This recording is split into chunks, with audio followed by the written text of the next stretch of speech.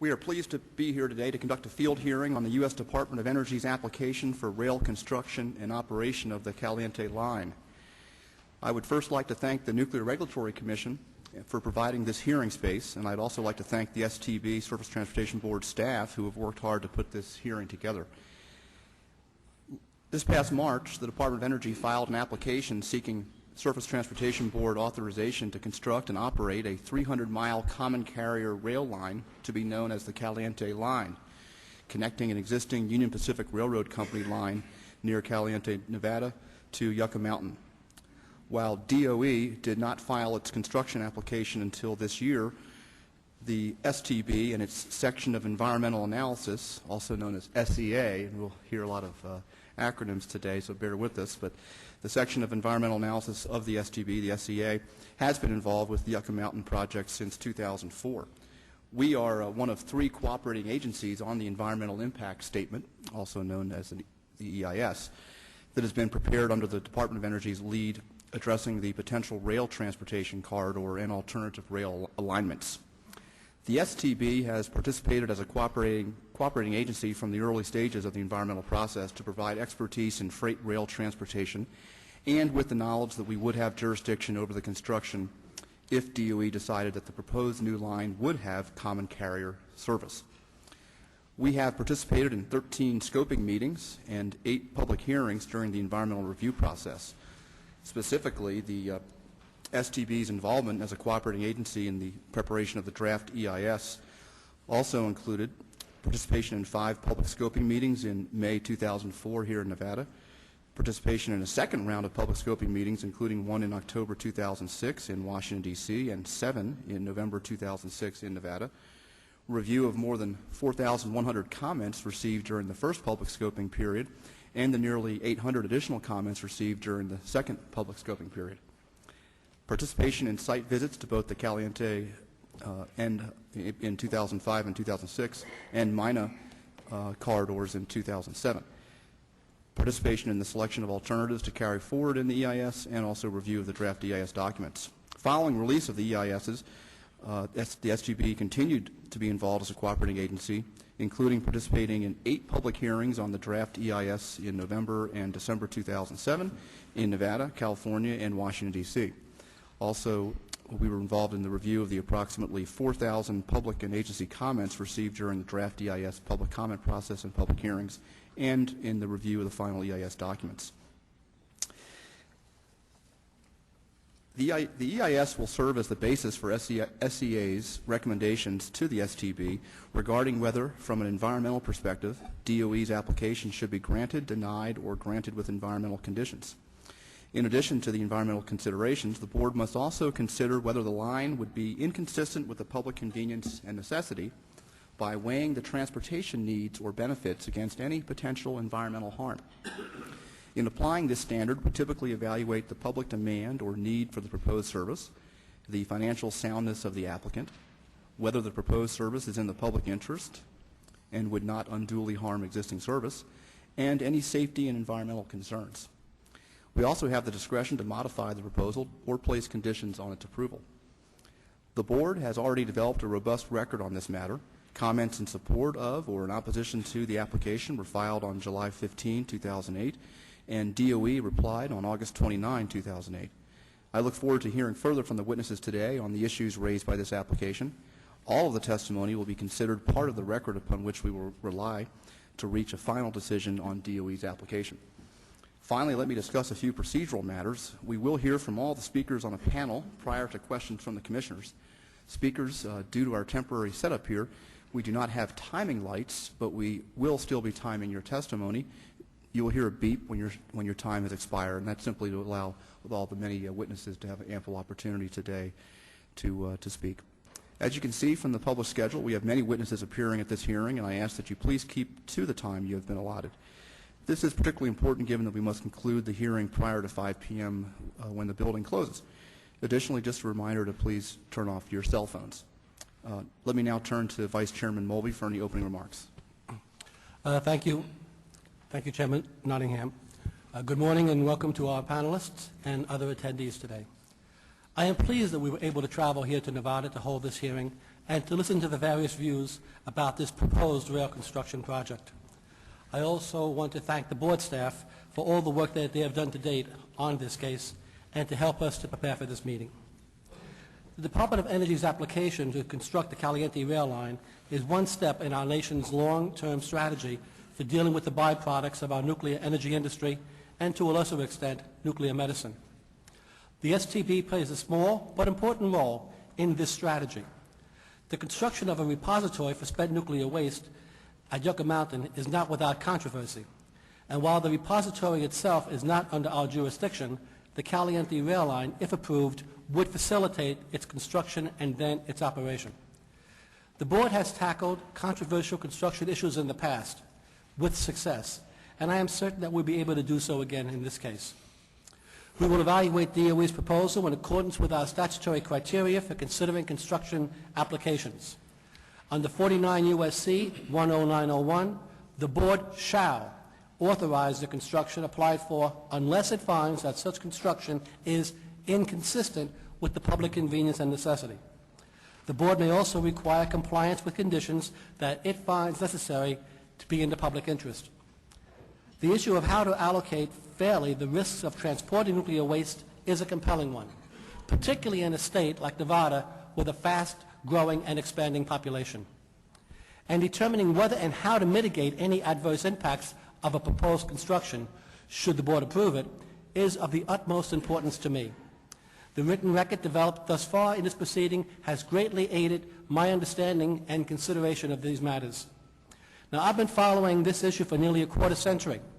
Back in 1984, when I was with the National Academy of Sciences Transportation Research Board, there was discussion over the relative merits of transporting spent nuclear waste by rail over good rail lines, Class 1 rail, which would go through heavily populated areas, versus less populated areas, but taking it over less well-constructed and maintained rail. So it was a trade-off between minimizing the exposure of the population and minimizing the possibility of an accident. No decisions or no findings were come forth at that time, and this issue today, of course, is still with us. I'm very interested today in hearing suggestions about how to balance our nation's plans to move nuclear waste to storage at Yucca Mountain with Nevada's citizens and communities' desire to maintain their quality of life. I look forward to hearing today's testimonies, and thank you very much, Chairman Nottingham. Thank you, Vice Chairman Mulvey. Commissioner Buttrey? Thank you, Mr. Chairman. I'd just like to welcome everyone here to our hearing today. It's encouraging to see so many people in the audience who are concerned about this issue. It's certainly democracy in action when you have people coming forward from the local community to express their views to representatives from the government. I look forward to hearing the testimony today. I'm going to dispense with an opening statement, Mr. Chairman. I'd just like to associate myself with your remarks that you made this morning and the remarks of my colleague, Vice Chairman Mulvey. And in the interest of time, I'm going to not have anything further today to say about this, and look forward to hearing the witnesses. Thank you, sir. Thank you, Commissioner Buttrey. We will now turn to our first panel. It's my pleasure to call forward and welcome the Honorable Congresswoman Shelley Berkley. We're delighted to have Congresswoman Berkley here, and also from representing Senator John Enson's office. I understand that Christy Guedry is with us this morning as well, and we also have on our panel list a slot in the event that Senator Reed has a representative here, and I certainly invite that person forward and if he or she is here.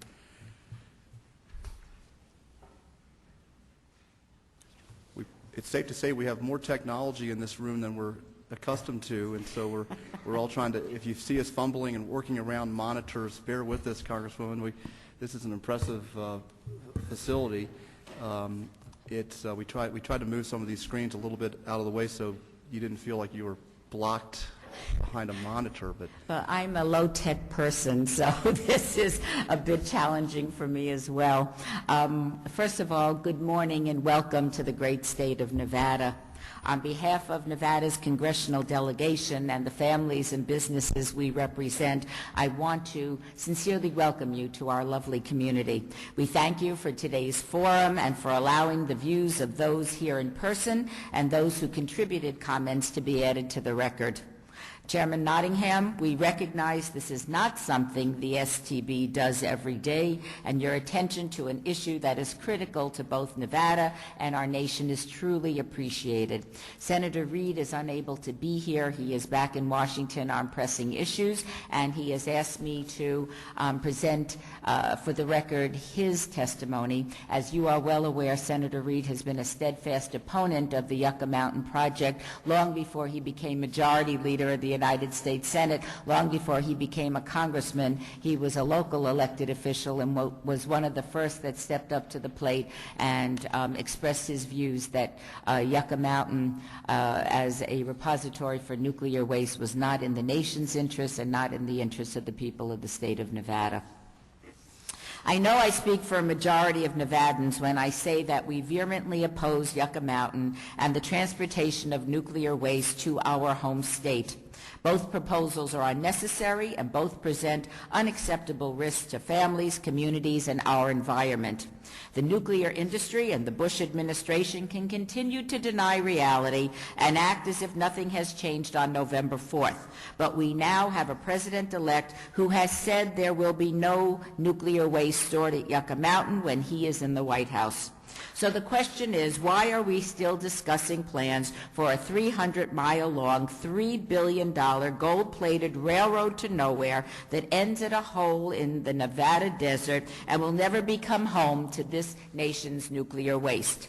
Yucca Mountain is a 100 billion and growing dinosaur waiting to become yet another fossil in the desert sands, and working together with President-elect Obama, Nevada's congressional delegation will see that it's safely buried once and for all. This brings me to the subject of today's hearings, Nevada's opposition to the Caliente rail line and the dangers that will arise from current plans to ship more than 70,000 tons of nuclear waste across more than 40 states to Yucca Mountain. Approving the construction of this rail line when the entire Yucca Mountain project is on the verge of collapse would be absolutely irresponsible. The Caliente rail line will be of no benefit to the families in Nevada and across the nation who will be at risk from shipments of this toxic radioactive garbage, nor will it help boost Nevada's tourism-based industry that is already suffering. But we know that the 50 million Americans living along the transportation routes will be endangered by decades of radioactive waste passing within miles of their homes, their workplaces, their churches, their synagogues, and their playgrounds. One accident or terrorist attack involving nuclear waste will cause death, injury, environmental damage, and the closure of major transportation routes. And that's before one of these waste canisters is ever transported on the Yucca Mountain Express. At every step of the journey, nuclear waste shipments will be a prime target for those seeking radioactive materials for terrorist purposes. And we know that accidents will occur, statistically speaking, whether in Nevada or on the way to Yucca Mountain. This is why the men and women who operate the trains that will haul nuclear waste to Nevada have also raised red flags about this plan. Testifying before Congress this past September on Yucca Mountain Transportation, Brotherhood of Locomotive Engineers and Trainmen Vice President John Tolman warned, and I quote, "We believe that this will have negative impacts on the safety of our members and the communities through which these trains run," while adding, "Rail workers do not receive proper training to handle spent fuel and do not receive the same exposure protections given to other workers exposed to nuclear radiation." STB cannot ignore this risk to railroad workers or any other American when looking at the overall impact that current plans for transporting nuclear waste will have on railways from Maine to Missouri to Utah, Arizona, and California. The alternative to STB moving forward would be to allow Nevada to regulate DOE's Railroad to Nowhere, which we which we know is never going to hold anything but supplies for the proposed dump and radioactive garbage to be buried next to Las Vegas. The Bush Energy Department is clearly hoping to do an end run on Nevada's authority by shopping for a favorable forum based on ridiculous claims. Those who would ask you to believe that the Yucca Mountain Express will be hauling fresh fruits and vegetables to market may well be saying that there's acres of oceanfront property to sell in Nye County right along the rail route. But if STB is going to buy this hapless bluff and move forward on DOE's application, the board must look at the true impact that thousands of radioactive waste shipments transported over more than 4 decades will have on America's railroads and the residents of every state through which these mobile Chernobyls will pass. And people have this idea that there's going to be one shipment and they're going to remove all the nuclear waste from all of the waste sites. That is simply not the case, as we know. Anything less would be a failure to recognize the real dangers that would threaten those you are charged to protect should waste shipments to Yucca Mountain ever occur. Not a single canister of nuclear waste will ever reach Caliente without traveling along one of our nation's existing rail lines. The STB must consider the entire process from start to finish in order to truly assess the total risk that would accompany the mass movement of high-level nuclear radioactive toxic waste, one of the most toxic substances known to man and a prime target for terrorists hunting for the means to make dirty bombs that they can unleash on U.S. soil. I would urge the STB to reject DOE's blatant attempt to game the system and its claims that the Caliente rail line is anything other than a one-trick pony meant solely to speed nuclear waste to Yucca Mountain. STB has no obligation to approve DOE's application. I respectfully ask on behalf of Nevadans and families across this nation that you not allow this dangerous scheme to move forward. I would recommend highly that we wait to see what the new administration is planning to do. We have been signaled more than once by the incoming President Barack Obama that they are going to scrap this scheme of shipping nuclear waste to Yucca Mountain as the nation's sole repository in favor of dry cask storage on site. Let us not move forward with this boondoggle, spend more taxpayers' money that we simply do not have in this very, very difficult economic time, and wait and see what happens. I can assure you that there will never be nuclear waste stored at Yucca Mountain. We ought to ditch this deal before it gets started, and I thank you very much for your kind attention. Thank you, Congresswoman Berkeley, and let the record reflect we absolutely will be including Senator Reed's statement, and we thank you for bringing it to us today. Now we will hear from Ms. Christy Guedry from Senator John Enson's office. Thank you. Thank you. Mr. Chairman, thank you for including me in this very important hearing regarding the construction of a rail line to Yucca Mountain. I ask that my full statement be submitted for the record. This reaches far beyond the borders of Nevada. It affects every single American, and that makes it worthy of the most thorough examination. Unfortunately, that has never been the case for Yucca Mountain. The storage of spent nuclear fuel at Yucca Mountain has been plagued by unrealistic assumptions about cost, poor waste management planning, and insufficient testing to ensure the safety of our communities. The promise of Yucca Mountain was to safely store the nation's nuclear waste, leaving no waste at operating reactor sites. This promise will never be fulfilled. As long as reactors are operating, they will produce highly radioactive and thermally hot waste that must be stored on the site for a period of years. And based on how much nuclear waste we create a year, Yucca Mountain will be filled to capacity. And there will still be spent nuclear waste sitting at reactors across the country. So we spend an estimated $100 million and start back at square one. Not the most productive use of taxpayer dollars. These vital issues cannot be an afterthought when it comes to the safety of our citizens. Instead, the waste should be stored on site where the RNC says it can remain safely for 100 years. Let's use that time and the money saved by shutting down Yucca Mountain to develop technologies to recycle the waste, create new energy sources, and truly manage spent fuel. Thank you for your time and thoughtful consideration of this critical issue. Thank you, Ms. Guidry. I'd like to turn to my colleagues and see if there are any questions for this panel. I was going to ask Ms. Berkeley, how are you again? How are you? Given current law, what needs to be done in order to undo the process?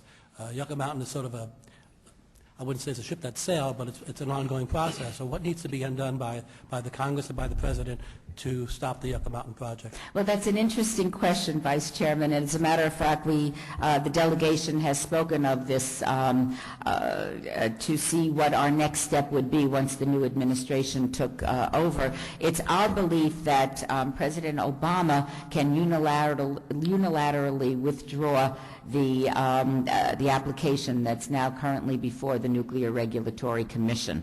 If he chooses not to do this, needless to say, there can be serious funding. There are serious funding issues, and the Yucca Mountain project has to be funded on a yearly basis, and that money, I think, could dry up dramatically and be used for other projects within the DOE, like the development of renewable energy sources. Those are two of several options that we have available.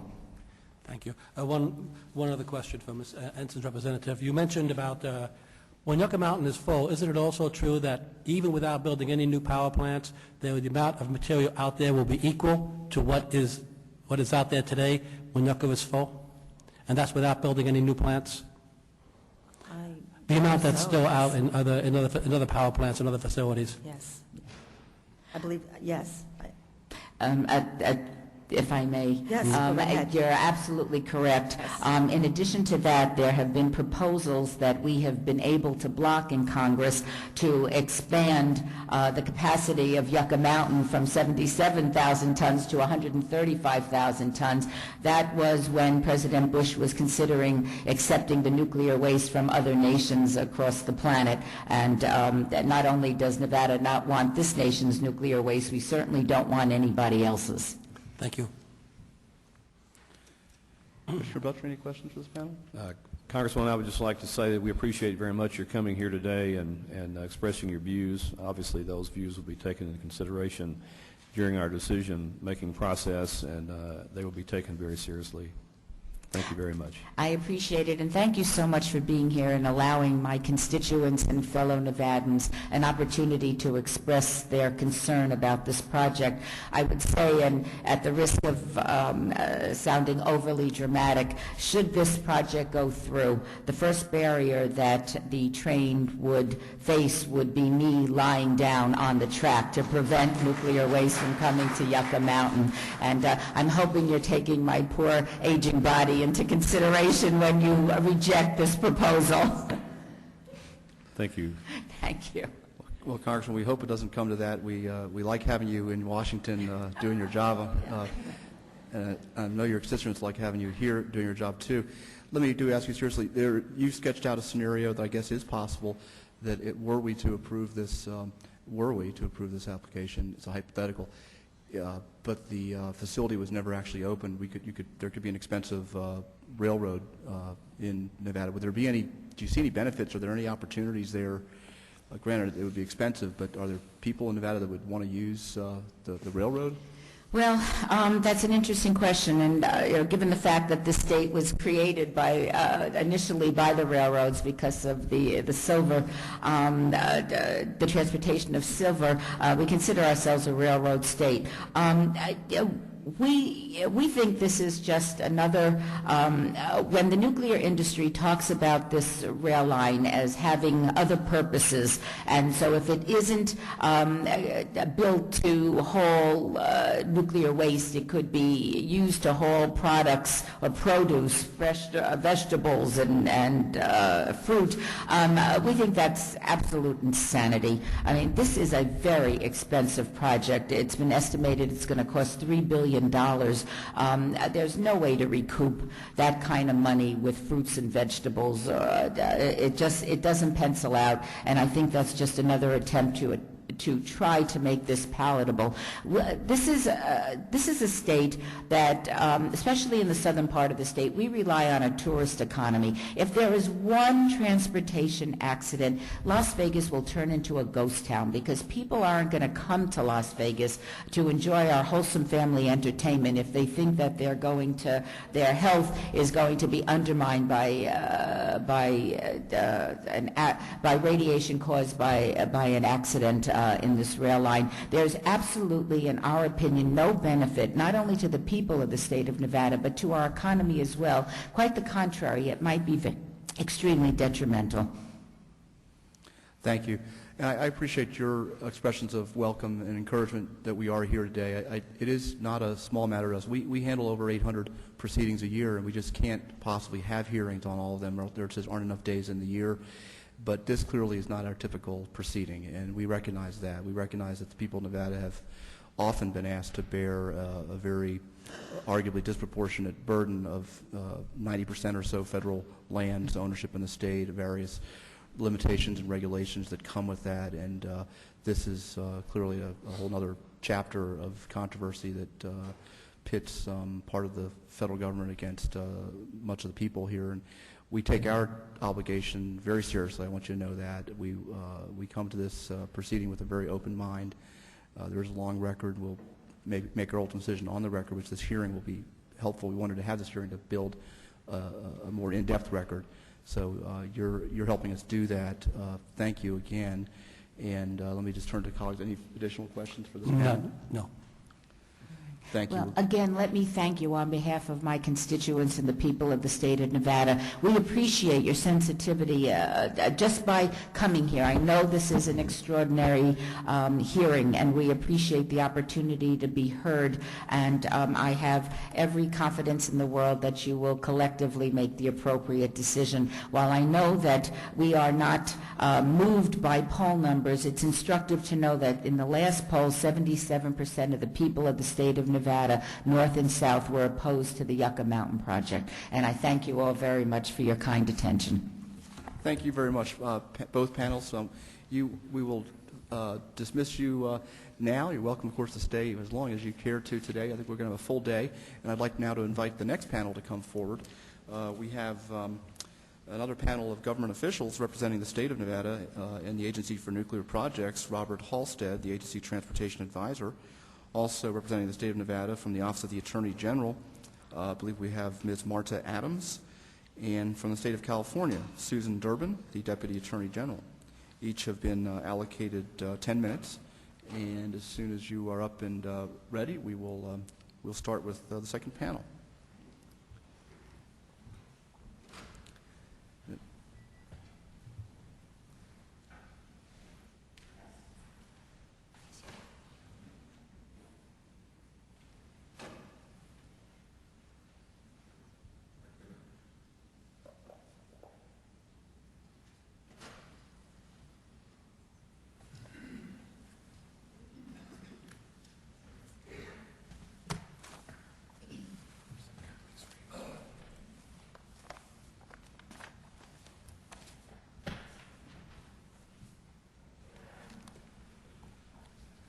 Welcome. We'll start with Mr. Halstead from the Agency Transportation Advisor for the Agency for Nuclear Projects from the state of Nevada.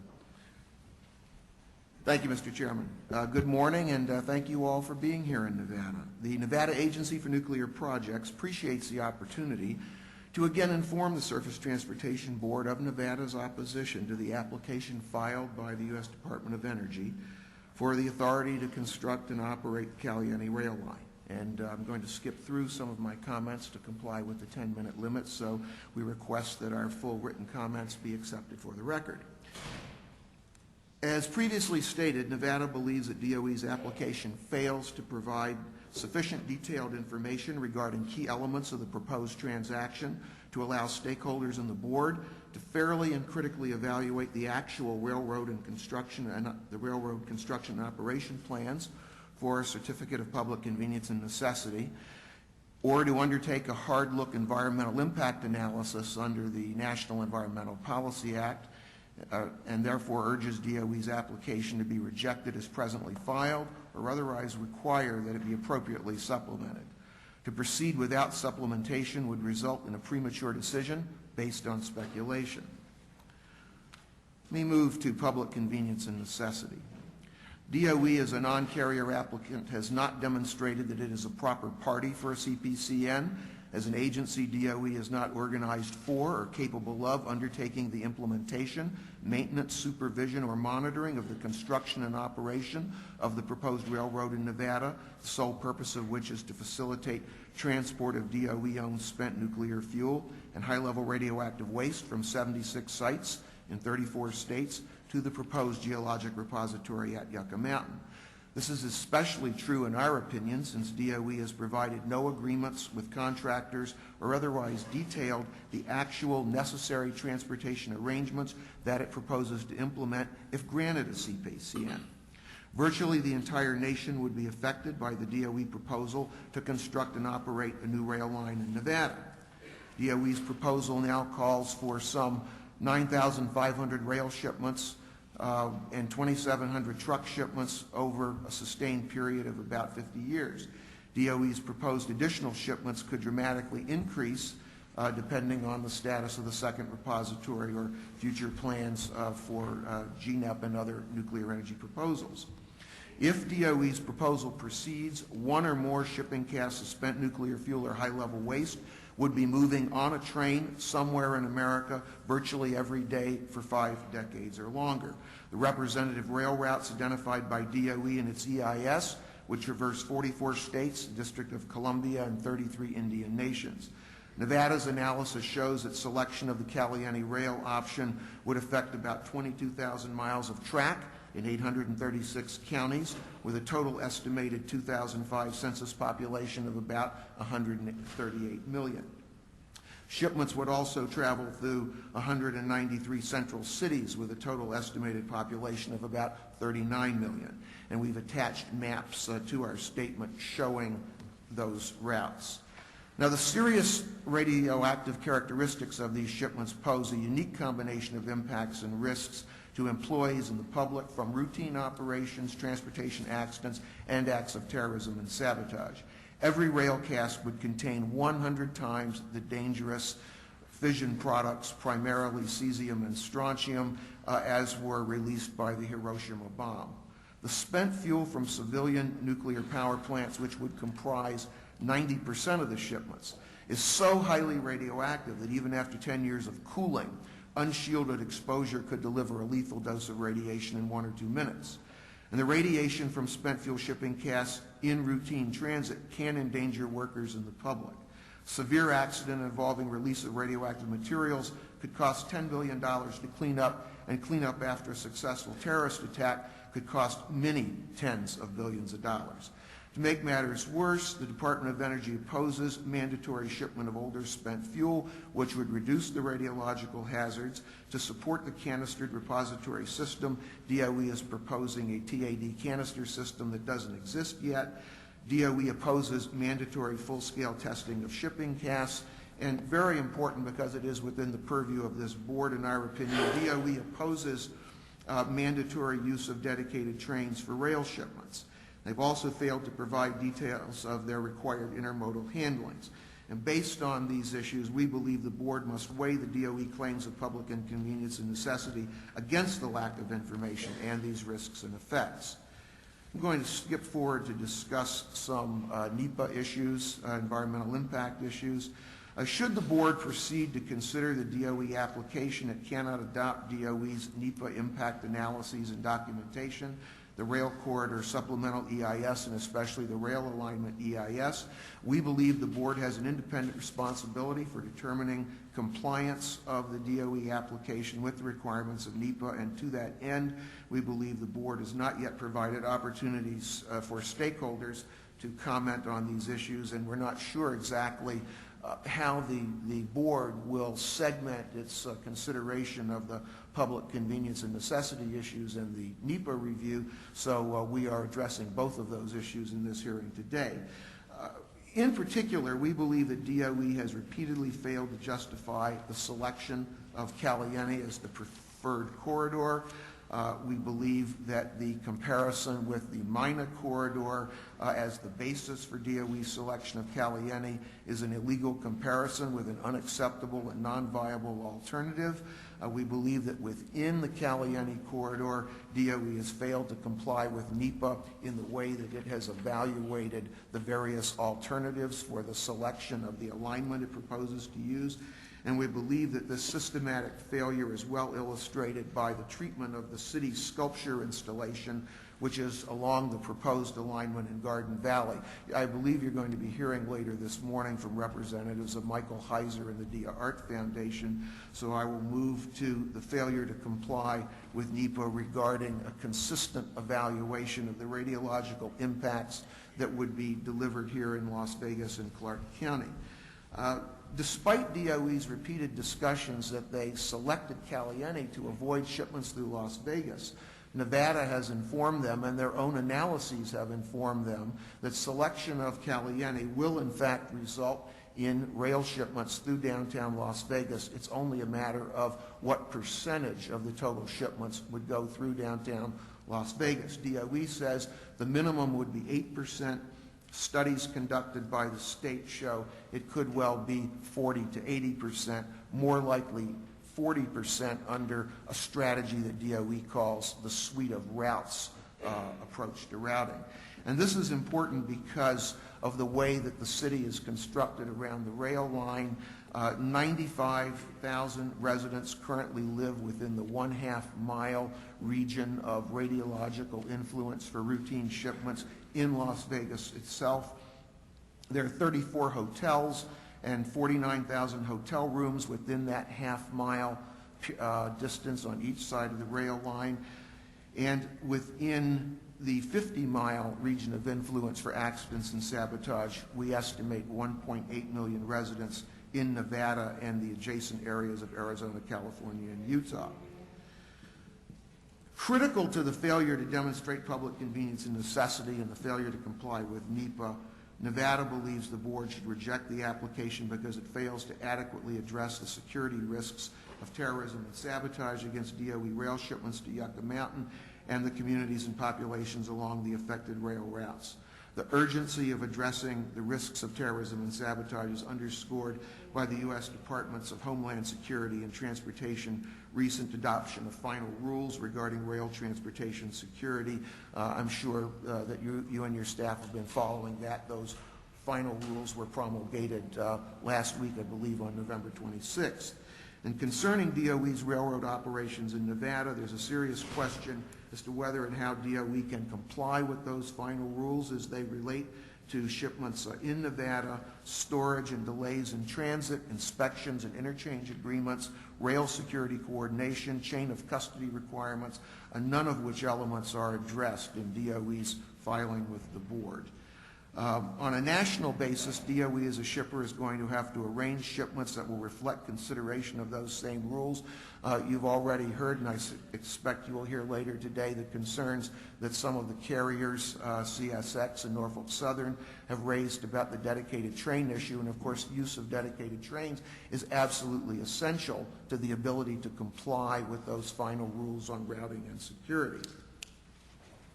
Let me conclude by saying that Nevada contends that DOE's application and supporting NEPA documentation did not presently provide an adequate basis for the board to grant this application, and it should be denied without prejudice. DOE has made no reasonable effort to provide a sufficiently detailed Section 10901 application that complies with the information requirements of 49 CFR Parts 1105 and 1150. And we ask you to consider the other materials that we have presented in this proceeding in response to DOE's application, and also to consider the maps appended as an attachment at the end of my statement, which show the routing impacts. Thank you. Thank you, Mr. Halstead, and we appreciate you keeping your remarks to the time limit and recognize your entire statement, and all of the witnesses' entire statements will be made a permanent part of the complete record today. Ms. Adams. Thank you, Mr. Chairman, and on behalf of Nevada Attorney General Catherine Cortez Masto, we appreciate this opportunity. On behalf of the Nevada Attorney General, we share the concerns expressed by Congresswoman Berkeley and my colleague, Mr. Halstead, that the STB may be in a position to inappropriately expedite DOE's application for a certificate of public conveyance and necessity while a new administration is imminent and will be assuming office in January 2009. DOE's application to construct over 300 miles of new rail line in rural Nevada has potential impacts for the entire nation well beyond Nevada's border. In fact, this application presents unprecedented national impacts and could potentially affect huge swaths of the country's rail system. If granted, the Caliente rail line will be the country's first and only rail line proposed solely or primarily for the transport of thousands of shipments of deadly spent fuel and high-level radioactive waste to the proposed repository at Yucca Mountain. This rail line, if approved and constructed, will result in major impacts to the national rail system. With the prospect of nearly 10,000 shipments of dangerous nuclear waste moving along the country's railroad system for 30 years or more, the implications clearly extend to the nation as a whole. Almost every major metropolitan area in the country will be affected. The potential for accidents and terrorist attacks create new and poorly understood risks. The potential national impacts will require massive preventative measures, infrastructure improvements, and maintenance efforts, which will affect states, cities, and local governments, in addition to the railroad companies charged with this very large and potentially devastating task. On behalf of Nevada's Attorney General, I ask this board to reconsider its current course and its schedule for processing DOE's application.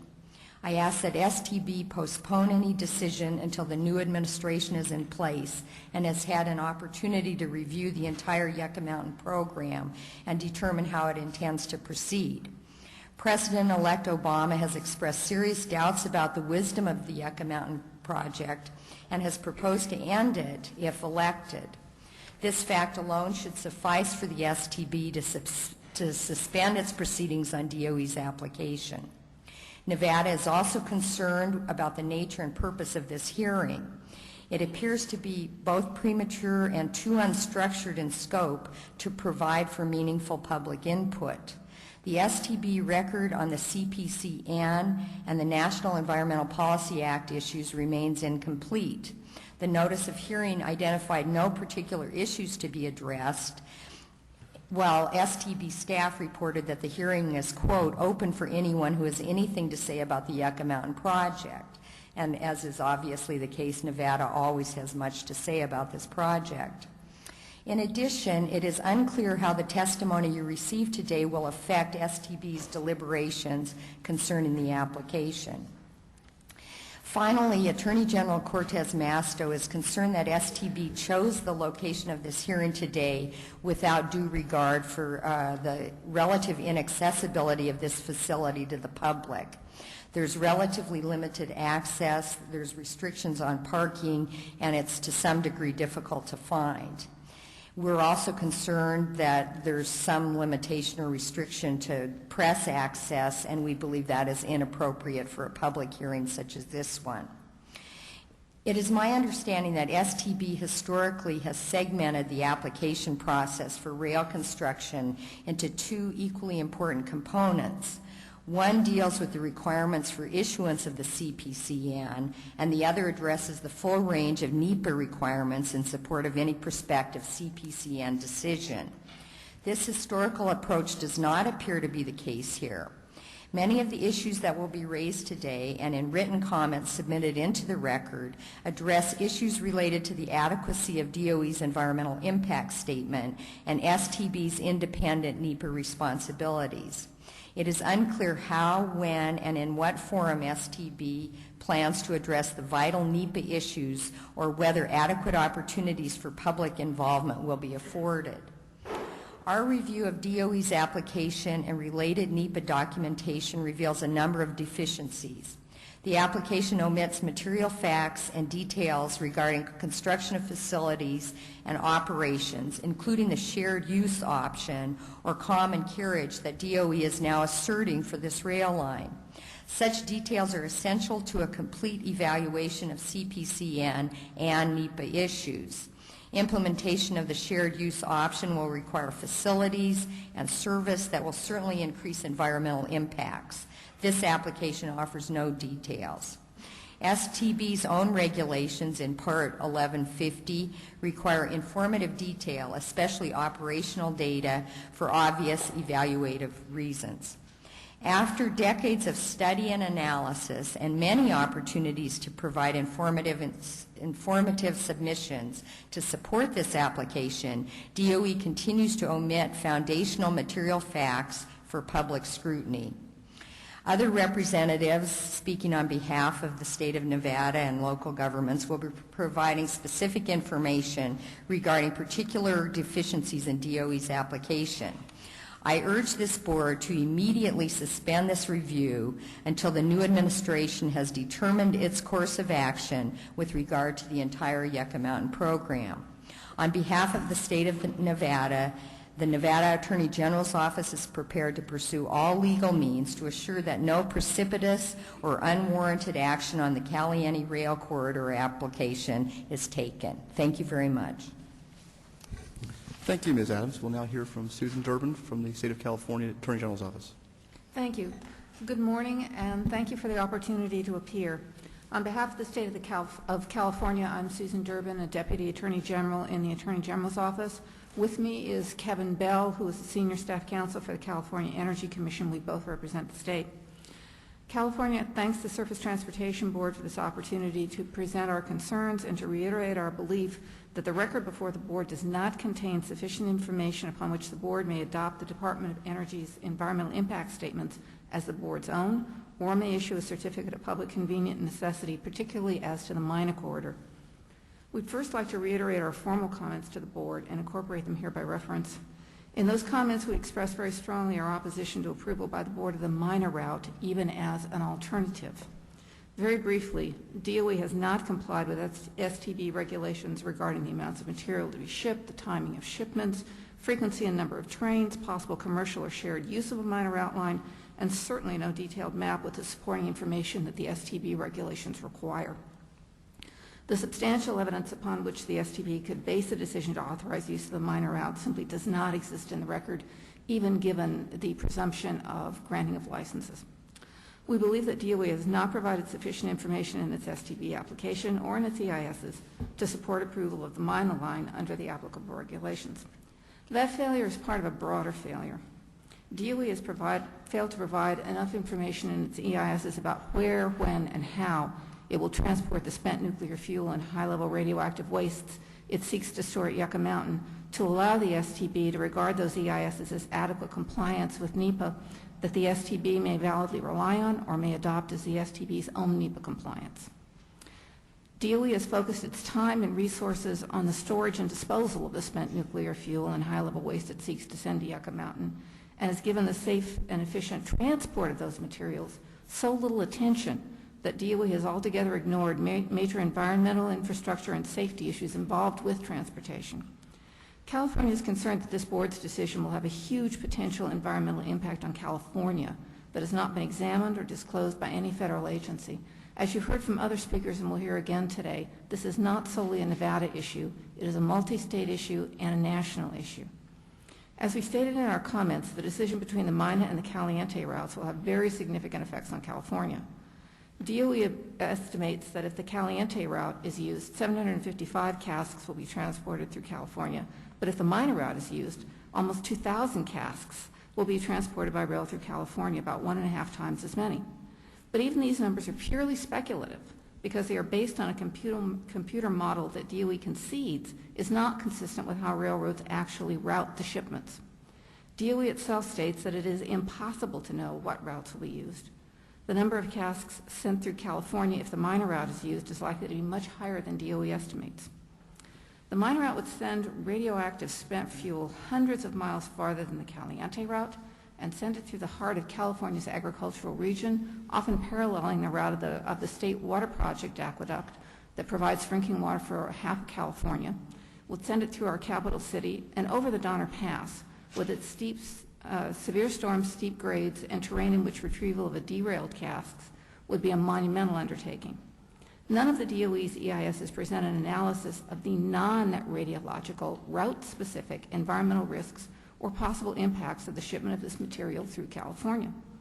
They concentrate solely on radiological effects, which they again present only at a programmatic level, not at a route-specific level, and ignore everything else that could possibly go wrong. There is no route-specific analysis at all, only a comparison of so-called representative routes that do not reflect the actual configurations, facilities, and risks of specific routes.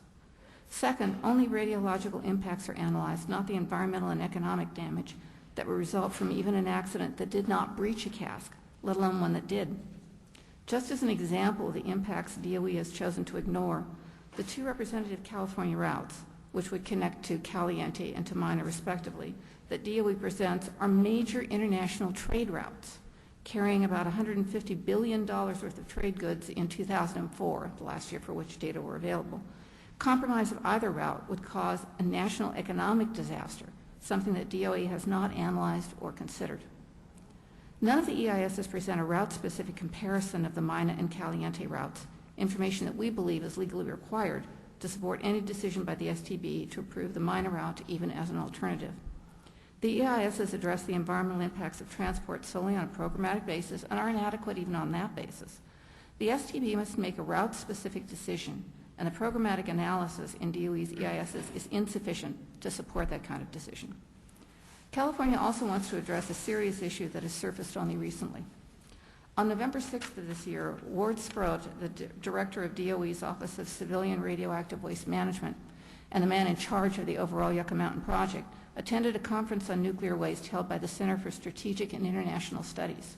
The New York Times reports that Mr. Sproat told that conference that DOE is about to send a report to Congress that will recommend that Congress give up seeking to build a second repository and instead authorize the expansion of Yucca Mountain's currently authorized waste storage from 70,000 metric tons to accommodate the entire inventory of nuclear waste that will be produced by the 103 existing nuclear reactors over their useful lives, and also the waste from, quote, the first handful, unquote, of new reactors that may be authorized. Since the existing plants are expected to produce as much as 140,000 metric tons, Yucca would have to be expanded to hold at least that amount, and more if the waste from new plants is disposed of there in the absence of a second repository. The maximum amount of waste whose storage at Yucca Mountain is analyzed in DOE's EISs is 119,000 metric tons. Expansion of that amount to twice the statutory 70,000 metric tons, perhaps 30,000 metric tons more than the maximum that has been analyzed under NEPA, is a major change in the Yucca Mountain project. Under the NEPA regulations issued by the Council on Environmental Quality, under decades of NEPA law, and under this board's own fairly stringent NEPA requirements, a change in the project of this magnitude absolutely requires a supplemental EIS before it can be approved.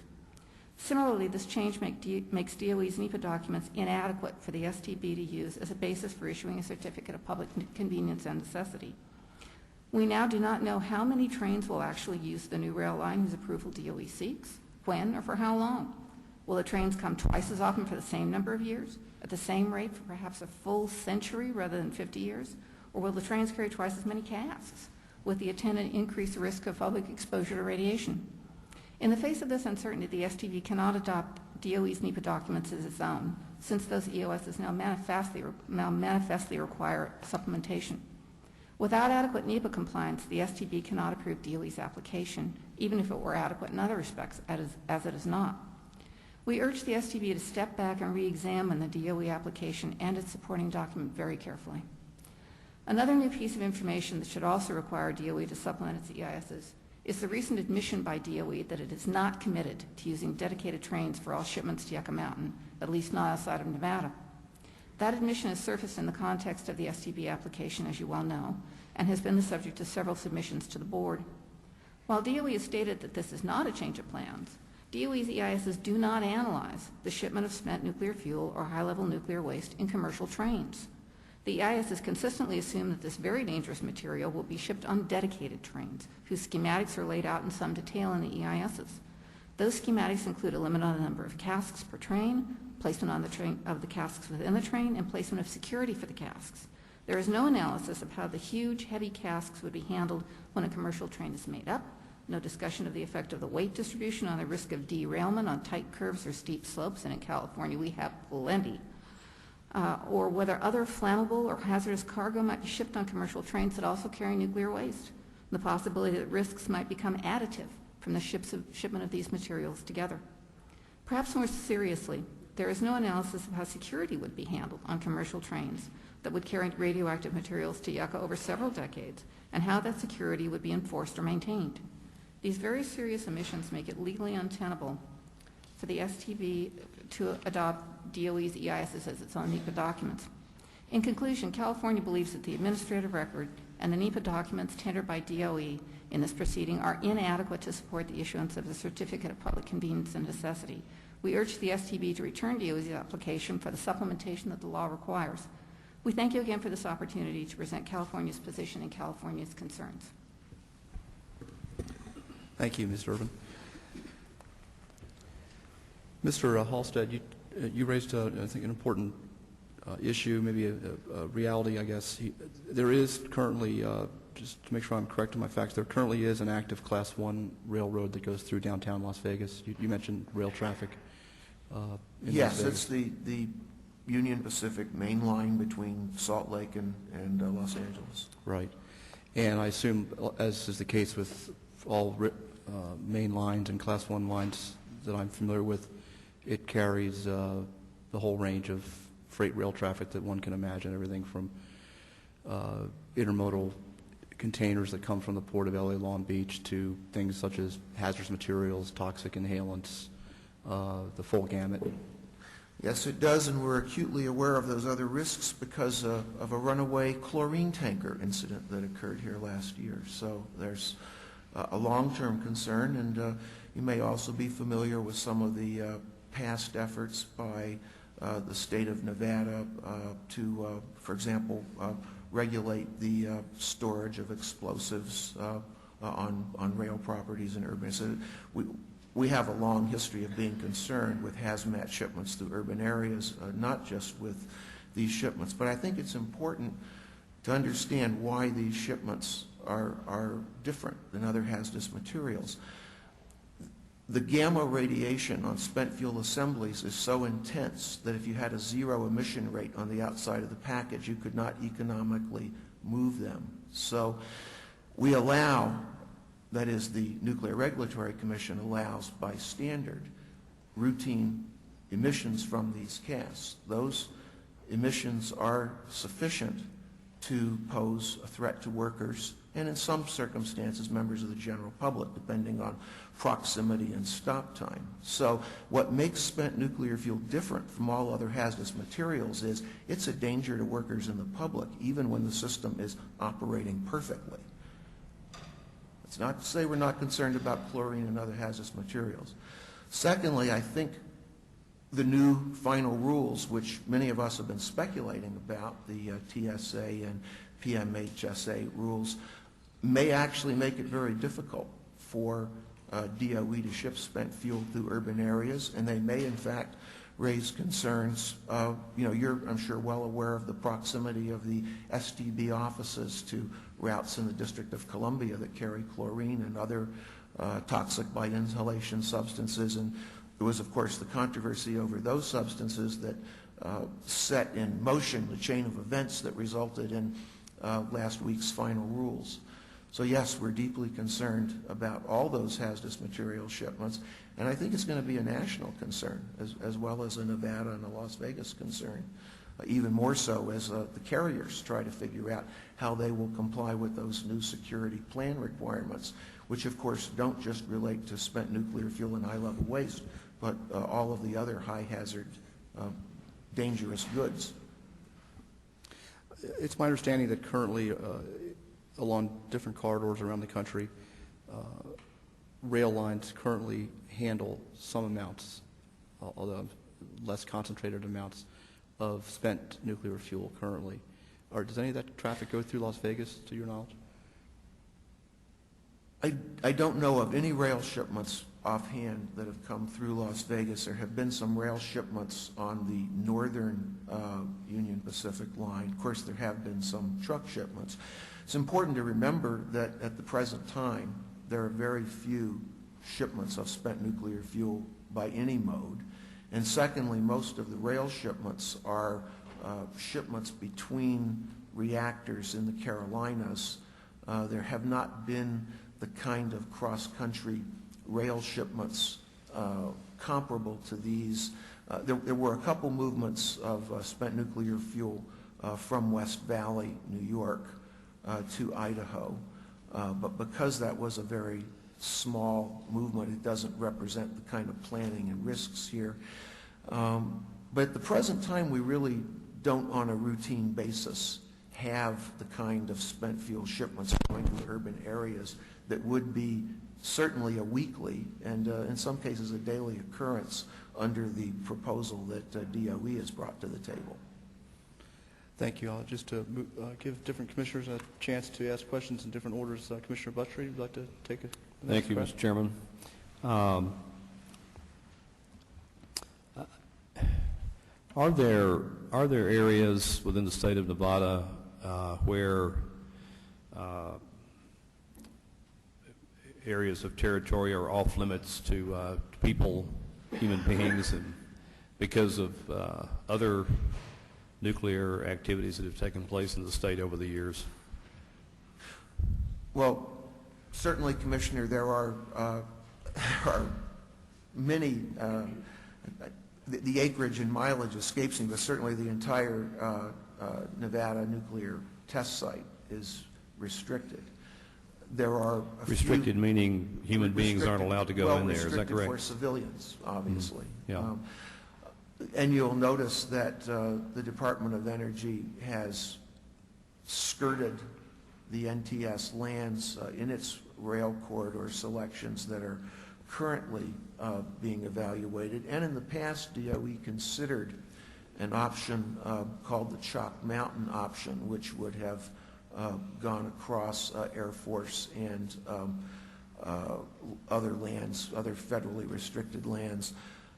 So there are some areas, yes, that are restricted. Unfortunately, those don't provide a very good alternative for DOE, and in particular, the Air Force informed DOE that building the railroad across the area that is used for Air Force activities would be incompatible. I think it's fair to say that there is a lot of land in Nevada outside of the cities that is very sparsely populated, but the only land that's actually restricted is the Nevada test site lands. Is it, yeah, because of that, it seems to me that your state and maybe the state of New Mexico and certainly the state of Tennessee, because of Oak Ridge, has had a considerable amount of experience with issues of this nature. Is that something that we can safely assume, probably more than any other states in the entire country? Yes, it is, and I'd go further and say that many of our state and local government jurisdictions that are responsible for responding to transportation emergencies have benefited by receiving the training that has been available. However, that level of training is not necessarily sufficient to deal with the issues that would occur in urban transportation accidents. And there's also the problem in the rural areas where you're often relying on volunteer people or personnel like sheriff's deputies that turn over, so that you often have a pretty much complete turnover in emergency response personnel every 2 to 4 years. So while there's some advantage in having had the presence of these nuclear activities and the kind of training that the federal agencies provide for local and state agencies, that doesn't necessarily mean that we don't have the same concerns. And of course, you know, there's a whole program within the Department of Energy that's supposed to be funded called Section 180C that would provide financial and technical assistance to training all of the first responders along the corridors. But the details for that have not yet been worked out. Thank you. Ms. Adams, I have a question for you. Is it, excuse me, is it, and you might not be able to answer this, but I'm just curious, is it the plan of the Office of the Attorney General of the State of Nevada to seek the repeal of the Yucca Mountain Development Act of 2002? Yes, Mr. Commissioner, it certainly is. Nevada has a long-standing 20-year history of opposition to this project.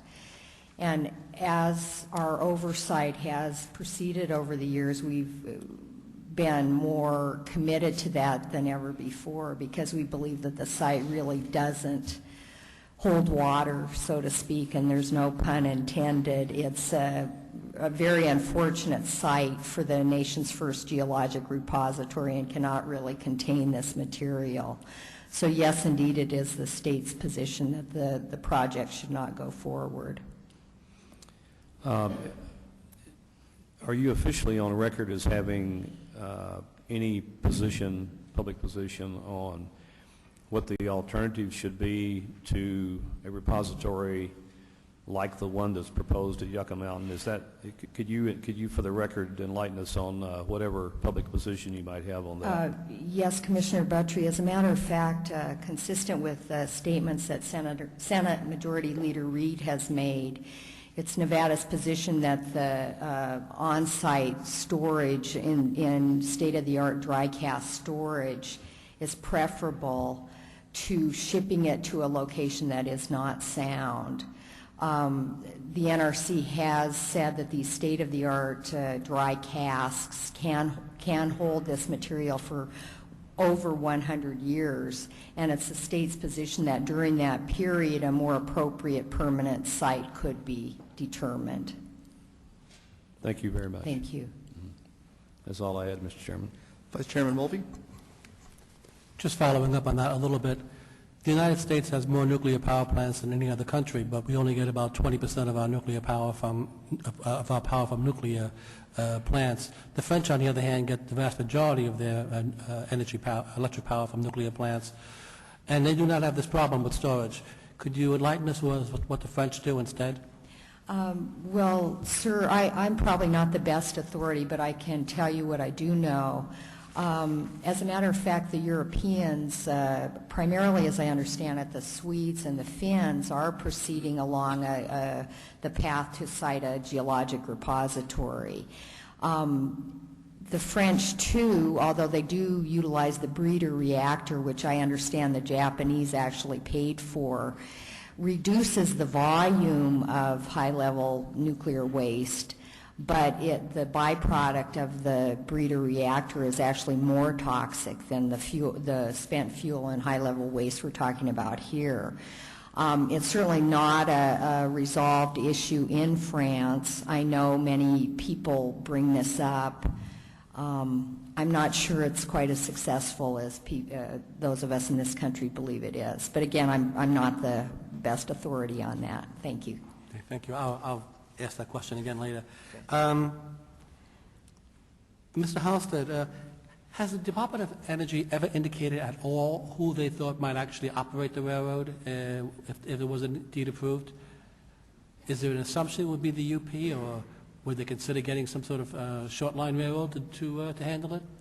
Have they ever given an indication of that and how important that would be in the overall consideration? To my knowledge, Vice Chairman Mulvey, they've never taken a formal position on the relationship with the Union Pacific, although all of those who are close to it have assumed that the most likely operator, based on the discussions with the DOE people, would be the Union Pacific. On the other hand, when you talk to the railroad people, and particularly at the carrier, and when you also talk with the national railroad people, who particularly the AAR has been active in overseeing this, there doesn't seem to be any railroad that is especially anxious to take on the task of operating this railroad for DOE. So I think you characterized it appropriately. There have been some discussions with UP, a lot of speculation about UP, but there are no formal arrangements that we're aware of. Well, the railroads are on record as saying that they are not interested in carrying hazmats of any type, generally, that because of the liability issue, albeit in the case of nuclear, the Price-Anderson bill does give them protection that they don't have with other hazardous materials. But the railroads are pretty skittish about carrying them. However, isn't it also true that thus far there has never been an accident involving the transportation of spent nuclear waste? I've heard that. Well, there have been accidents. There have been 2 rail accidents. There haven't been any accidents that involve releases since the 1960s. There were actually a couple of rail accidents. I'd have to go back in 62 and 64, where there were actually some radioactive releases that required what would today be a very expensive cleanup. The standards were very different then. It's fair to say that the record, the safety record of evaluating, so let me put it this way, if you evaluate the safety record based on horrific incidents, the industry has a very good record of transporting spent fuel by rail. On the other hand, if you look at it the way transportation planners do, in terms of frequencies per miles traveled or ton miles traveled or shipment miles, they actually have statistically a very high rate of incidents, somewhere in the neighborhood of 5 to 10 incidents per million miles traveled. That's because there have been a couple of incidents. There have not been a large number of rail shipments. Most of the rail shipments have been relatively short. And that is one of Nevada's concerns, that the assurances that have been given about past performance need to reflect the extremely different operating requirements that would occur in the system that DOE has proposed for Yucca Mountain.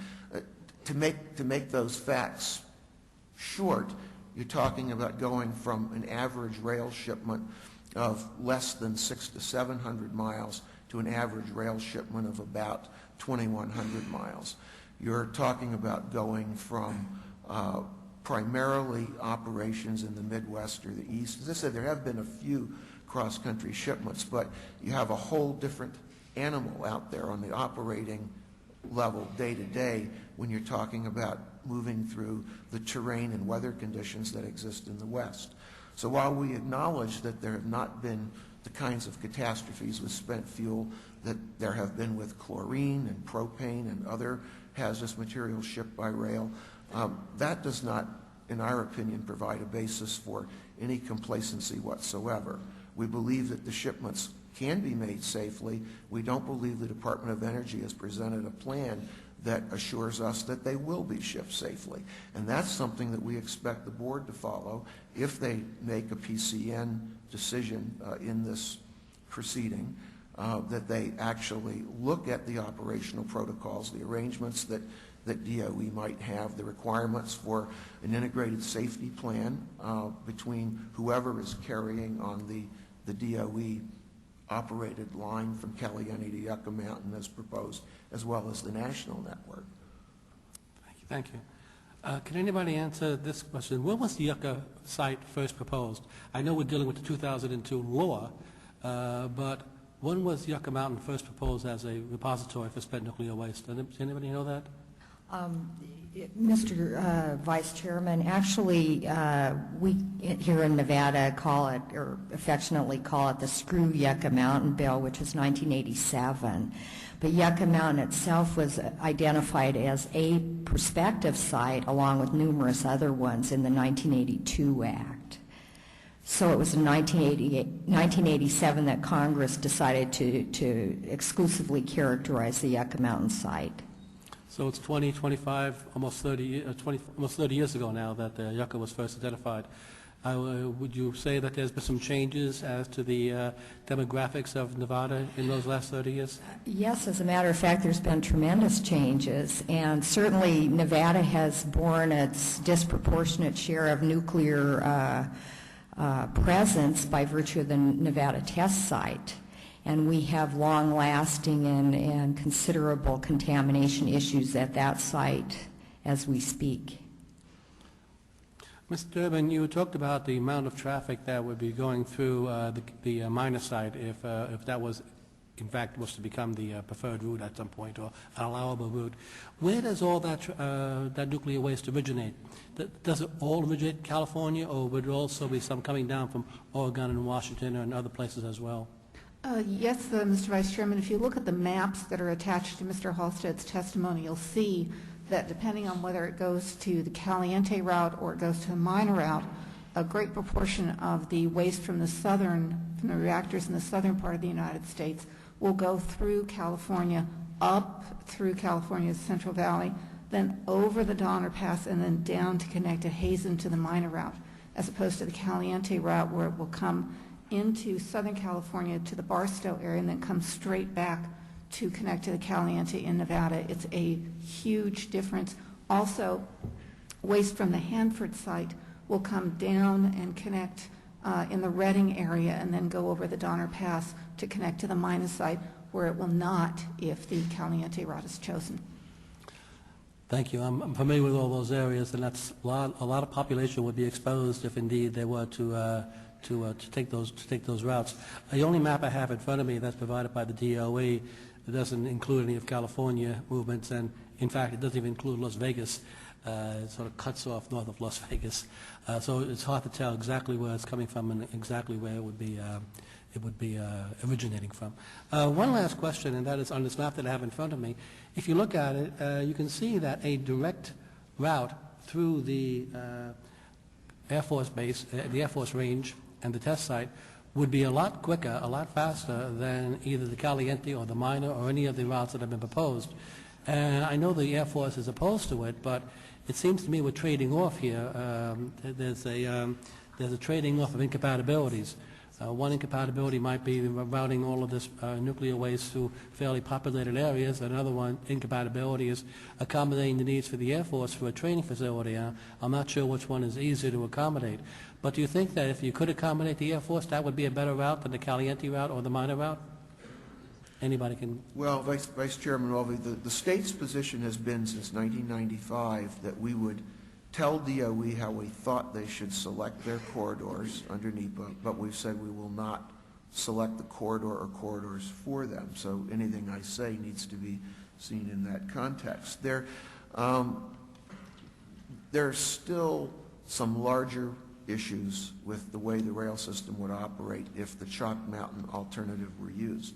Certainly, if there were not the conflict with the Air Force, one might say, why isn't that the more obvious choice? First, you still have the problem with the mainline connector being the route that goes through Las Vegas, and DOE has not chosen to deal with that by saying how they would block shipments through Las Vegas. In my opinion, if they thought it would only be 8%, they would be willing to use circuitous routing to move those shipments. So, number one, the Chalk Mountain route doesn't deal with the problem from the state of Nevada of shipments through Las Vegas. Secondly, it's just a peculiarity of the physical geography of Nevada that the most difficult stretch of terrain for the Caliente route that DOE has chosen. And I would argue there are other ways you could pick a route out of Caliente, but they seem to have insisted on choosing the most difficult one. Involves a lot of difficult mountain terrain, so that first 120 miles out of Caliente involves going through Bennett Pass and Timber Mountain Pass and some of the examples that we've used. So the short answer is, in order to get to Chalk Mountain and go through the Air Force, you still have to go through the most difficult portion of the Caliente route. So whatever advantage there might be of avoiding that extra 120 miles or so going around the northwest corner of the test site, you would still have the problem from Nevada's standpoint of shipments through Las Vegas, and you would still have all of the environmental impact issues of getting from Caliente to the point somewhere around Garden Valley, where you would turn south and go into the Air Force around where the town of Rachel is located. Thank you very much. Commissioner Butcher, any follow-up? Just one follow-up from Mr. Halstead, or perhaps Ms. Adams. I don't know who would be the best to answer this, but if you could, for the record today, give us some order of magnitude on how many, either hundreds of sections or thousands of sections or hundreds of thousands of sections. I'm not sure what that number was. Give us an order of magnitude of the Nevada test range and how far that is from the city of Las Vegas. Is it which one of those? I mean, I'm sure it fits up there. It's larger than hundreds of sections, probably into the thousands of sections. Well, I'm embarrassed that I'm prepared to answer many of your questions today, Commissioner, but I will have to send you that one after the hearing in writing. I do think it's important to understand that the expansion of greater Las Vegas has brought Las Vegas closer to the southern border of the test site than I think anyone would have imagined even 20 years ago. It's true in the current situation. Some of these development plans now may slow down, but the growth of the distance between downtown Las Vegas and Yucca Mountain, depending on whether you actually take the repository or the entry to the restricted area, it's about 110 miles is the large distance. And Las Vegas has grown out about 40 miles towards Yucca Mountain in the time since the act was passed. And you also have the development of some rather large population centers in Nye County, particularly in the Pahrump area, which is a very big retirement community now. So the distance, which once seemed like a very long distance between Las Vegas and the test site, and certainly because I was involved in those deliberations with the federal legislation in 1982 and 1987, I can tell you that was in another life as an employee of the state of Wisconsin when I advised the congressional delegation on that. That was one of the things that seemed to appear attractive about Yucca Mountain. Lots of federal land and no nearby populations. But as we've said several times here, the demographic reality has changed extraordinarily, and while there is still a lot of federally restricted land there, it doesn't necessarily make it easier for DOE either to site the repository or build a railroad to the repository. But I will get back to you on the specific issue of area. Thank you very much. Thank you. I think that concludes the questioning for this panel. I did want to note that Vice Chairman Mulvey mentioned the French experience, and I would dare to say we probably won't be able to get to France for our next hearing on our limited budget, but I can report that having successfully contributed to the local economy last evening after we arrived, you can actually almost experience Paris right here in Las Vegas. I'm sure the mayor, who we're going to welcome momentarily, can describe that and more, but I saw some familiar looking structures as I was surveying the skyline. We will now dismiss this panel, thank you, and call forward the next panel, Panel 1C. We also are going to make a quick change to add Mayor Goodman and his colleagues from the City Council and the City Attorney's Office to come join this panel, if you could.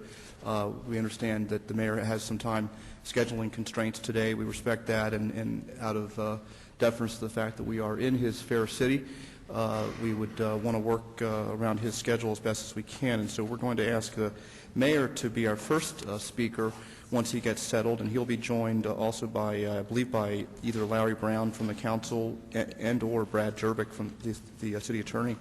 But we also have on this panel Susan Brager, the Commissioner from Clark County.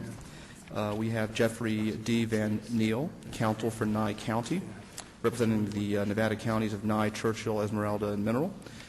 George T. Rowe, Commissioner of Lincoln County. Dr. Mike Ballman, consultant to the White Pine County Nuclear Waste Project Office from White Pine County. As soon as you are all settled, we will start momentarily with Mayor Goodman. Mayor, welcome. It's an honor to have you here. Thank you for letting us trespass in your fair city for a day or two. It's impressive to see what you have going on here in the way of economic development you wouldn't even know, from my perspective, you wouldn't know we were in a recession arriving at the airport and walking the streets. And that may just be because I'm not used to the kind of crowds you get during peak times, but things seem to be still buzzing along here in your economy, so congratulations to you and your team. Without further ado, we will turn it over to you for your statement up to 10 minutes. Thank you. Thank you very much, Mr. Chairman. I have to say that I am very pleased to have sat in these chambers for the past 15 minutes and listened to the questions which this commission tendered to the various witnesses. The questions were significant, they were meaningful, they were thoughtful, and we're not used to that here. As far as representatives who are concerned with promoting the nuclear repository about 90 miles from my fair city. What we've experienced in the past, and I say this with a great deal of forethought, is virtually a charade on the part of the officials who have come out here. And once again, I say it respectfully because I respect the office, but a former Secretary of Defense, of Energy, came here charged with the responsibility of reporting back to the President on the issues of the scientific validity of the repository itself, charged with the responsibility to go through the records and to ask the questions that you've been asking. And the Secretary spent about 10 minutes in performing that charged obligation, and then returned and pontificated, with all due respect, to the President that everything was all right, when it's not all right. What I would like to do is I'd like to have my City Attorney, Brad Jerbick, make some comments, and then after he completes his, I'd like to give you my perspective as far as whether or not the repository should accept nuclear waste in this day and age. Thank you, Mayor.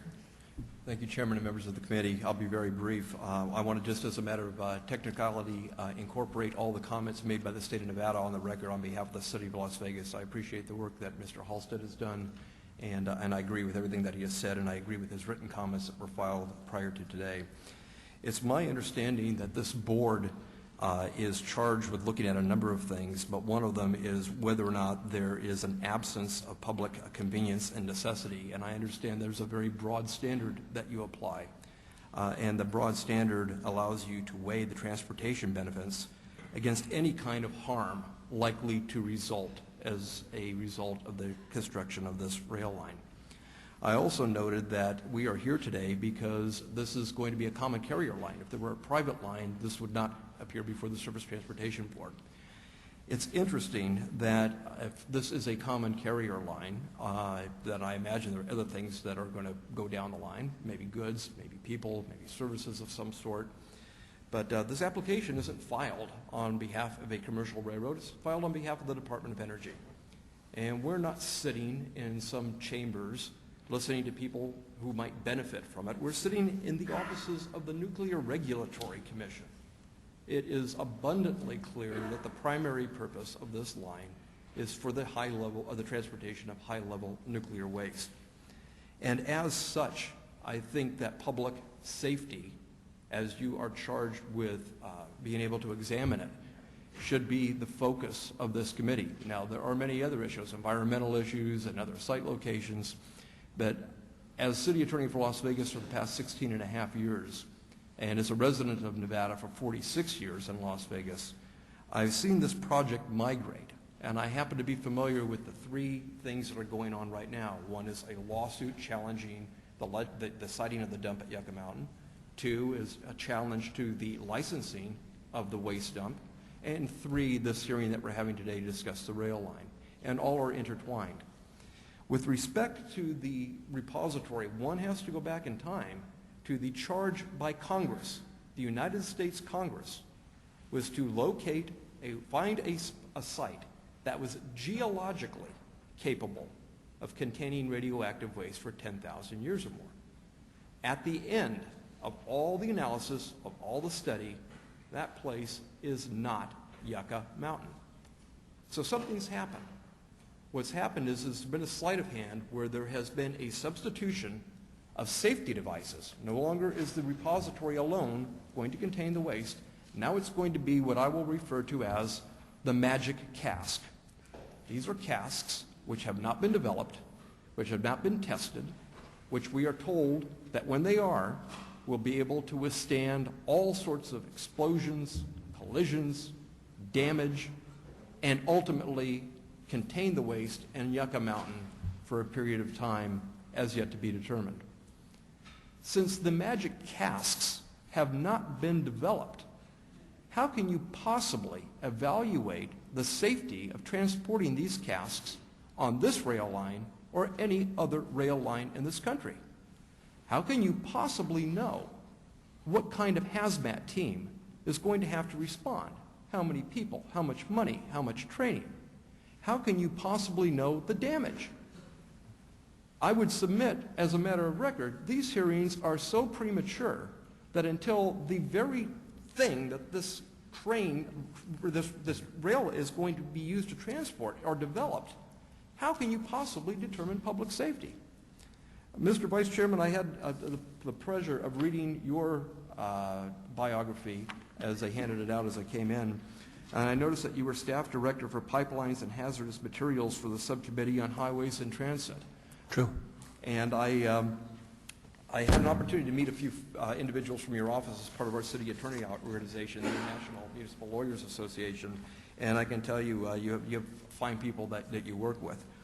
I notice that in the state's comments, page 6, there is an interesting comment about public safety, and it is in part due to a report from the Pipeline and Hazardous Materials Safety Administration. I don't know if you were part of it or director of it at the time it was written. But, Mr. Vice Chairman and members of the committee, it reads, and I will just quote this directly, that the types of materials that are going to be transported have been determined to represent the greatest rail transportation safety and security risks and the most attractive targets in a target-rich environment of an exposed rail infrastructure in densely populated areas as weapons of opportunity or mass destruction. And the final rules represent their continuing collective efforts to ensure safe and secure transportation of the DOE's materials. This is a finding by another federal committee that this is very dangerous stuff that is subject, because it's above-ground railroads coming through the country, to possible terrorists. Now, add to that accidents. Add to it the things that we all say should never happen. Trains shouldn't wreck, but they do. Planes shouldn't fall out of the sky and crash, but they do. Space shuttles shouldn't blow up, but they do. Without knowing what the magic casks are, what they're made of, how people are going to respond to it, and just anticipating where human beings make things there will be human error, how can you possibly determine that public safety isn't significantly impacted by the transportation of material so deadly that exposure to it, even after it's cooled for 10 years, after 1 or 2 minutes exposure, is deadly? That's what we're dealing with here.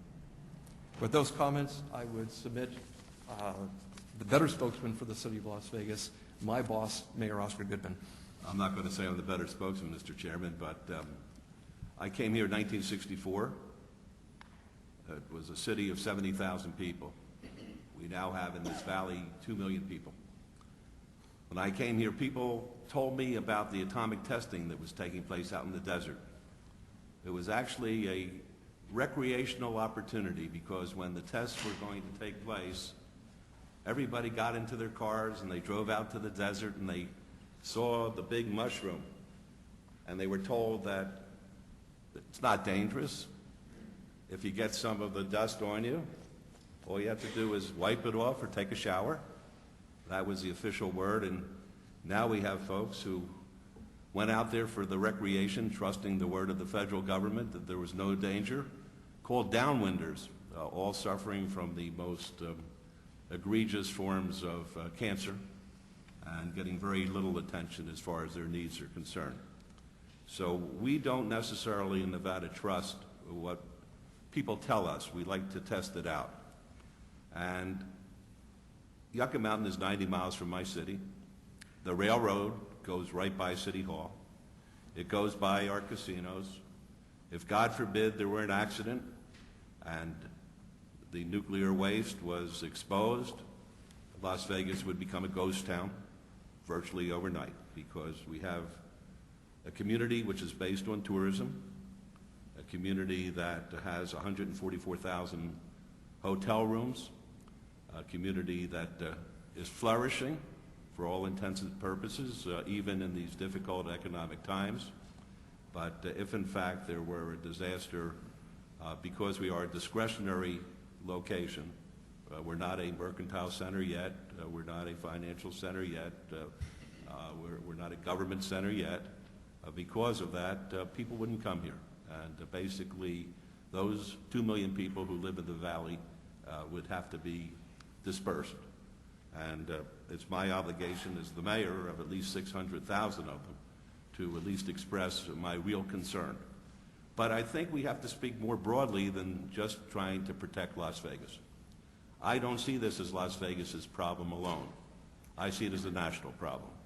And I took the issue before the United States Conference of Mayors several years ago, and the mayors there were not supportive of my position because they had nuclear waste being stored in their backyards, and they wanted to dump it in my backyard, and it sounded very attractive to them until we provided the proposed routes that the waste would travel on.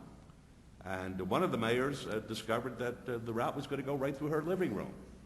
And she then became an ally. And then the other mayors, when they looked at the routes, they saw that it's going through their living rooms, and it's going past their hospitals and their schools and their universities and their business centers, and I got support. And we had a resolution passed by the Conference of Mayors indicating that until and unless people were trained along the way to address issues of hazardous material accidents or terroristic activities involving hazardous materials, that the mayors as a group would oppose the establishment of any kind of transportation. And I submit, in these very difficult, challenging times, as far as economics are concerned, there's no way in the world the federal government is going to be able to pay for, nor the states will be able to pay for, nor the counties, nor the cities, to train people to have the expertise to address these issues along the way. It's not just being trained when it hits the Nevada border or on its way up to the repository. It's all the way across the country, crisscrossing and going upside down, and a disaster could happen. And my position is that we're just not ready for it until we get the ducks in order, if ever, and I don't see that happening. And I think in answer to the Vice Chair's observations, perhaps the only solution at this point in time is to keep the junk where it is. Thank you, Mayor Goodman and Mr. Durbick. We'll now hear from Susan Brager, Commissioner of Clark County. Thank you, and I appreciate the chairman and the board members for granting the public hearing on this important and controversial issue for Southern Nevada. And I will be submitting a detailed record, but I will be very brief today as there's many speakers. While we believe the application to build a rail line is not yet approved, the repository is premature, we believe the issues we're discussing today are appropriate in front of the STB and need to be considered. Clark County opposes the DOE's application to build a proposed Caliente rail line to Yucca Mountain and the granting of a certificate of public convenience necessary for a number of reasons. First and foremost, we oppose the rail line because we oppose the construction of Yucca Mountain. If the repository is not approved by the NRC, then a rail line is no longer convenient or necessary. There would not be a reason to build a rail line if there's not going to be nuclear waste brought to Southern Nevada. We believe the DOE has failed to meet federal environmental standards in its application to build a rail line and EIS which supports it. For example, we don't believe reasonable alternatives or socioeconomic impacts were adequately considered. The STB should require the DOE to be held to the standards of NEPA and counsel on environmental quality for both direct and indirect impacts of all the rail construction. Our written statements will outline that for you and give you reasons why we believe that is very important.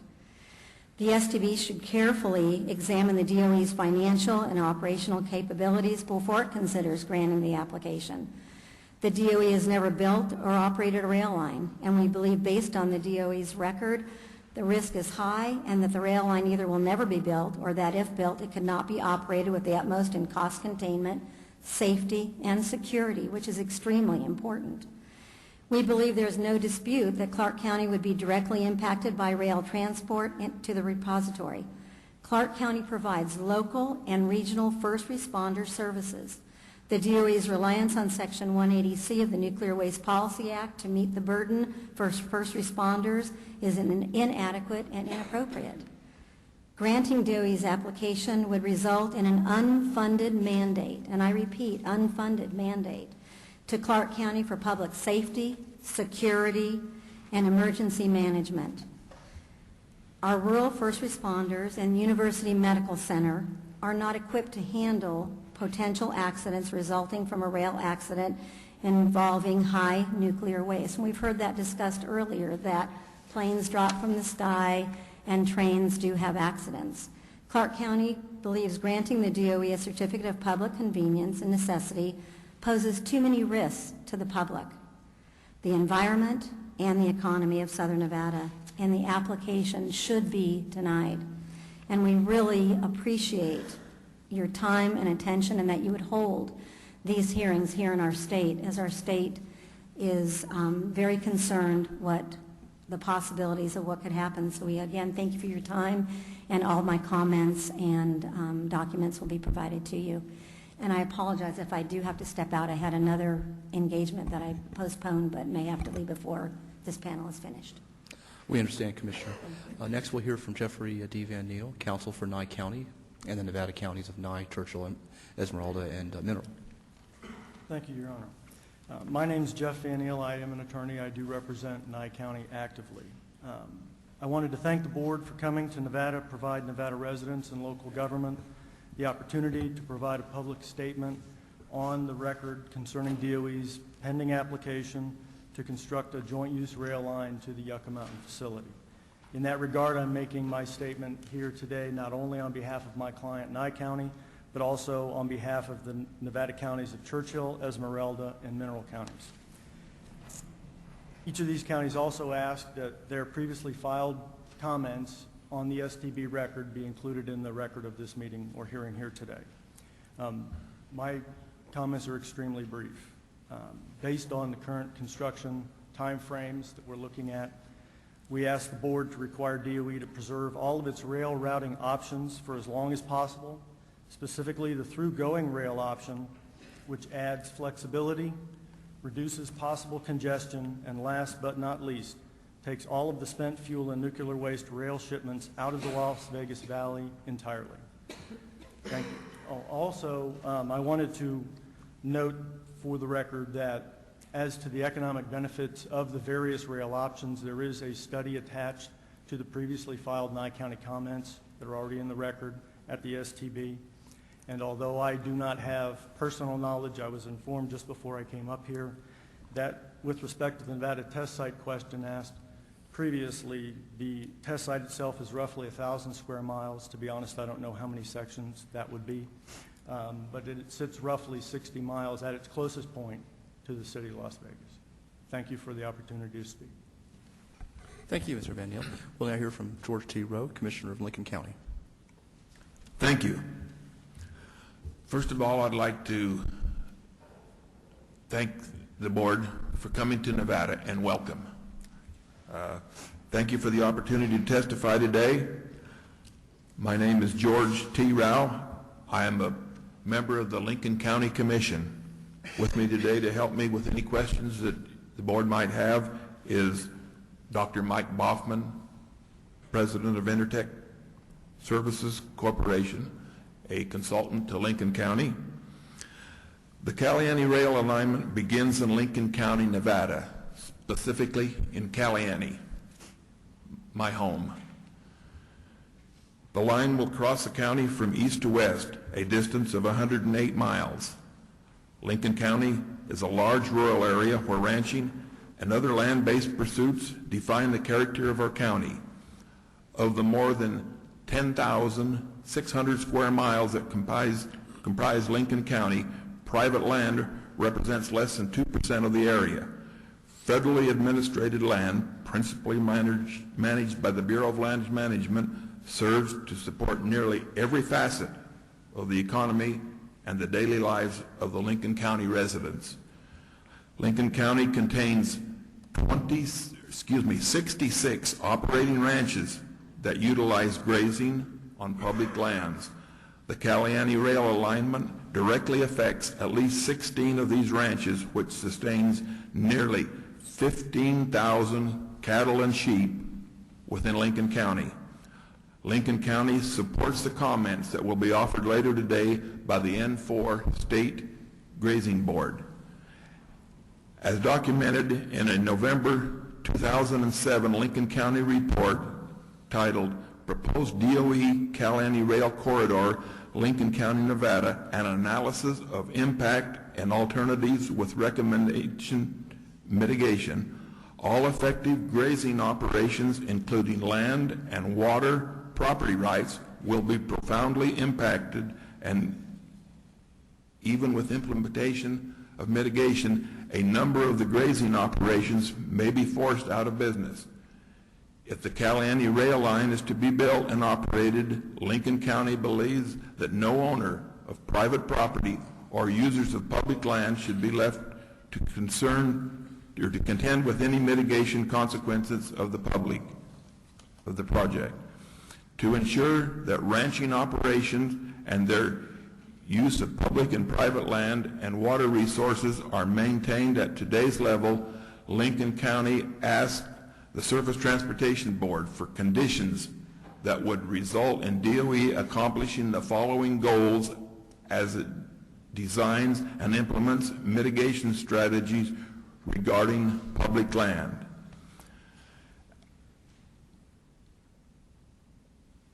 Achieve no net loss of animal unit months of forage on public grazing land, AMUs. Make sure mitigation plans are implemented for each impacted allotment before the land is disturbed. Maintain all existing access to public lands. Ensure that adequate funds are available to identify, carry out, and monitor these mitigation working with the directly impacted parties. Provide that plans that require mitigation address direct, indirect, and unanticipated impacts. Establish a cooperative process for identifying, evaluating, implementing, and monitoring the effectiveness of these mitigation measures. The additional shipments of by rail of spent nuclear fuel each year across Lincoln County because of this project poses a relatively small but not insignificant incremental public health risk. Lincoln County urges STB and DOE to work with Lincoln County to effectively mitigate these risks by providing adequate emergency first response, medical personnel, training, and equipment. By a letter dated July 7th of 2008, Lincoln County provided STB with comments on DOA's application to the board, which includes specific recommendations for mitigation-related conditions for any such certificate granted to DOE in DOE's August 29th, 2008 reply to STB. We note DOE indicates their commitments to these mitigation measures and other developed as details in the Rail EIS Chapter 7 process. DOE has asserted its commitment and implementation outright or agreed to work with affected parties to design effective approaches for addressing 73 of the 100-plus mitigation measures suggested by Lincoln County in its comment letters to STB. Lincoln County recommends that the STB encourages DOE to adopt, monitor, and change as needed these mitigation measures. To protect the public interest, we recommend that these measures be included as conditions to any certificate. Lincoln County looks forward to working with all federal agencies to ensure actual implementation of these important mitigation measures. Although expected to be a low probability, accidents along the Caliente rail line could have serious consequences. Accidents of any magnitude would likely cause considerable media attention, potentially impacting the region as a place to live, work, and visit. It is important that all work to ensure that the frequency, severity, and consequences of rail accidents and incidents be minimized. Page 12 through 15 of Lincoln County's comments to STB describes appropriate rail safety mitigation measures and suggests these measures be included as conditions to DOE's certificate. Lincoln County is characterized by an abundance of outdoor recreational opportunities. As a result of the undisturbed and remote nature of much of the county's public land, tourism is an important component to the local economy.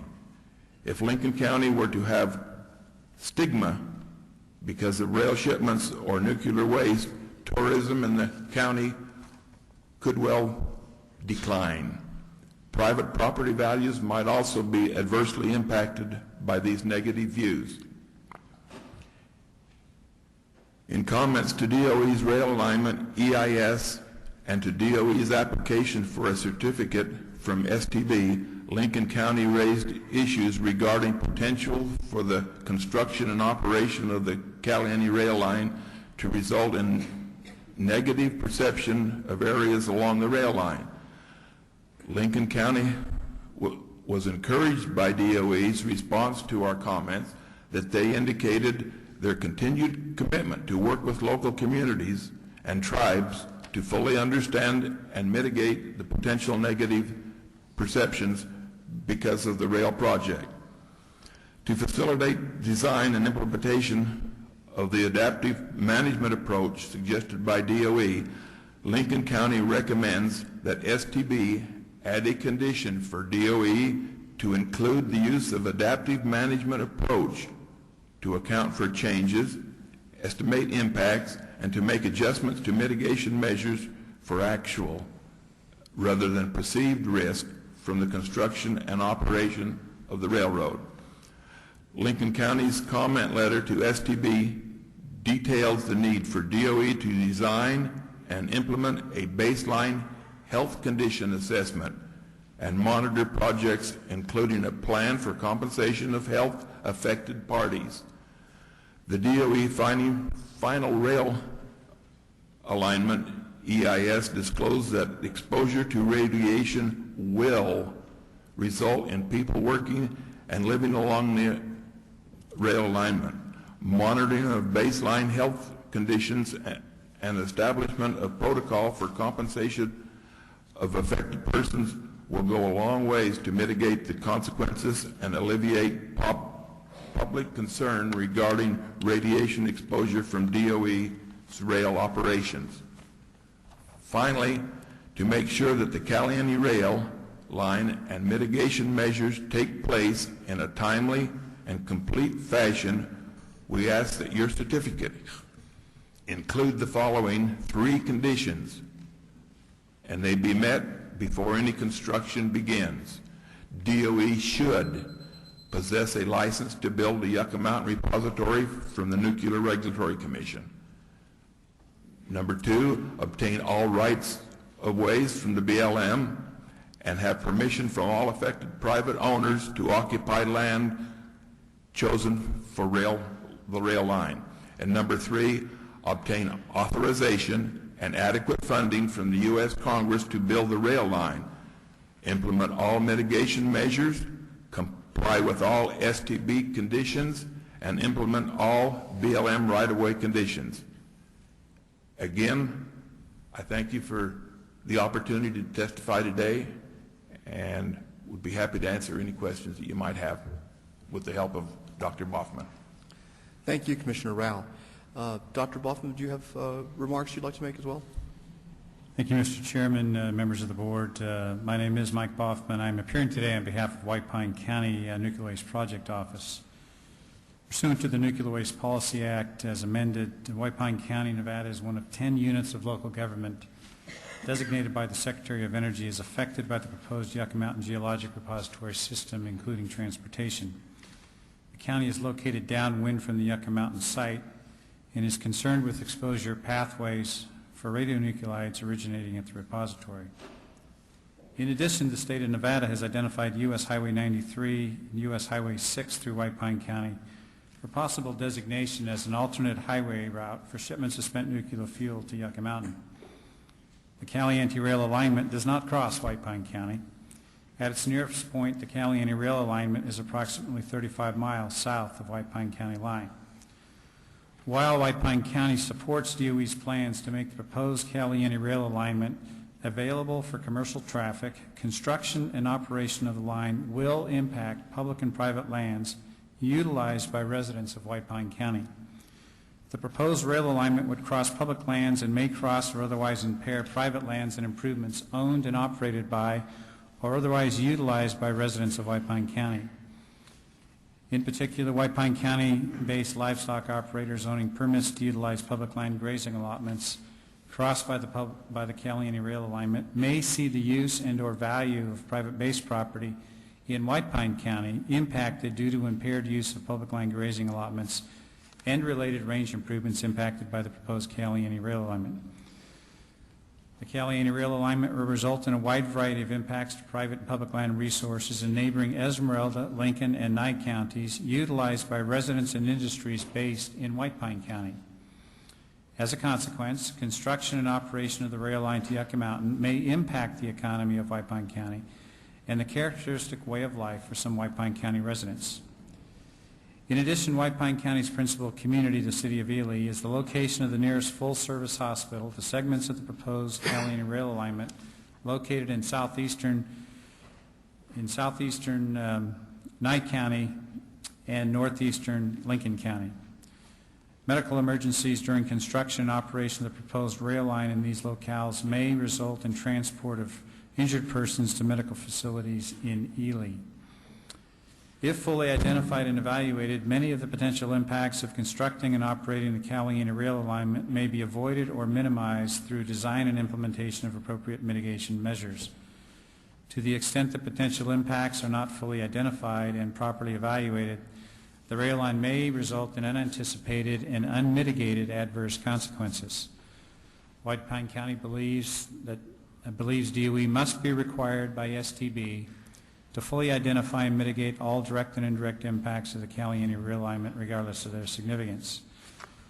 In addition, DOE should be required to develop and implement in cooperation with respective parties a process for monitoring actual impacts of the construction and operation of the line and to monitor the effectiveness of all mitigation measures implemented by DOE. The STB is encouraged to condition any certificate granted to DOE to ensure that all direct and indirect impacts are identified, appropriate measures to mitigate said impacts are implemented, and the effectiveness of mitigation monitored during construction and operation of the Caliente rail alignment. In its July 10, 2008 comments to DOE's application for a Certificate of Convenience and Public Necessity, White Pine County noted that its economy is heavily dependent upon vehicular traffic and related traveler services along US 93, US 6, and State Route 318, all of which will be crossed by the Caliente rail alignment in neighboring Lincoln and Nye counties. The county's comment letter noted that in the event that a rail incident or accident involving nuclear waste were to occur along the Caliente rail alignment in the vicinity of US 93, US 6, or State Route 318, it is possible that media-amplified negative public perceptions of risk may significantly reduce, at least on a temporary basis, highway traffic through White Pine County and the city of Ely. Such a reduction in traffic would result in diminished traveler spending and related fiscal impacts to the county and city. Although the Department of Energy considers the probability of a transportation accident to be low, that possibility nevertheless cannot be ignored, particularly given the potential for such an event to be attended by media amplification and to result in significant economic and fiscal consequences. Business disruption may result in lowered sales, lost wages for employees, and reduced tax revenues. Depending on the length of the disruption, existing businesses may experience irreversible effects. Accordingly, White Pine County recommended to STB and that the DOE be required to mitigate stigma-induced impacts of the Caliente rail alignment in the following ways. DOE should assist White Pine County with development and implementation of a monitoring system to detect negative impacts on traveler-related economic and fiscal activity due to the Caliente rail alignment. Impact thresholds should be established at which predetermined mechanisms for compensating businesses and local government impacted by reductions in traffic and traveler-related economic and fiscal activity would be employed. DOE should assist White Pine County with development and funding of a standby marketing campaign to be implemented immediately following any incident or accident involving a radioactive waste shipment along the Caliente rail alignment in the vicinity of US 93, US 6, or State Route 318. In its August 29, 2008 submission to STB, DOE disagrees with the aforementioned mitigation measures. While DOE's response to STB states, in some instances, risk perceptions could result in adverse impacts on portions of a local economy, the Department provides no commitments to monitor such impacts or to consider alternative measures to mitigate them. DOE's response to STB does not include a commitment found in the Department's final rail alignment EIS, which states, DOE will continue to work with local communities and tribal nations to understand and mitigate negative perceptions of its operations. White Pine County requests that STB include a condition to the DOE certificate requiring the Department to work with local communities and tribal nations to understand and mitigate potential negative perceptions of its operations. In closing, let me observe that in its August 29, 2008 response to STB, DOE identified many mitigation measures proposed by White Pine County and others as being among those which DOE has either already committed to implementing or will be considered and further developed during the mitigation process described in Chapter 7, pages 7-1 to 7-9 of the Rail Alignment EIS. White Pine County requests STB to include as conditions to the DOE certificate all such measures DOE has identified in its August 29, 2008 submission to STB as being among those which DOE has either already committed to implementing or will be considered and further developed during the mitigation process. On behalf of White Pine County, thank you for allowing this testimony for your consideration. Thank you, Dr. Boffman. I believe it's important that the information you shared about impact, potential secondary or related impacts of this project, if it were to be built, licensed and built, we're talking about hundreds and perhaps thousands of people coming to the area, and Commissioner Rao, you live and lead the local community there. What do you have? What's the housing situation like and the infrastructure like, water and sewer, if you were to have hundreds of construction and contractor personnel come into Lincoln County to start building this hypothetical railroad if it were to get licensed? Presently, our local hospital is a 28-bed hospital, and they're mainly for long-term care patients.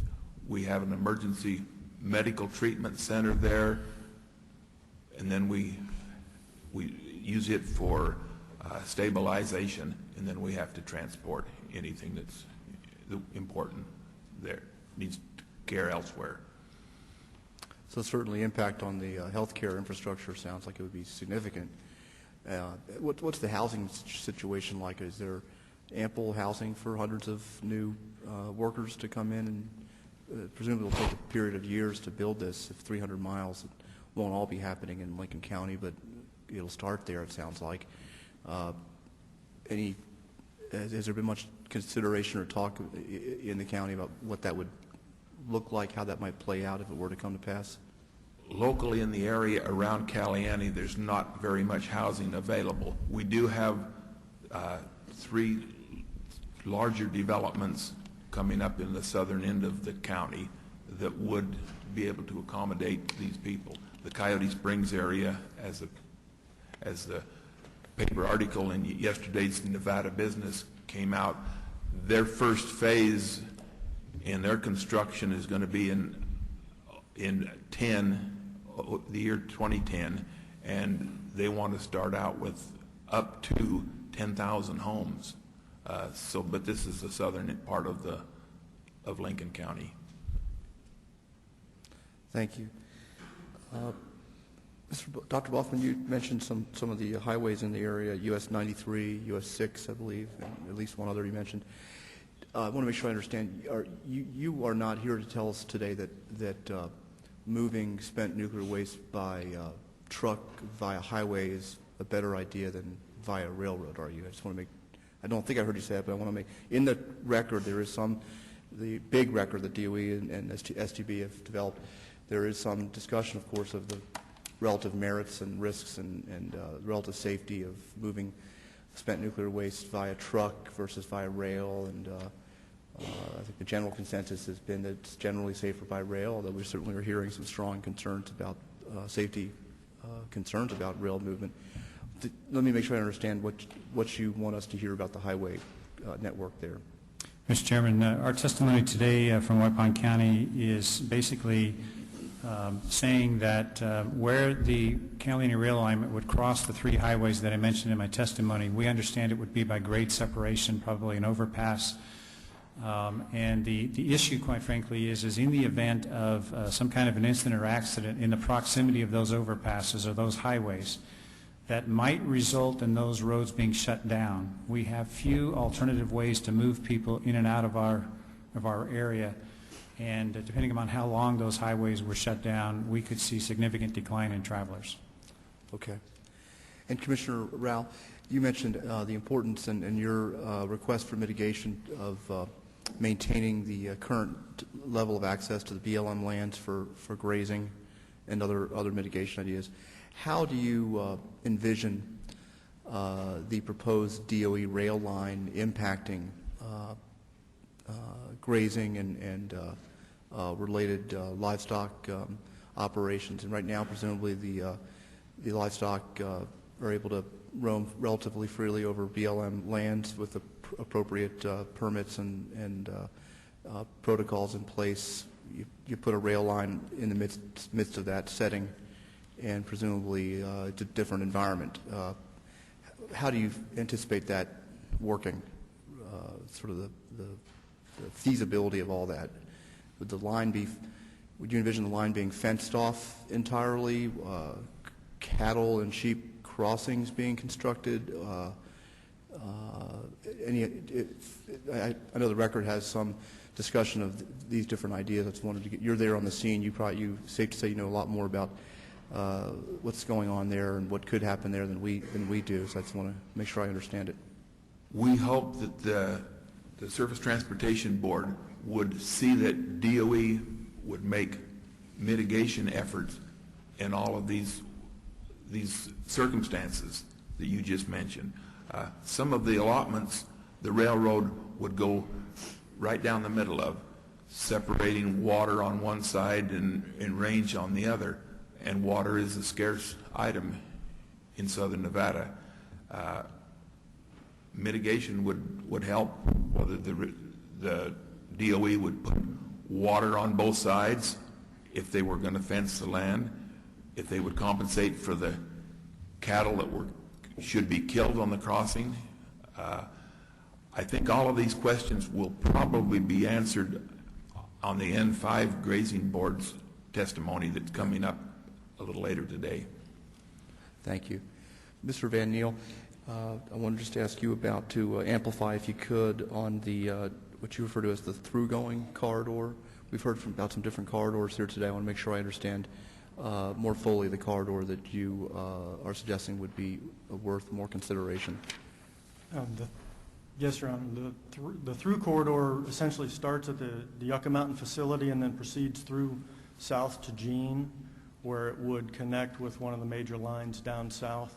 And when we talk about the through corridor, we're essentially would modify the original design from a spur to actually a through loop, thus giving access to the Yucca Mountain facility from both the north and the south.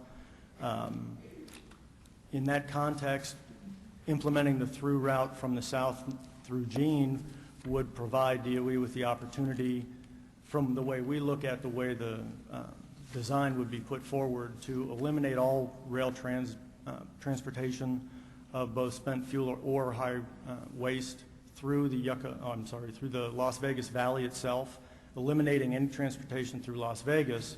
It would either come through the north, not touch Vegas, and then come through either Caliente or Mina, depending on which of the northern routes you were to implement or choose. And then coming in through the south would come in through the south, never having to go through Las Vegas from the north at all, thus eliminating at least a portion of what I heard this morning from the state of California, the southern route, rail transportation going north, up, then back down through Mina would not have to do any of that transportation at all through Central California, as it could all be funneled through the southern route. Also, that would provide opportunities for both elimination of some of the congestion on the route itself from whatever northern routes you're discussing, and free up the possibility of more commercial traffic to use that route at the same time as these rail trains for transportation of spent fuel and waste. Thank you. Commissioner Brager, as we've heard earlier today, this idea of a repository at Yucca Mountain has been kicking around in some fashion or another since the early 1980s, it sounds like. A lot's changed for Clark County since the early 1980s. You've presumably witnessed much of those changes. Could you just give us a sense of what Clark County looks like today compared to the early 1980s in size and population and other characteristics? Just the area I represent has over 300,000 constituents, and that is in the southernmost area to the California border, with some rural areas of Sandy Valley, Good Springs, Blue Diamond, Mountain Springs. Just that small portion is larger than what we had 20, 30 years ago.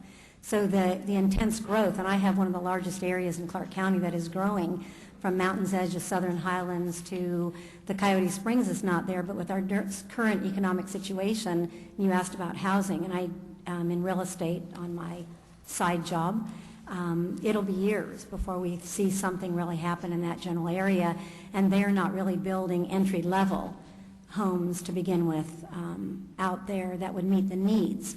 So even if something were to happen, that's a very not feasible. But the growth, as the mayor said earlier, it is incredible. And if I even went back to when I came here in 1952, which I should quit admitting that, I think, but you know, you're talking 70,000, 100,000, 300,000, 500, a million, and now being at the 2 million, with in the future lots of land that is going to have housing on it. So it has become more and more populated. And 20 years ago, when it was first looked at, it did look probably like a wasteland. But in driving around to now, you see so much, and especially with our strip economy and the safety of our, not only our constituents and citizens, but the people that come from across the world. Thank you. Vice Chairman Mulvey. Yep. For a moment there, I wasn't sure if I was in Nevada or Missouri. You seem to have a show-me attitude over there, and so we appreciate that. I wanted to talk a little bit about this Jean County, this Jean corridor. I have it in front of me, and if the Jean corridor was adopted, you're saying that no traffic, no spent nuclear waste at all would move through Las Vegas. Is that correct? It could all bypass Las Vegas by the Las Vegas Valley? I'm sorry, I didn't mean to speak over you, sir. It's our understanding that if the Jean corridor were actually a route that were implemented and used, that you could eliminate, depending on how you were to task traffic from various parts of the country as it's coming into and out of the mountain, and also depending on which of the northern routes you were to implement, you could then virtually eliminate all traffic from the Las Vegas Valley. Because looking at it, if you're moving it to Caliente, it would have to go through Las Vegas, even if it was coming from the south. No? It strikes me very difficult to get around moving through Las Vegas if you're going up to Caliente, at least from this map anyway. It's my understanding, I'm sorry I don't have the map that you have in front of you, it's my understanding that were the traffic to come in through the Jean route from the south. You don't need access through the Las Vegas Valley to get to the Jean corridor. Okay. And you would not go to Caliente, you would go up the western side of it, correct? I think, probably I have the map in front of me and you don't, so. I'm sorry, again, I don't have the map in front of me, so. You mentioned earlier, Mr. Jerrick, about the studies done earlier looking at Yucca Mountain and a number of other possible repositories, and that Yucca was not the one that seemed to rise to the top. Do you recall which other ones were considered and which ones seemed to have been better than Yucca? Don't, Mr. Vice Chairman. I know they were in different states. I want to say one was in Washington State. I don't recall. I know one, I think, looked at a proposed salt mine or something of that nature. I don't want to say that Yucca didn't rise to the top. It did. There were 3 final candidates for the site. And there seemed to be a very acceleration in the thinking on behalf of DOE, and the other 2 were eliminated, bringing us to Yucca. Maybe I can give you a brief history of our lawsuit, because Commissioner Buttery, you asked the question, what would you do with this waste if it weren't transported and stored at Yucca Mountain? Congress charged the government with finding a geological repository, like I say, that would last 10,000 years, and it was determined that Yucca was that repository. More studies concluded that Yucca was not that repository, and the government, in many of the papers that have been filed, and this is in our lawsuit that's pending in the District of Columbia, began to switch why they were using Yucca and what they would do to make up for the fact that it was no longer geologically capable. And what they are using now as the primary method of containment of high-level nuclear waste are these casks, which is, again, have not yet been developed. You know, it makes you wonder, if these casks will be developed just the way the government says they will be developed and are just as capable of containing waste as they say they would, even more capable than the mountain, why the heck are you moving this stuff to begin with? Why don't you just leave it on site, put it in these super casks, and avoid the 9,500 trips to Nevada? If I could, just for a moment, I brought this map. This is more than Nevada. This is 77 major population centers, over 30 Indian nations, 138 million Americans are going to have this pass through their community.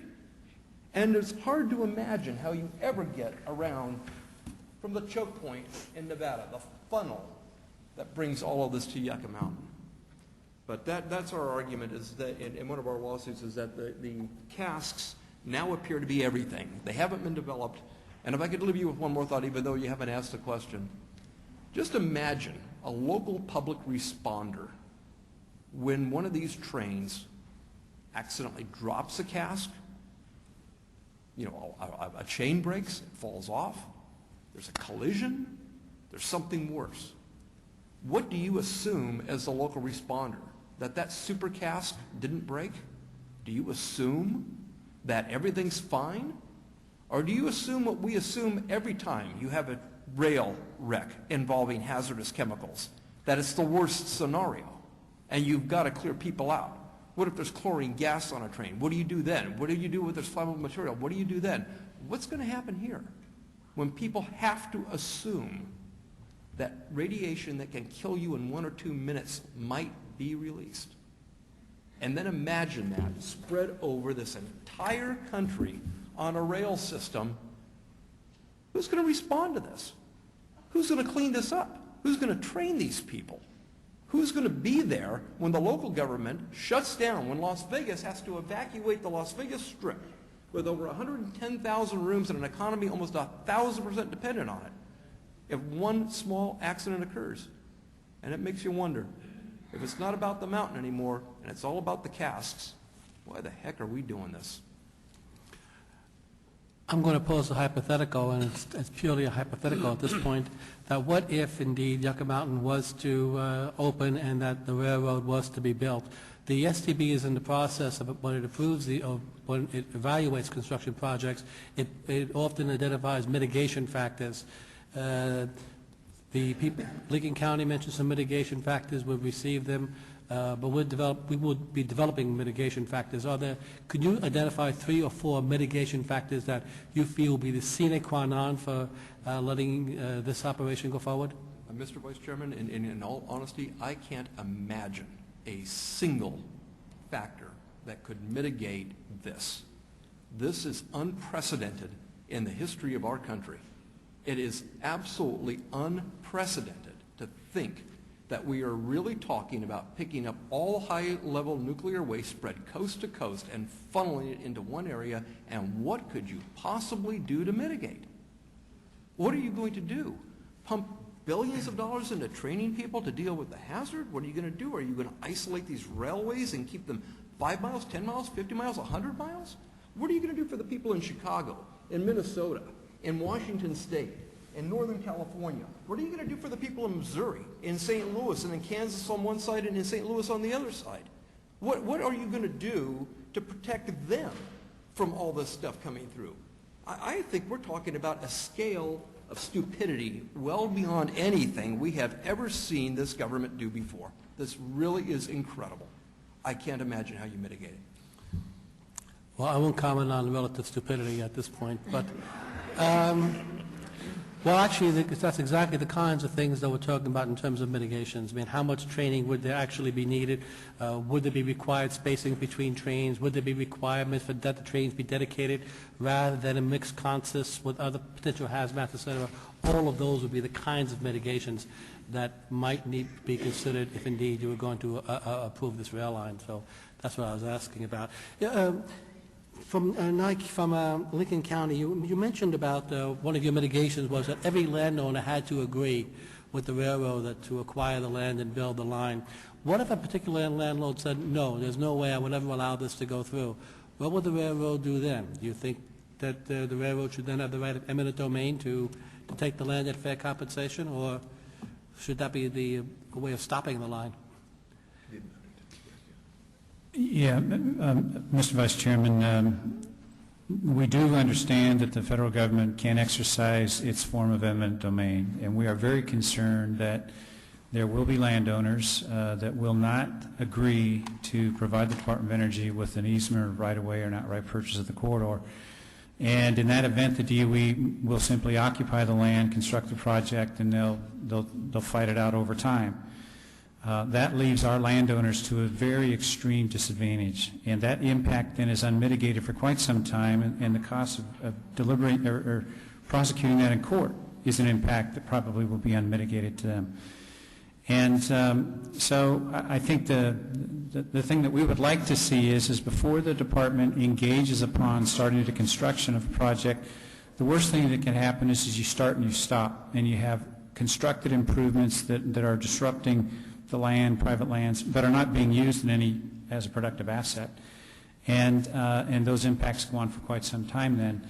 And so that's why I think that the county has suggested that perhaps the department to be required to secure all of its rights of ways, whether they be public or private, and not in an adversarial manner, but have resolved those issues so that you have basically clear title, you can go, and we don't have outstanding litigation underway with our individual landowners over some protracted time period.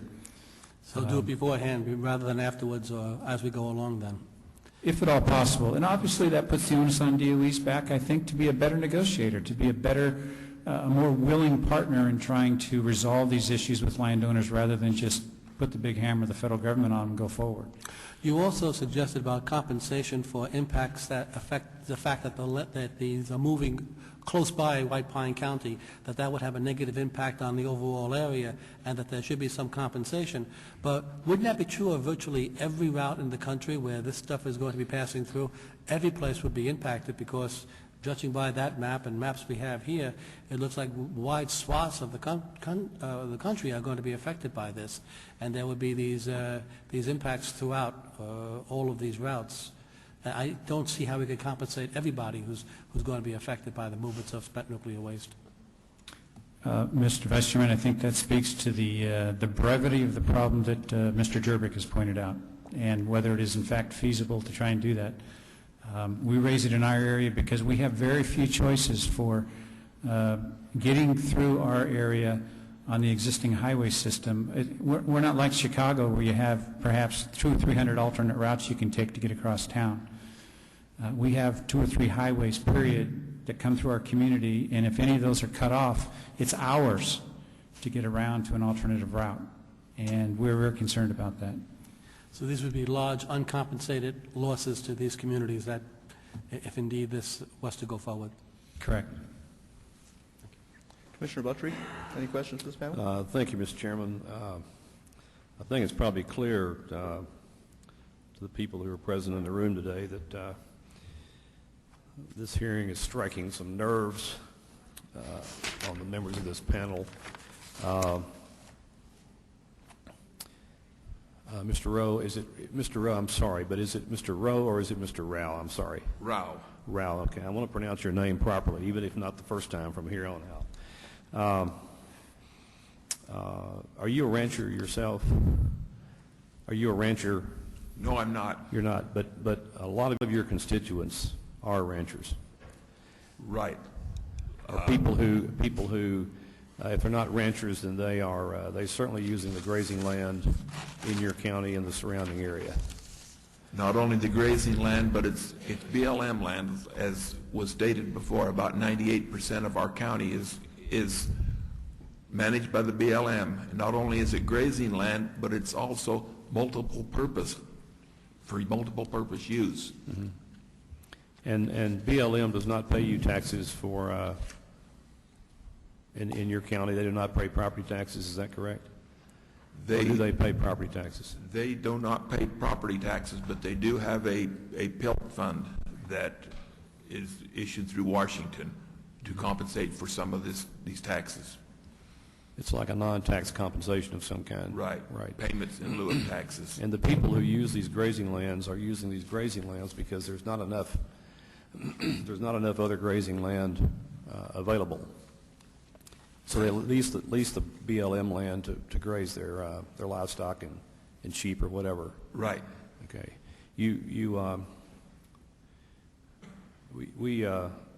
In my part of the world where I come from, in Tennessee, we had these bumper stickers that say, "I'm a lawyer by training, but I'm a farmer by the grace of God."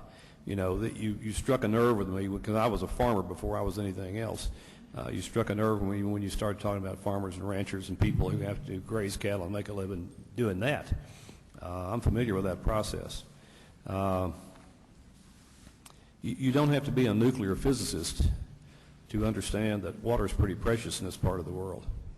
And I read a lot in the record about the issue of water. And even before I read this record, I've watched as an observer, if you will. We don't have range wars anymore, but we have a lot of water wars going on. And we had a witness here from California earlier this morning, and I understand that California may get a lot of their water from Nevada. I don't know that to be an absolute fact. Maybe you can confirm that for me. But water is a very precious commodity in this part of the world, and it concerns me that there continues to be more and more activity that's drawing more and more water, which is less and less prevalent, it seems, over time. And every time one of these projects gets done, it seems to me maybe we don't focus enough on the fact that water may turn out to be a lot more finite commodity than we think it's going to be. I mean, the Pacific Ocean is off the coast of California out there, and it has a lot of water in it. But the water seems to be coming out of Nevada for California. But that's an issue for another day, I know. But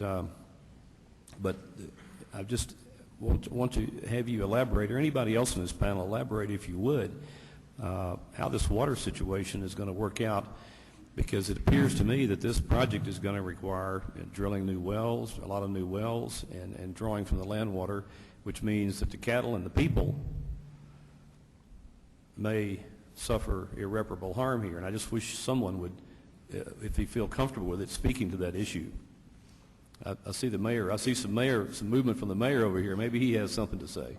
Mr. Chairman, in response to the commissioner's question, I can answer the question, but I don't want it to be considered a waiver of our position. I'm always afraid when we start talking about mitigation and compensation that we will be deviating from our course which is committed to stopping the nuclear site from taking place. So with that condition, basically there are serious water issues that confront us, particularly in southern Nevada. The water that we get in southern Nevada basically comes from the Colorado River, and the snow, if it snows on the western side of the Continental Divide, provides the water runoff, and the Colorado becomes full, and various lakes along the way, Powell, Lake Mead, they're full. We've drawn a bad hand, at least since I've been the mayor. For the past at least 8 to 10 years, there's been a drought, and the snow falls on the east side of the Continental Divide, and we don't get any of that water, so all you have to do is look at our lake here, and you'll see that it's down to the point where we have to spend hundreds of millions of dollars in order to drill another pipeline into the center of the lake to get some of the cleaner water, the potable water, from the bottom of the lake. Tremendous efforts have been made by the Southern Nevada Water Authority to acquire groundwater from the very parts of the state that are represented by these gentlemen.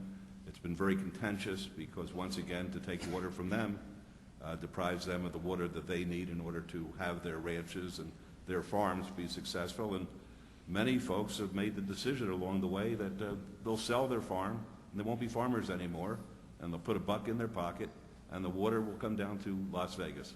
So this is certainly a real concern, a real issue, if in fact water is an element of this puzzle. Mr. Commissioner, if I might just elaborate on how this project will specifically affect the grazing and ranching that you were talking about.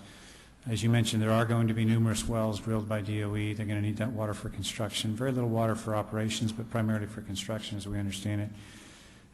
There have been concerns raised about where those wells are located, whether they will in fact impact existing water sources that are used by the ranching community out there right now, whether it be a drilled well, a stockwater well, or whether it be a spring.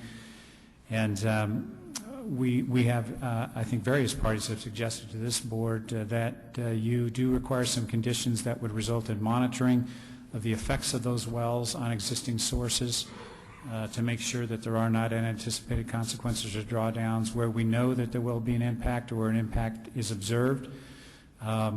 Water is critical to these operators out there being able to get authority from the federal government to run these livestock.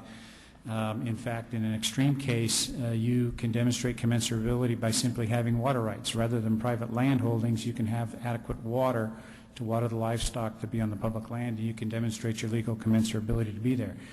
So what we have suggested is, and you may wish to consider this as a condition, is that that the applicant be required to basically, to the extent allowed by law, to allow for those wells that are drilled by the Department of Energy to be made available to the public land users, the permittees that are out there, to substitute for other water resources or access to forage that may have been disrupted by construction of this project. And we think that is one avenue of getting at some of the mitigation we've talked about. Would that include the requirement that there are meters on all those wells? I would suspect... Some states require metering on every single well. Yeah, I like would assume Nebraska, that if the state engineer approves any water for the Department of Energy for these wells for construction, that they probably will require that those wells be metered in terms of their production. Thank you.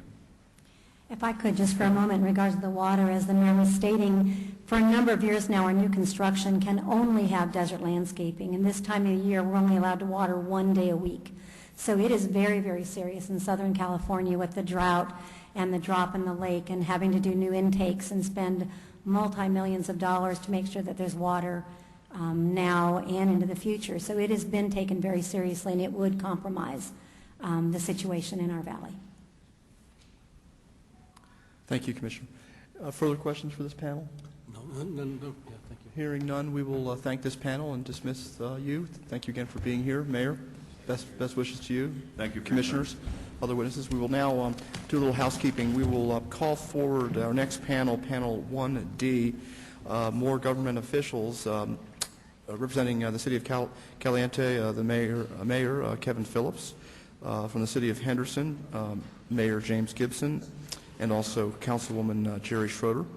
and also from the N4 State Grazing Board, E. Edwin Higbee, board member, and Jeremy Drew, an additional witness for N4. As they come forward, I'll do a little housekeeping announcement now to indicate that at the conclusion of this next panel, we will take a 30-minute break, and then we will resume promptly and finish up the rest of the panels. And just wanted to give the audience a heads up to that so you can plan your afternoon. We appreciate everyone's patience as we've got a full day today.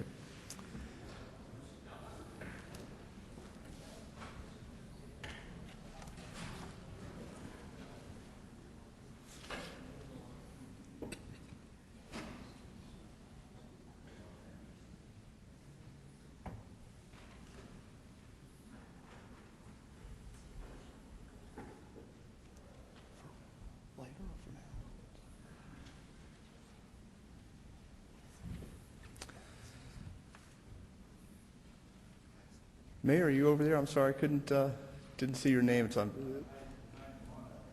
Well, welcome. And if the monitor is helping you, you feel free to use it. If not, you can. I found it's mobile too. But anyway, please, whenever you're ready, we will start with you.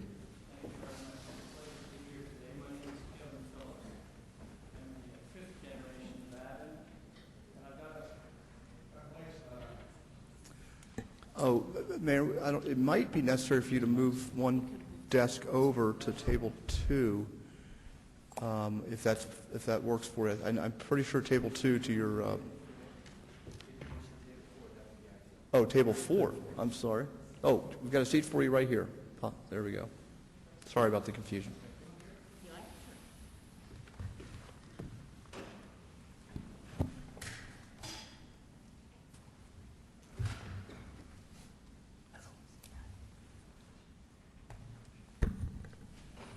Trying it again. Does that work? That works. Thank you. Thank you very much. I'm going to try something here that I hope will work. I have a little dog and pony show that will be of interest and break the boredom somewhat. I'm Mayor Kevin Phillips of the city of Caliente. I'm a 4th generation Nevadan. I'm in my 16th year serving as the mayor there. I kind of smiled. I got to poke a little fun at Honorable Congresswoman Berkeley and my dear friend Mayor Goodman. The comment was, the famous ad of Las Vegas is, what happens in Las Vegas stays in Las Vegas. And yet, in all my years and generations, I really haven't found any wholesome family recreation opportunities. The inference isn't there anyway. Okay, this is Caliente right here in the olden days. My point of this little display is to show you that we have always been a railroad town from its inception, and I think it'll prove interesting to you if it works. Out here, this isn't going. I'll just signal to you and you bring it up. This is City Hall, which is the old railroad depot. We today have all kinds of shipments of material right through Caliente. What it goes through us comes right through Las Vegas. 2,200 shipments on average per day of hazardous materials through my little town on to Las Vegas to go through. This is an old map of the original, look down at the bottom, San Pedro, Los Angeles, and Salt Lake Railroad. This shows all the locations on there, including Caliente, about dead center, with a branch line going up to the mining town of Pioche. The first Central Nevada Railroad was built in 1870. Locally, it was called the Pioche Bullionville, which hauled ore from the mines in Pioche to a mill near Panaca for crushing. This route went through Condor Canyon, which shows some of the grades and things there, to Pioche, the old Pioche Depot. 1907, this photograph was taken. You can see the ore cars behind there. Next. Caliente began in those early days, really, and became a community because of the railroad, and this shows early stages of the community's development. Notice on the very bottom where the rail cars sit, this is the point of origin of the Pioche branch line, which will be the same point of origin where the Caliente line begins. Next. This just shows, again, a little later a picture on. Right here below us, at the bottom right of the picture, is the bridge whereby the rails, you can still see them in place there. They're not there now, but that went right up the Pioche branch line and right past the Caliente Hot Springs Motel and on up to Pioche which now goes across the middle of the state when this is built. Next. When I was a boy, we crossed this bridge. These are the pylons that were there. Next. We walked across this bridge to go swimming. Next. At the Caliente Hot Springs Motel, because we felt pretty fancy. Otherwise, it was the dip in the Panaca Spring or Ash Spring near Alamo, Nevada. Next. The community built with much transportation of railroad things. Next, please. Continued assets. So you see old Company Row, and if any of you come up to Caliente, those old houses are still there. They're better than 100 years old, privately owned now. Next. So you can just see the community continue to develop. Next. The roundhouse is that building, square building, rectangular brick in the background. Next. Shows how it worked. Now, and this was in the days of steam engines, and the grade from Caliente up over the lip of the Great Basin is fairly steep in a short distance, and so the trains would come to here from Las Vegas. Another engine or two would hook on to push the trains up over the lip of the Great Basin and on its way to Salt Lake City. When the steam engine era died out and became diesel locomotive, all this stuff was taken away. Next. We had a huge rail yard in town, 12 tracks at one time. Next. Showing the old days of rail passenger service. Next.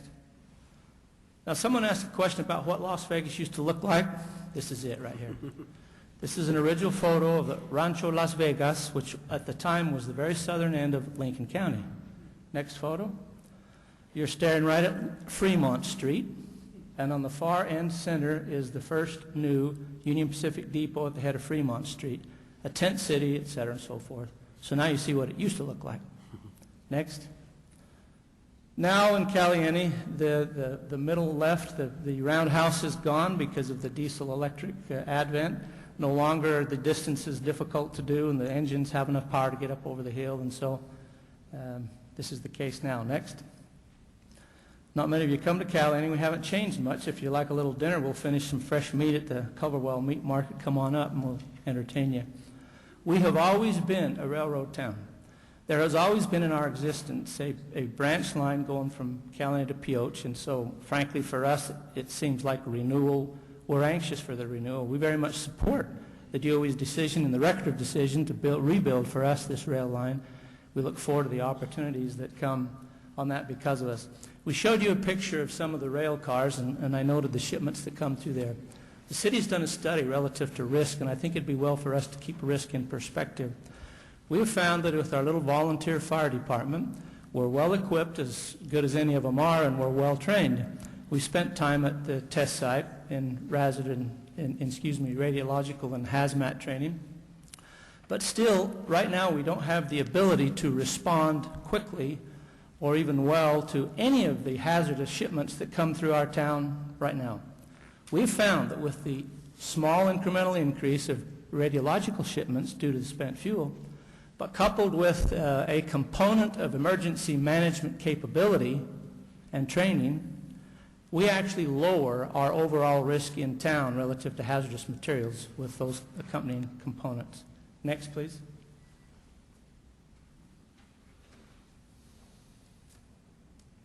Mr. Lux indicated, excuse me, Bob, I'm sorry, I keep thinking of Bob Lux instead of Bob Halstead. Mr. Halstead always talks about the difficulty of those 3 or 4 passes from Caliente midway across. I just thought I'd throw these in so that he could see. This is the UP going over the Continental Divide.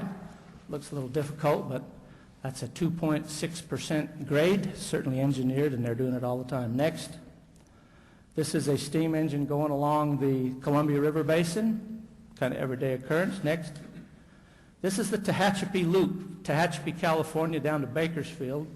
It's not very far distance, I don't know, 30, 40 miles, a drop of 3,500 feet. You maybe see by this that this train actually snakes around itself. There's a continuous grade of 2.2% from Caliente, California, to Tehachapi Pass up on the top. These things certainly are engineering capable. Next. This is just an actual diagram on the computer of what that Tehachapi Loop looks like. Bottom line, there's no impediments to engineering the railroad from Caliente across the way. In fact, it's a cakewalk compared to some of these situations right here, and I wanted to highlight that. Appreciate that very much. So for 80 some odd years, we had trains roll down the line from Pioche to Caliente, all laden with ore, very heavy moving material, and the economy boomed in the days of the railroad and the days of the mines. And when those things dried up, that possibility went away. We're in supportive of this project for a whole host of reasons. I wish to comment about the Department of Energy and how, frankly, good and cooperative they have been to work with. I've been involved in this thing for many, many years, since the original date that Nevada's Attorney General sued me for having a varying opinion on this issue relative to Yucca Mountain and the whole business. A lawsuit that did not succeed, by the way, but there was a desire to remove me from office because I varied from the traditional party stance. I'm an advocate of the truth, and I haven't found a lot of that, frankly, in many of the arguments the state puts forward. Okay, risk and perspective. I traveled 300 miles today to come to this very hearing, 150 down and back. There's more risk associated with that in terms of my life than there would be to be the maximally exposed individual sitting alongside this railroad for 50 years of its action. I just had more risk occur to me today because of the statistics and the numbers in driving. We should carefully keep those things in perspective. A couple of notes in terms of relative risk. The maximally exposed individual resident along the path right alongside the railroad get 3 millirem a year.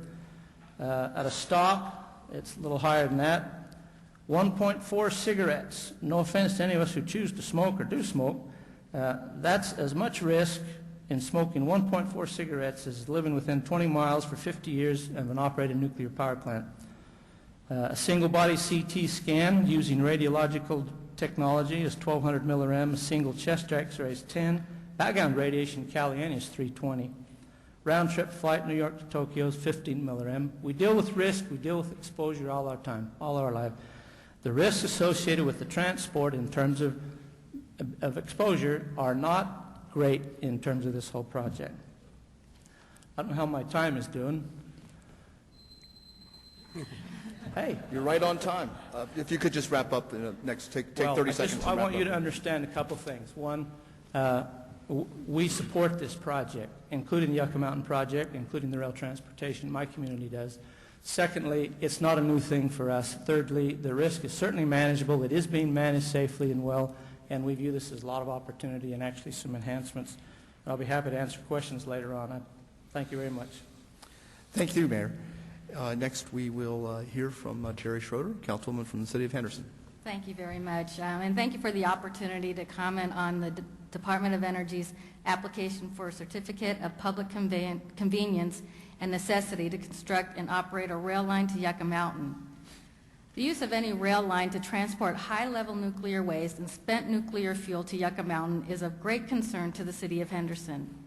By way of background, Henderson is Nevada's second largest city with a population of approximately 270,000 residents located in the southeast portion of the Las Vegas Valley. The City of Henderson has consistently passed resolutions in opposition of this repository and transportation to it.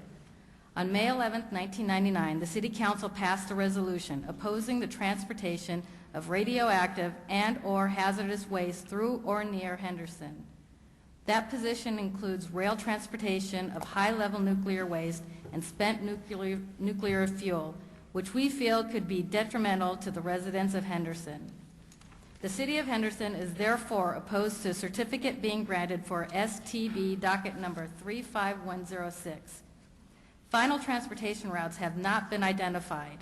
By the year 2020, which is generally accepted as the best achievable date for repository operations, the City of Henderson is projected to have a population in excess of 524,000 people. Transporting more than 70,000 metric tons of high-level radioactive waste past our schools, hospitals, parks, and homes for more than 50 years is not in the best interest of Henderson's citizens. The risk related to routine operations and the inevitable accidents are unacceptable. Contamination that could result from an act of terrorism is another risk we are unwilling to accept. We would like to see the DOE develop a more comprehensive threat assessment to determine the likelihood of a terrorist attack against high-level nuclear waste shipments.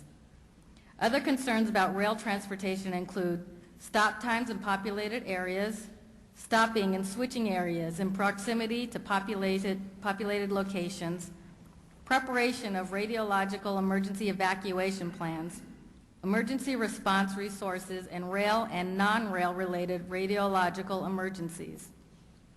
The Department of Energy is a shipper that intends to build a railroad to serve its own facility.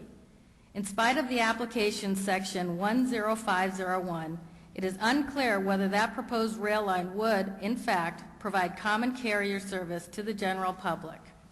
And if so, what services and standards would be offered? We are concerned that a shared-use rail line will increase rail traffic, resulting in air quality, sound pollution, and emergency response issues. Congressional funding is uncertain, making the likelihood of expensive common carrier rail construction questionable. The DOE has failed to adequately consider alternatives to the Caliente route, rail security, and public safety management. We believe there is a strong likelihood of truck transportation through Henderson and other parts of southern Nevada. Although the DOE has stated a preference for mostly rail transportation, no feasible alternative to the Caliente rail route has been designated in the EIS. If the Caliente rail line were not built, truck transport would be the only alternative for shipping. Truck transportation of high-level radioactive waste could leave the city of Henderson vulnerable to economic, health, security, and emergency management impacts. In addition, no design approval currently exists for TAD canisters, further adding to the prospect of adverse consequences to truck transportation. Henderson is also home to a number of premier resorts with an average occupancy of 81%. Our city hosts nearly 500,000 visitors annually, generating more than $307 million for our economy. Many of our hotels are near major transportation routes, including Railroad Pass, Hawthorne Inn, the Fiesta Hotel and Casino, Hilton Suites, and the Green Valley Ranch Resort. The Department of Energy has acknowledged the potential negative impacts of public perception if a radiological accident should occur anywhere in the Las Vegas Valley during the shipping campaign. Even route operations of visually conspicuous shipments through communities produce social risk.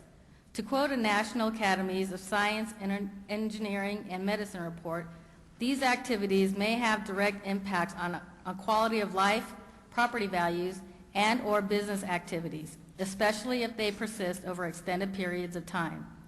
We believe the resulting stigma from a shipping campaign, particularly if an accident occurred, would seriously impact our local economy.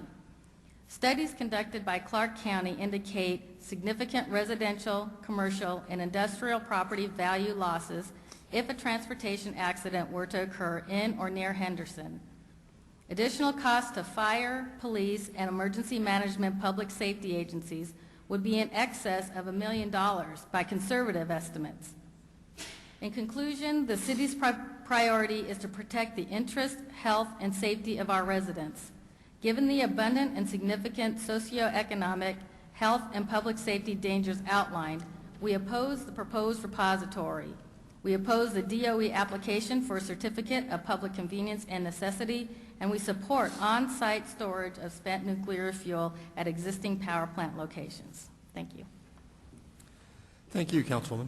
We will now hear from Mr. E. Edwin Higbee, board member of the N4 State Grazing Board.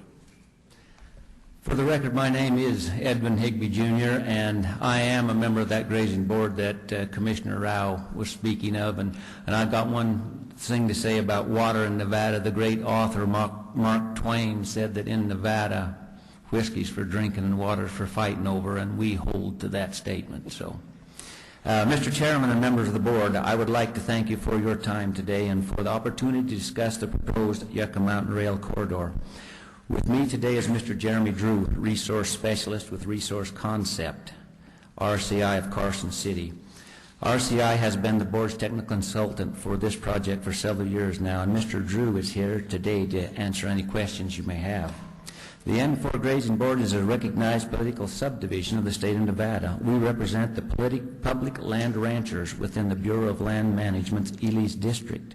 The district includes White Pine, Lincoln, and portions of Eureka and Nye counties. The board has a great deal of interest with this project as it relates to public land ranching. We have been active participants in the NEPA process, providing extensive input throughout development of the Rail Environmental Impact Statement. The N4 Grazing Board has twice requested cooperating agency status in order to help better identify the potential impacts and needed mitigations for this project. Both times, the Department of Energy has denied that request.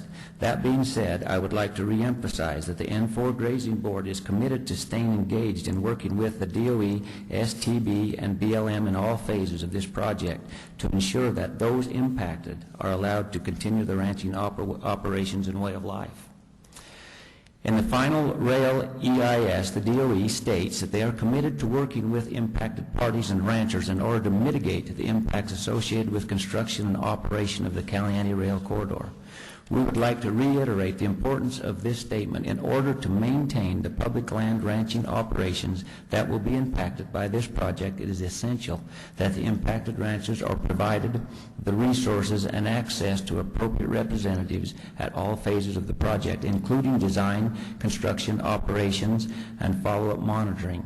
The people on the ground are those who can most readily, accurately identify the impacts of the project, develop mitigation alternatives that will allow them to operate effectively. Some, but not all, of these impacts and mitigation measures were incorporated in the final EIS.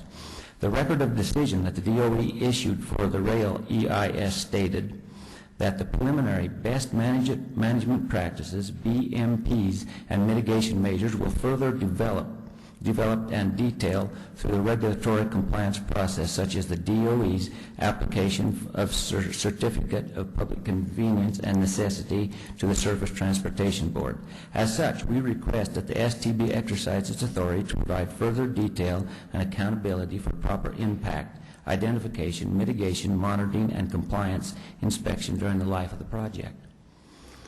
We would ask that the board include a condition to their certificate requiring that DOE execute all BMP's mitigation actions and processes identified in Chapter 7 of the Rail EIS.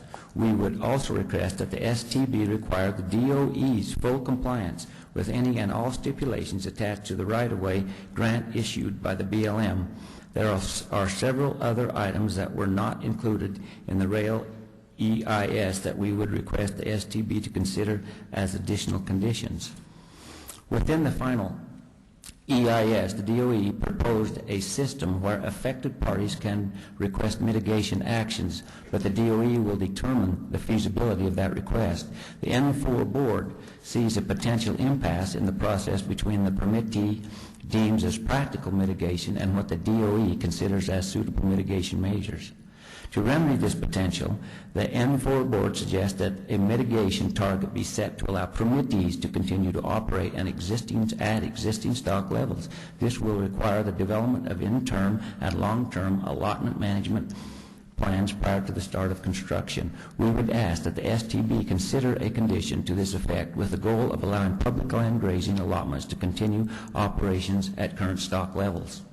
Additionally, the process suggested by DOE will likely be expensive and time-consuming for our ranchers. It is imperative that the DOE provides sufficient funding for each affected rancher to hire a range scientist to assist in developing required mitigation actions for their allotment if they desire. The entire corridor is located within the Great Basin or Mojave Desert ecosystems. These ecosystems are some of the most fragile in the world, primarily as a result of the unpredictable and adverse weather conditions and delicate soils. Plant communities have adapted to temperatures that range from freezing to well above 100 degrees and unpredictable rainfall that in some areas average less than 2 inches annually. In fact, a protocol for successful revegetation has simply not been developed for many of the areas that the corridor will cross. In these cases, research will have to be conducted in order to develop applicable restoration plans. Any disturbed land will require the use of every available tool. This includes the use of temporary irrigation and adapted plant species to outcompete weeds and stabilize soils until native vegetation can be established. The commitment to develop research through entities such as the USDA's Agricultural Research Service or the local universities in order to develop site-specific recommendation plans is a must. The use of temporary irrigation and adapted plant species is also essential in order to promote desired vegetation while controlling invasive and noxious weeds. However, these tools are not within DOE's list of best management practices. As such, the N4 Grazing Board requests the STB to include a condition that DOE develops restoration plans in conjunction with experts familiar with restoration of these ecosystems, including university researchers and agriculture research services. Further, that the DOE adds the use of adapted plant species and temporary irrigation to the list of restoration BMPs. The absolute best management practice is for the DOE to limit their construction disturbance to the smallest practical extent across the entire corridor. These limits should be mapped during design and marked in the field and surveyed to aid in compliance and inspection. We would request a condition for this and emphasize the need for compliance inspection of limits of disturbances throughout the construction of the corridor. It is our understanding that allowing commercial train traffic within the corridor will result in both increased traffic and increased train speeds. Lincoln County is one of the most rural counties in the entire United States, and the proposed corridor will cross some of the most remote regions of the country. Those who reside in, recreate in, and make a living in or simply visit these areas seek solitude and tranquility they now provide.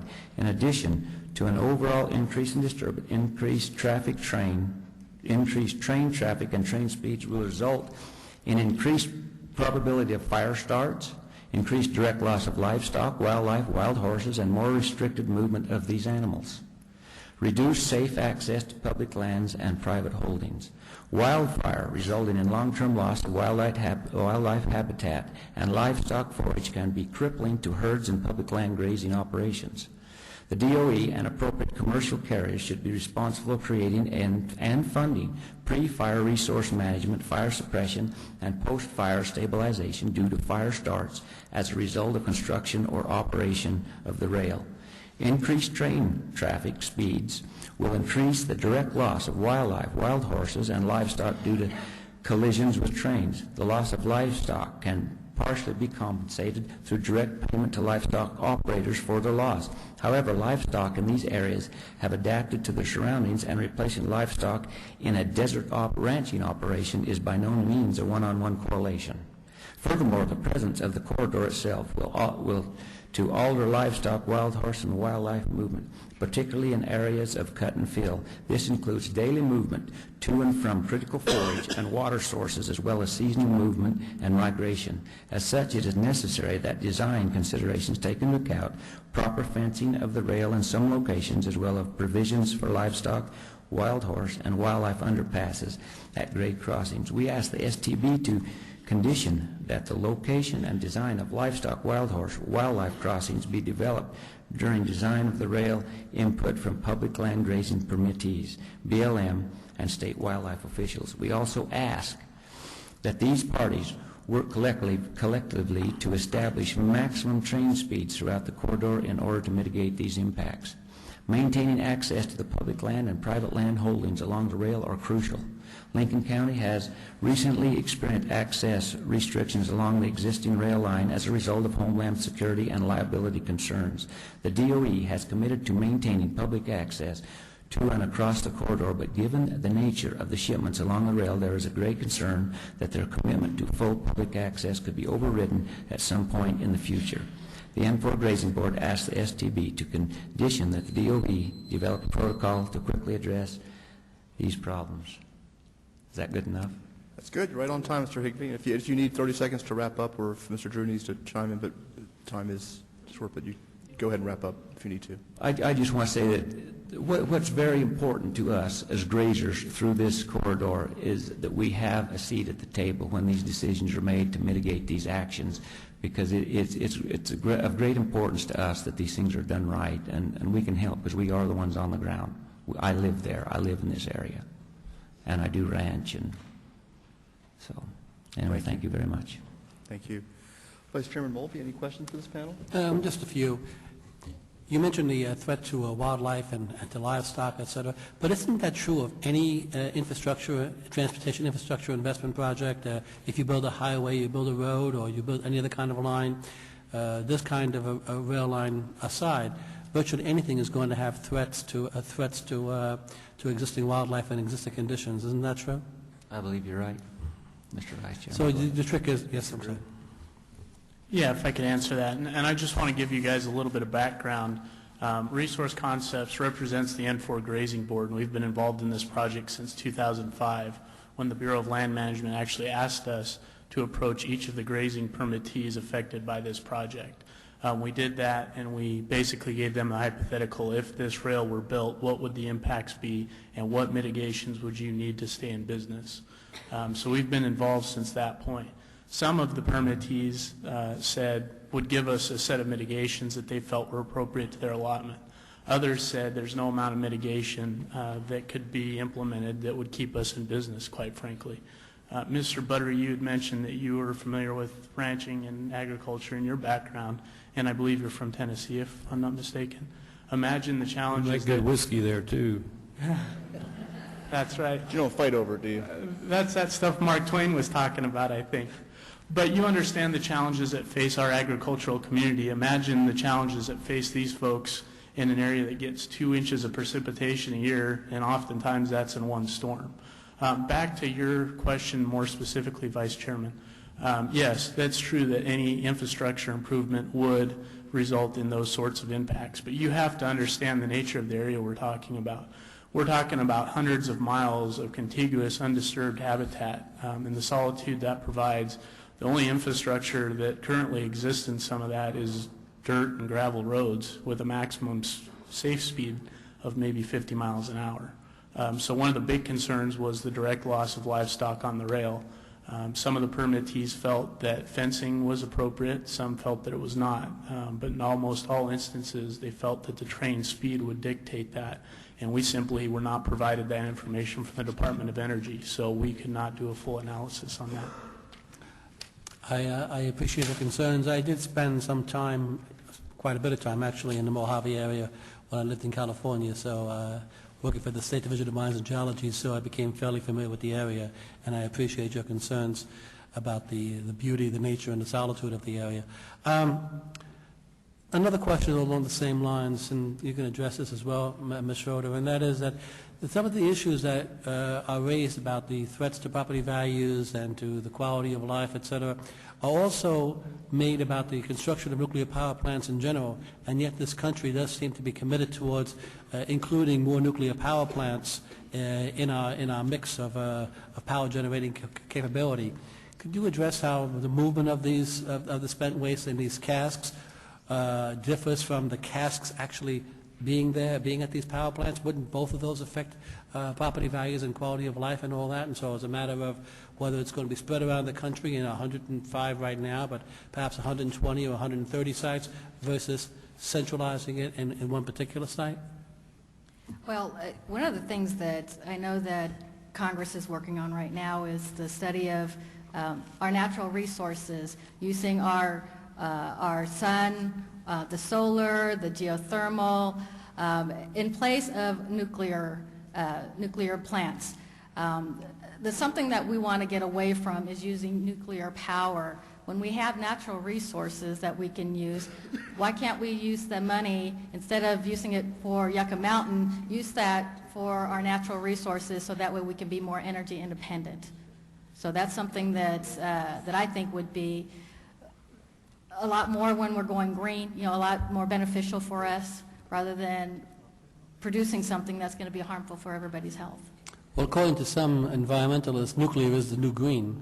That nuclear is because it doesn't create greenhouse gases, et cetera, which is now the concern that nuclear, which is an available technology and it can produce substantial amounts of energy.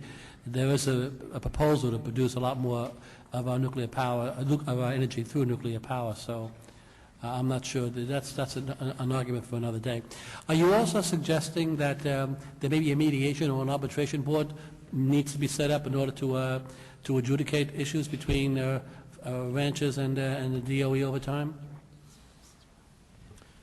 I think that's one possibility to approach this. Again, our concern was a lot of the ranchers may come forward with mitigation actions that the DOE may deem inappropriate, and our question is who goes about resolving those issues. So that would definitely be one alternative to that. Mayor Phillips, I want to make sure I heard you correctly. You said that today there's 2,200 carloads of hazmats moving through your town today? 2,200 shipments. Shipments. Sometimes multiple shipments In a on a single carload. Oh, okay, thank you. Yeah. So, Commissioner Butler, any questions for this panel? No further questions. Mayor Phillips, thank you for providing a little bit of the history lesson. It was very interesting to see that. So many of our communities in this country were founded originally to be basically railroad-related service communities. So many of them have grown and changed, and a lot of them, what we find out in our work, many citizens don't remember the history or choose to not remember it when they come to us to ask for more regulation to be imposed or reroutings and stuff. So it's refreshing to hear from a community where you know your history and you share it with us straight up. We appreciate that. I have to ask, you mentioned being sued because of having an unpopular opinion in some quarters. Could you it's not really relevant to this proceeding, but I've got to ask, how, as a lawyer, I'm just scratching my head, how does a mayor get sued? I thought that might pique your interest. It's a long story, but you've heard by many of those here speaking on behalf of our governmental elected officials that there's a certain stance now relative to Yucca Mountain and hence transportation that was different before. For instance, in 1975, the state of Nevada's legislature, with the backing of the governor, passed a resolution, AJR 15, which called for the things that are actually happening today. They cited the tremendous safety record at the Nevada test site, the tremendous facilities, the expertise in handling nuclear material, and then passed this resolution that the state of Nevada strongly urges the forerunner of DOE to cite for storage the Nevada test site for nuclear material, et cetera, et cetera. There was a day when that was totally different, but now it's not. And so I've been one to speak up for nuclear energy and nuclear power. I think it's a solution. I would be so bold as to say, as a Nevadan, we're missing the boat. What we really need to do is create Yucca 2, where we move the material to the test site, develop recycling technologies that are 30 years away from production, right at that spot, as Nevada generate electricity, as Nevada benefit and diversify our economy, which is so tourist-oriented and we're vulnerable. That would be the greatest thing that could happen, in my opinion. Now, as the starting point for this proposed new line, right here, right in your town of Caliente, arguably that's where there might be some switching and some trains coming in and being prepared and organized to then head towards this proposed facility. Arguably, under that theory, under that scenario, your town would face more potential risks than any town, given that when you sort trains and switch them and all that, that's often, if there are to be accidents, that's frequently the type of place it happens. So you're aware of this. I'm not telling you anything that you don't true, know. But in the operational design thus far on paper, the, quote, staging yard where trains that would run to the mountain from the Caliente area or north of the community, the train would simply come in, hang a right, and head up to the staging yard, which is several miles outside of the community in a totally open space. Okay. Councilwoman Schroeder, you mentioned something that we've seen in the record, which is some concern that the Department of Energy might not seriously be planning on operating a common carrier, or I think they use the phrase that's a little less used by us, shared use line, that perhaps it might not be a common carrier, so anyone who's interested in the common carrier attributes of the line ought not to get their hopes up, if I understood your testimony. I did want to assure you that we do have, the DOE is on record requesting us to approve a common carrier line. It wasn't always the case. They weren't always on record clearly stating that throughout the entire pendency of this proceeding, but they are on record now. And we do have, as an agency, we have the regulatory ability to enforce that, and they can't just wake up a year or 10 years from now and decide that they're, if this were to be approved, hypothetical, were to no longer be a common carrier line. And we can respond to complaints, we can initiate inquiries, we can ask, we can convene show cause proceedings. We can also actually direct service or put another railroad operator in place to serve shippers. So we take that. So that kind of goes to the heart of what one of the reasons why we even exist as an agency. I just wanted to make sure you knew that that is not just a minor matter to us, that we'll be, if we were ever to approve this, to just walking away and not keeping an eye on that. Well, I appreciate that. And if I could just make a small comment about some history in Henderson. Henderson has already experienced a major disaster. 20 years ago, there was a rocket fuel plant in Henderson. And I don't know if you've ever seen the video footage of this. All you have to do is go on Google to PepCon and look up PepCon. And in May of 1988, this corporation that produced rocket fuel had exploded. Now, back then, the only things that were in that particular area was PepCon and the Kidd Marshmallow Factory, and then a little bit to the east was Thatcher. Today, if you look at the area, it is dramatically expanded, and it's a very densely populated area. So all I'm saying is that it just takes one time to have a major disaster. This disaster with PepCon and the ripple effect that had gone out to the neighborhoods that were miles away. I've seen the damage to the houses. I used to work for an insurance company, and I happened to find some pictures from some claims. The damages to the homes, the damages to the roads, the injuries to people. If you watch the video of the explosion itself, you will see a car going down Lake Mead Drive at the time, and how that ripple effect went right over his car. Luckily, he survived that, and luckily, or unfortunately, 2 people were killed from that explosion. Can you imagine if something was to happen today, the ripple effect of that and how populated our area is right now as opposed to what it used to be even 20 years ago? When I first moved to Henderson in 1991, the population was 60,000. Now we're at more than 270,000. That's just in 10 years.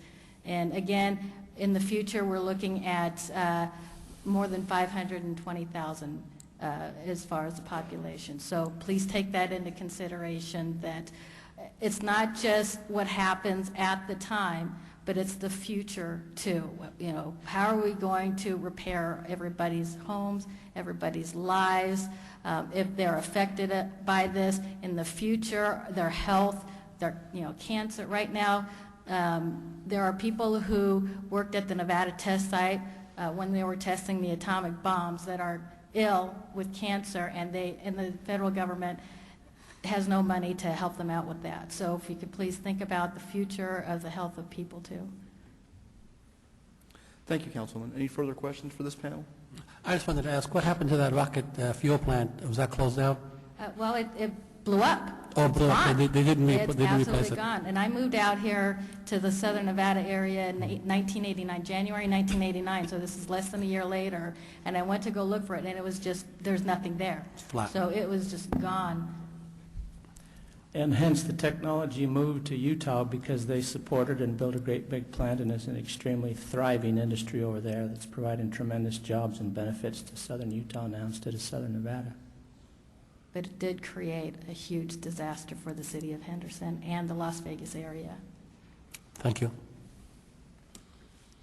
Mr. Chairman, I just would ask Ms. Schroeder, has anyone ever, do you have any information dealing with the issue of if that had been a nuclear accident instead of just an explosion? I started to say mere explosion. There's nothing mere about an explosion, but it's significantly different from a nuclear event.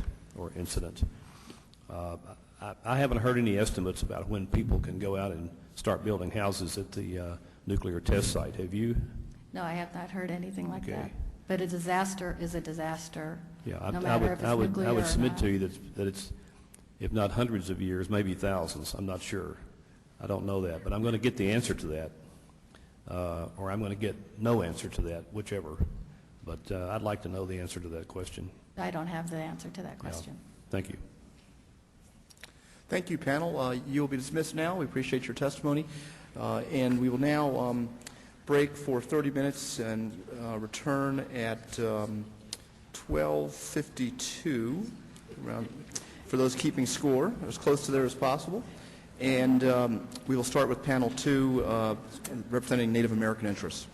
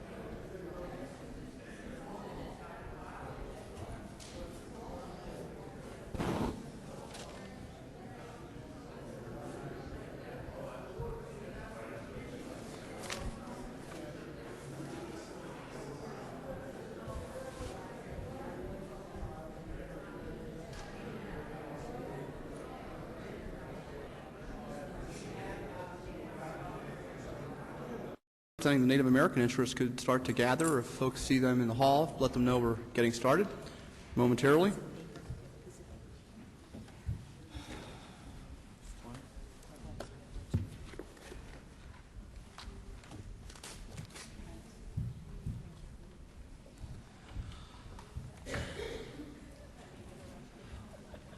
We will now reconvene this hearing and start with Panel 2, representing Native American interests from the Western Shoshone National Council, Mr. Ian Zabarte, Secretary of State for the Western Shoshone National Council.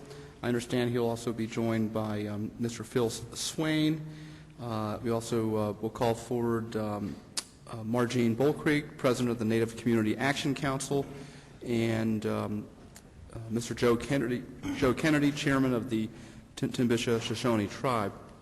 If any and all of those witnesses could come forward and take a position. We've got some nameplates up on these desks.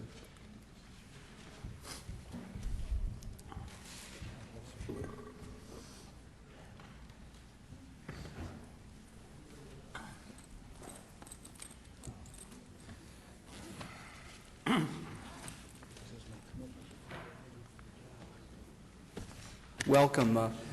Mr. Is it Zabarte? Zabarte, yes. Zabarte. Welcome, and we'll start with you. Thank you. My name is Ian Zabarte. I am the Secretary of State for the Western Shoshone National Council. I'm the principal man for foreign affairs. I'm here to defend the basic human rights and territorial sovereignty of Nuasogabia, the Western Shoshone Nation. The Western Shoshone National Council is the original, traditional, self-determined government de jure of the Western Shoshone Nation. Our spiritual beliefs, culture, and customs in relation to our country determine who we are as a people.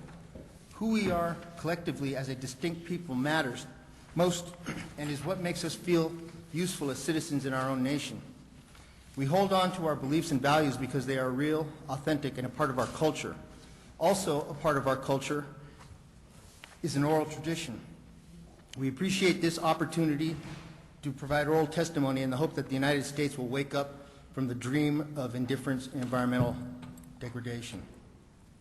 The Western Shoshone National Council is opposed to the Department of Energy application for a Certificate of Public Convenience and Necessity, finance document number 35106, now before the board. The Western Shoshone Nation challenges the basic assumptions of the U.S. assertion of ownership to the entire 300-mile-long Caliente rail corridor as set forth in the Department of Energy application.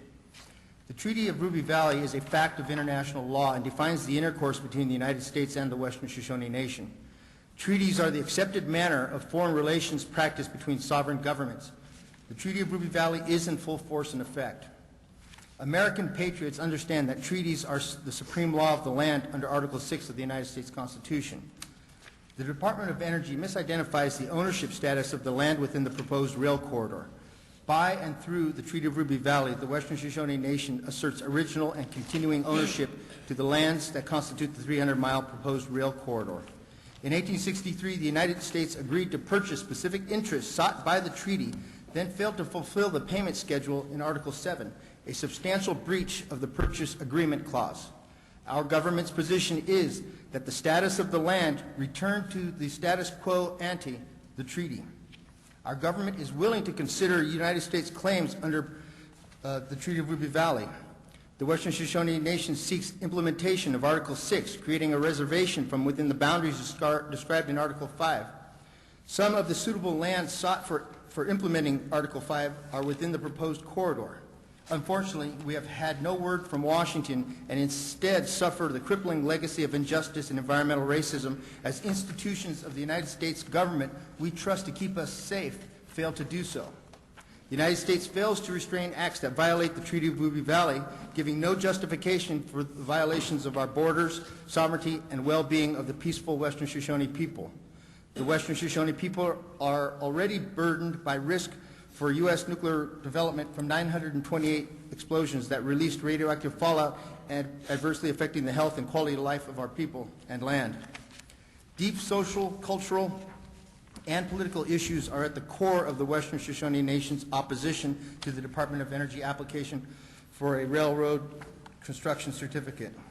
The scars of Western Shoshone abuse as victims of the United States are not healed and not addressed by the Department of Energy application. The Western Shoshone perspective views the United States government as making a practice of abuse, one government institution after another. On the one hand, agencies selectively target the most prominent Western Shoshone nationals for abuse, such as Carrie Dan, Western Shoshone National Council representative, and former Chief Western Shoshone National Council Chief Raymond Yowell, both of whom are engaged in the peaceful expression and display of property ownership rights contemplated by the treaty as hunters or herdsmen.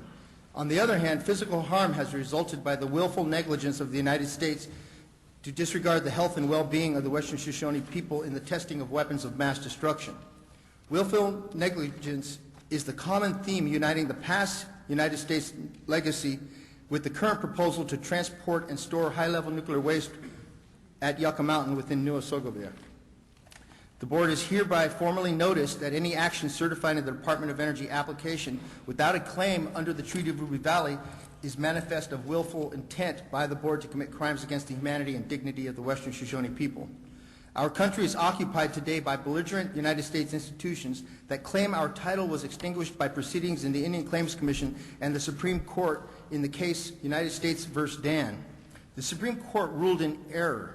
Gradual encroachment, acts the United States claims constitute a taking in the Indian Claims Commission proceedings were allowed under the terms of the Treaty of Ruby Valley and could not effect a title transfer or extinguishment except within the terms of the Treaty of Ruby Valley. The Treaty of Ruby Valley is the legal fact the Department of Energy continues to ignore. Further, the Indian Claims Commission never completed its statutorily required final report to Congress in Docket 326K and was disbanded in 1978. The final report to Congress did not cease to be a condition of finality when the Indian Claims Commission was terminated by Congress in 1978. Thus, since the Indian Claims Commission no longer exists to file the necessary report, it is now too late for the United States to ever achieve finality in the Western Shoshone case within the statutory framework of the Indian Claims Commission Act. No reference to the assertion by the Department of Energy in the application that Western Shoshone title to Nevada land has gradually been extinguished exists. Such misrepresentations do a disservice to the board and the public. What law authorizes gradual encroachment? There is none. Consider the 1861 Act of Congress organizing the territory of Nevada. Provided further that nothing in this act contained shall be construed to impair the rights of person or property now pertaining to the Indians in said territory, so long as such rights shall remain unextinguished by treaty between the United States and such Indians, or to include any territory which, by treaty with any Indian tribe, is not without the consent of said tribe to be included within the territorial limits or jurisdiction of any state or territory. But all such territory shall be accepted out of the boundaries and constitute no part of the territory of Nevada until said tribe shall signify their assent to the President of the United States to be included within said territory. The rights of the Western Shoshone Nation continue to this day and beyond. The strength of the United States case for title to the lands at issue in the Department of Energy application is that of a belligerent trespasser at best. Title to the territorial sovereignty of the Western Shoshone Nation rests upon the vestitive facts that international law recognizes as creating title, the Treaty of Ruby Valley. The United States willingly consented to the Treaty of Ruby Valley, recognizing the legal right, privileges, powers, and immunities that are true of Western Shoshone nationals that are not conferred upon others. Possession of the land is a root and practice of the Western Shoshone concept of property ownership in privity with other Western Shoshone nationals. Our nationality is Western Shoshone. Our allegiance is to the Western Shoshone Nation and a unique way of life that has been practiced within Nua Sogabia for 1,000 generations. We oppose the Department of Energy application for a certificate of public convenience and necessity because it is a crime against humanity and not convenient or necessary for the United States Department of Energy, with the assistance of the board, to destroy social, cultural, and political fabric of the Western Shoshone Nation by creating trackage within Nua Sogabia. Thank you. Thank you. We will now hear from Mr. Phil Swan. Yes, thank you. As you notice, I was looking around for my paperwork. I must have misplaced it somewhere, and it's not in here, but I will let it go. I want to thank you for giving me the opportunity to speak. It was a last-moment thing, and when it comes to nuclear and the effects it may have on my homeland, it's necessary for me to come and speak up. What we're talking about here today is the shipment of nuclear waste by rail across the state of Nevada. But it is part of our ancestral land. Yes, we roamed that area years and years before the white man ever came. And in our culture, the way we did things, one of the things that stands out to me when we look at building a railroad across our ancestral land, we never had cemeteries in our time, way before the white man came. And so when we buried our dead, you know, we buried them in caves or crevices close by. So if the rail goes across the mountains in places like this, the question I would impose or ask is, what's going to happen, you know, if you run into something like that? You know, if we find a remain in in those mountain ranges, what are we going to do if we run into something like, are we going to have a zigzag rail going across the state of Nevada trying to pacify us? And like Mr. Ian said, you know, the federal government has a trust responsibility to us. And with the NAGPRA Act, every time you run onto a body, Indian tribe has to be consulted on what are we going to do with that. So there you're talking about delays in building the railroad across our land. I was under the impression that they kind of put a hold on this repository, but it's kind of like putting the cart before the horse. Maybe you guys know more than I know about this, but with the new elect president, you know, if he's 100% for it, I haven't heard anything like that. So that's one of the main problems I have, and the astronomical cost that it's going to cost to build this thing. If you look at the route going across the state of Nevada, it kind of like goes around Area 51, although it's not indicated on your map that says it's Area 51. But if you were to take that route and just go straight across Area 51, you would save yourself billions and billions of dollars. But again, that's a political thing, you know, because Area 51, you know, is where our other forms of life supposedly are kept. But we don't know that for a fact, but it's just rumors. But the thing that I look at, because it's my homeland and the Western Shoshones, you know, we fought over that homeland, that territory that they've given us as a line. But in years, we traded together. We went looking for pine-nuts, we went hunting for deer in that area. So it was our ancestral land where we hunted and fished. And if like one of the gentlemen talked about Las Vegas, how it looked before it became Las Vegas, you know, if you can imagine, you know, the meadows, the water, and the places where the Indians camped. And, you know, they didn't want for a lot because the land gave it to them. And that's what we look for, and that's what we're trying to protect, is to make sure that the resources that we're trying to protect as the stewards of this land, we're saying if the rail goes across, how's it going to affect not only our ancestral lands, but people that are living in that area. Water is another critical issue. Where are you going to get the water? If you're going to talk about water, then you have to talk about the Southern Nevada Water Authority. And I don't know if you all know, it sounds like most of you guys are not from here and are not familiar with the state, but we're trying to bring water from northern Nevada to southern Nevada in an 8-foot pipe. Now, I could walk or jog down that pipe for miles and, you know, I'd never hit my head on the top. So they're trying to bring water down, and if you're going to use water, you know, for building the rail, which I'm sure you're going to need,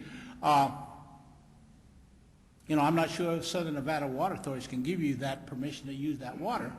And because of that, that becomes another issue, because we're talking about taking water from our tribe. And if you look at the map, I always tell people from the Water Authority, you know, if I could make that water run upstream, I think we'd have a deal here. But I said, I can't. It still flows downstream, and I can't control that. So when the water flows, it flows underground, surfaces, and flows underground again, and then ends up in Lake Mead. Now, if you ever go out to the northern tip of Lake Mead, you know, I mean, talk about storage and trying to create jobs for people. You need to look at the northern end of Lake Mead, and your heart will cry, because all there is a little stream about 4 feet wide that used to hold gallons and gallons of water up in the northern end. It still runs, but it's not as much. So, you know, the water you may be drinking here in the future may be from the Moab Indian Reservation, because we are located about 50 miles from here, and one of those streams flows through our reservation. So if there was any type of pollution or seepage of the nuclear waste into our groundwaters, I have a very serious concern with that. At this point, I don't know who to believe. And you gentlemen here are from the Surface Transportation Board. I appreciate your concern and how you can transport. But, you know, when I look at the route of the railroad, I think about my tribe, which is located 50 miles from here, and we're probably, I believe, the 4th largest landholder here in southern Nevada, besides the federal government and several, maybe Harvey out there in Coyote Springs. But we control a lot of land, and we're trying to preserve it for our children. We talk about the 7th generation, and that's who we're trying to preserve it for. So when we look at what the government is doing to our land, you know, we have to take second thoughts and think about it, because like the mayor said earlier, you know, we used to go outside, we'd take the early morning period, and we'd all be excused, and we'd go outside and we'd wait for the atomic blasting to take place, and we'd ooh and ah and watch it. And like he said, you know, the government said, oh, it's not going to harm you. You're okay. But most of our people, whom we call downwinders, not only Indians but others, are dying from cancer-related deaths and illnesses. So, and the government came and said, like he said, you know, take a shower and wash yourself off, and if it falls into your eyes, you know, take a shower and you'll be okay. But who's not to say it hadn't already filtered into the water system? So you're taking a shower with everything already, you know, seeping into your body again, although you thought you washed it off. So that's what the government is saying. And the government is also saying that, well, we're going to compensate you. I don't know of anyone in southern Nevada, in the Clark County area, which has now been considered a part of that, has been compensated. So although the government is admitting that it could create these things, they're a long time in paying up. So those are some of the little stories that I have about this whole process. And when I think about the rail system, and somebody said, well, it comes through Las Vegas. Well, they're not really sure, but I think it does. But then again, they say, well, the nuclear plants in foreign countries take care of their own waste. Well, the rumor I heard was that they ship it to the United States. It's transported by rail across the United States to either Hanford for your nuclear plants, or for the nuclear sub-waste to somewhere, I believe in New Jersey or New Hampshire, where they store their nuclear waste. So I wonder how we're going to protect ourselves, especially as a small tribe. We have 350 members, and if they were ever affected by the downwind fallouts and whatever, if a crash broke or whatever, then we would be in a world of hurt. And so my thing is, and because I live out there and I have contact with engineers and people that worked at Yucca Mountain or Nevada Test Site, where they were doing the testing in the early 60s and 70s, many of them have come to me and said, Phil, you know, the government is crazy because they're building it on a fault. And I'm saying, well, that's not what they're telling me. They say it's safe and sound. So I don't know who to believe anymore. But if you're going to do something, to me it's like you've got to study these issues. And when I talked about, it's not just a Nevada issue, because the rail comes across the United States and it crosses miles and miles of Indian land. And we don't know how to deal with that yet. The Indian tribes have tried to have sought this money so they can create their own emergency response teams, but it's a hard time in coming. My neighbor here, she has tried to get an affected status tribe, and it's been a long time in coming. But you can go to rural town USA and you can get buku butts, and you can do those kind of studies. And this is my reason, I think, and I'm not sure, why many of our people couldn't come here today, because they live in the outlying areas and it's hard for them to buy the gas to get here. Now, if we were one of those so-called affected tribes, then we would get some of that money. But I doubt that very seriously, because we've tried and we've tried and we've tried, and we haven't been able to get it. So these are some of the problems associated with the transportation of nuclear waste across the state of Nevada, and more so across the United States. And I'm not sure if the general public understands that this thing is already being shipped. I mean, I don't think there's a big sign that says beware nuclear chemicals. You know, they try to push it through as quietly as possible. But Mr. Swain, if you could wrap up, because we want to hear from President Bull Creek too. But just all right. Thank you. I'll wrap it up. I appreciate the time. But anyway, I just want to thank you and say that, you know, these are my very serious concerns. And what more can I say? Thank you, Mr. Swain. We'll now hear from Margene Bullcreek, President of the Native Community Action Council.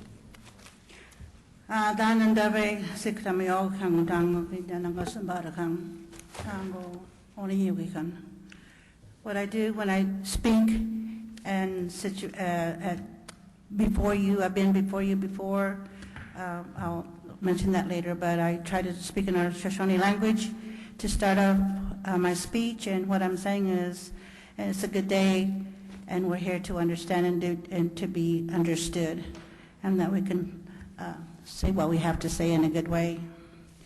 My name is Margene Bullcreek. I am a Goshen Shoshone from Squaw Valley Band of Goshutes located in Utah, about 70 miles from Salt Lake City. I am also the president of the Native Community Action Council. I would like to thank you for allowing me your time to hear me speak. The proposed Caliente line is a 300-mile rail line that would connect on existing Union Pacific Railroad Company line near Caliente, Nevada. In reference to that, the Native Community Action Council consists of 12 board members from various communities in Nevada, Utah, Moapa, Timbisha, Deckwater, Ely, Cedar City, Utah, and Squaw Valley, Utah. These tribes are Paiute Shoshone and Owens Valley Paiute Shoshone Native Americans. These communities have already had health effects from the Nevada testing conducted in the 50s, 60s, and to the present. The Native American has cancers, thyroid, etc. Many have died from these poisonous effects from the test site fallouts. Today, many youths are suffering from thyroid health problems. The Native Community Action Committee studied and has written data resources on the radiation effects of their communities. The indigenous people have always been caretakers of their Mother Earth. They have respected all living creatures and their livelihoods. What plant and medicine present in this day and age are still very much part of their culture and tradition. The U.S. Department of Energy works to protect important cultural resources at the site. Department scientists protect these resources through Yucca Mountain Project's Cultural Resources Program, which meets the Nuclear Waste Policy Act requirements that important resources of Yucca Mountain be protected during the characterization. The program complies with numerous federal laws addressing Native American issues and cultural resources, including the American Indian Religious Freedom Act and the National Historic Preservation Act. The 300-mile construction of rail line within the corner of the Western Shoshone homeland would cause irreversible destruction of values of cultural and traditional plants, medicine, and plant food, as well as living creatures. Some are distinctive.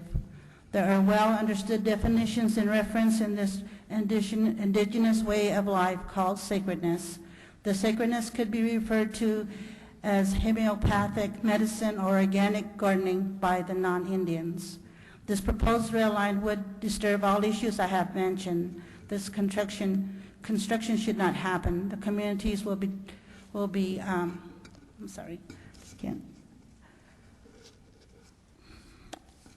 This community will be affected by a nuclear mishap.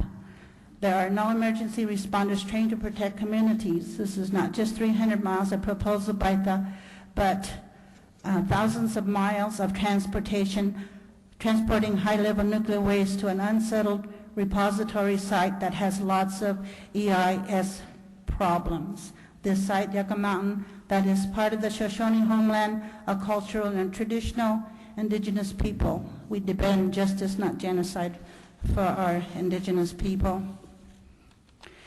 The EIS works with tribe, and they should be provided an environmental attorney because of the struggles of the self-determination at different geopolitical and scales in the politics of environmental justice, tribal sovereignty, and American Indian identities within the racist white society and communities of color. Environmental racism need clarification regarding important issues of internal power structures, identity, politics, and ideological disparities that confront communities of color. Western Shoshone Nation Paiutes have been excluded from decision-making in regards to production, siting, and management of radioactive waste. I also want to be able to talk a little about the dark history of Native Americans. Native Americans can never have their land back. Their ancestral land that belonged to them, American history, United States history, and the Native American history, the treatment of Native Americans isn't just, but in legal status and political status is there.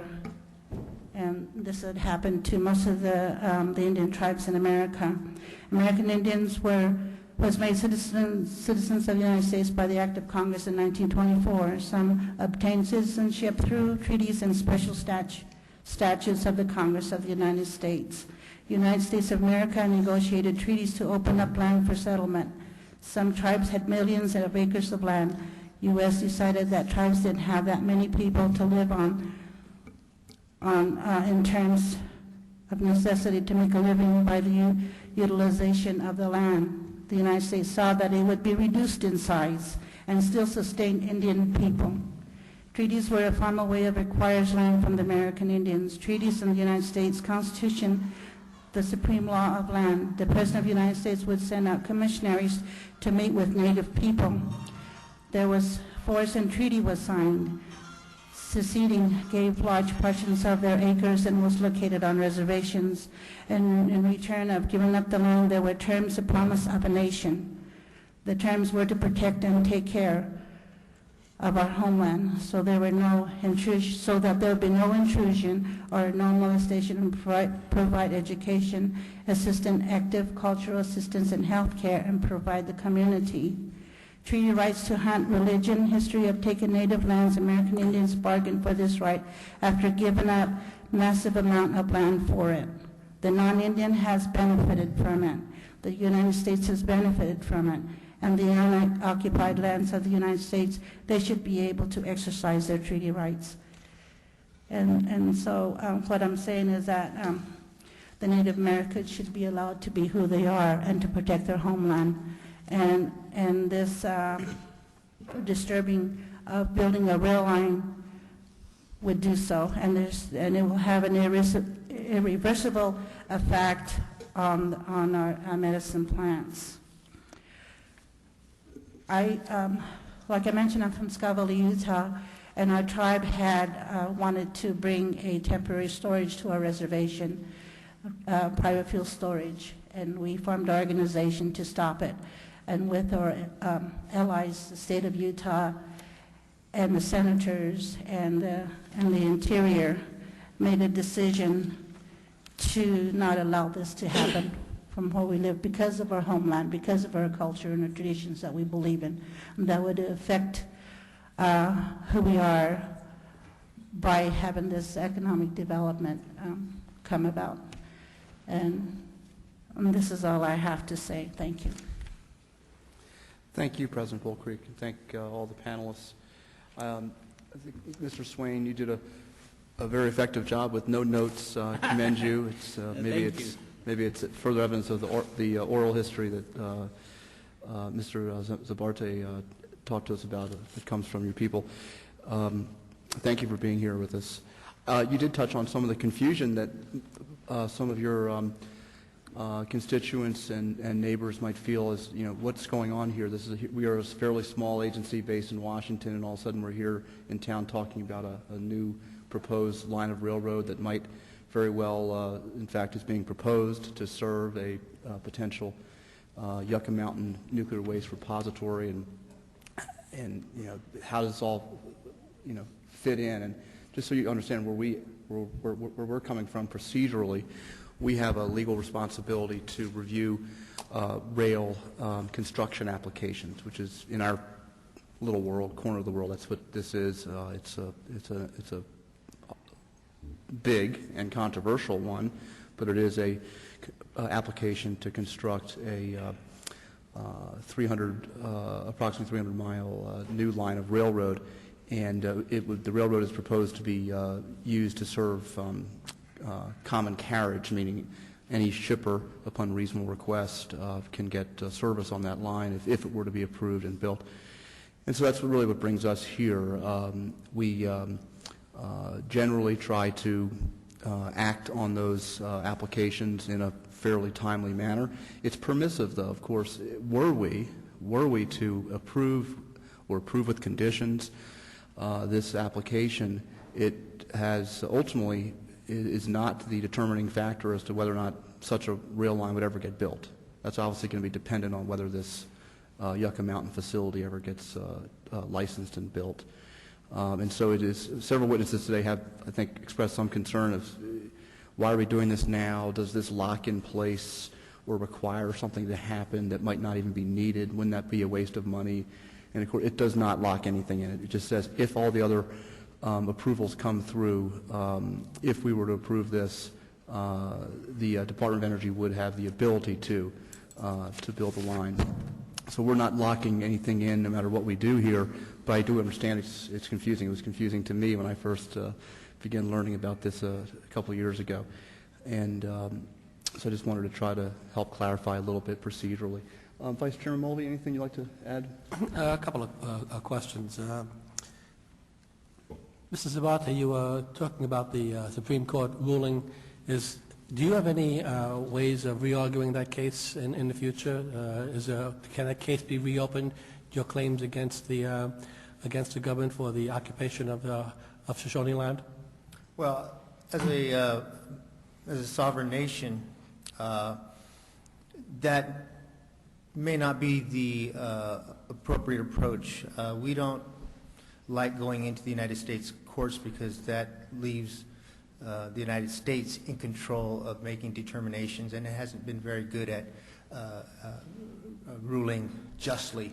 And so I think the most appropriate course is for us to demonstrate our foreign sovereign immunity. And I mentioned the Nevada Organizing Act as a way of showing that our country, which was defined by the treaty, is not to be included in the boundaries of jurisdiction of any state or territory. Now, the problem is that that territorial act also authorized a Nevada Surveyor General. That Surveyor General did not identify the boundaries of the Shoshone Nation by the treaty and left the rest to the imagination. And you know how the American imagination is. It's called manifest destiny. Well, the fact is the treaty's in full force and effect, and we've gone and brought our case. The Dan case itself was viewed by the Organization of American States, and the Organization of American States ruled that the United States violated the Shoshone rights to due process, rights to property ownership, and basic human rights. And we are presenting the same cases at the United Nations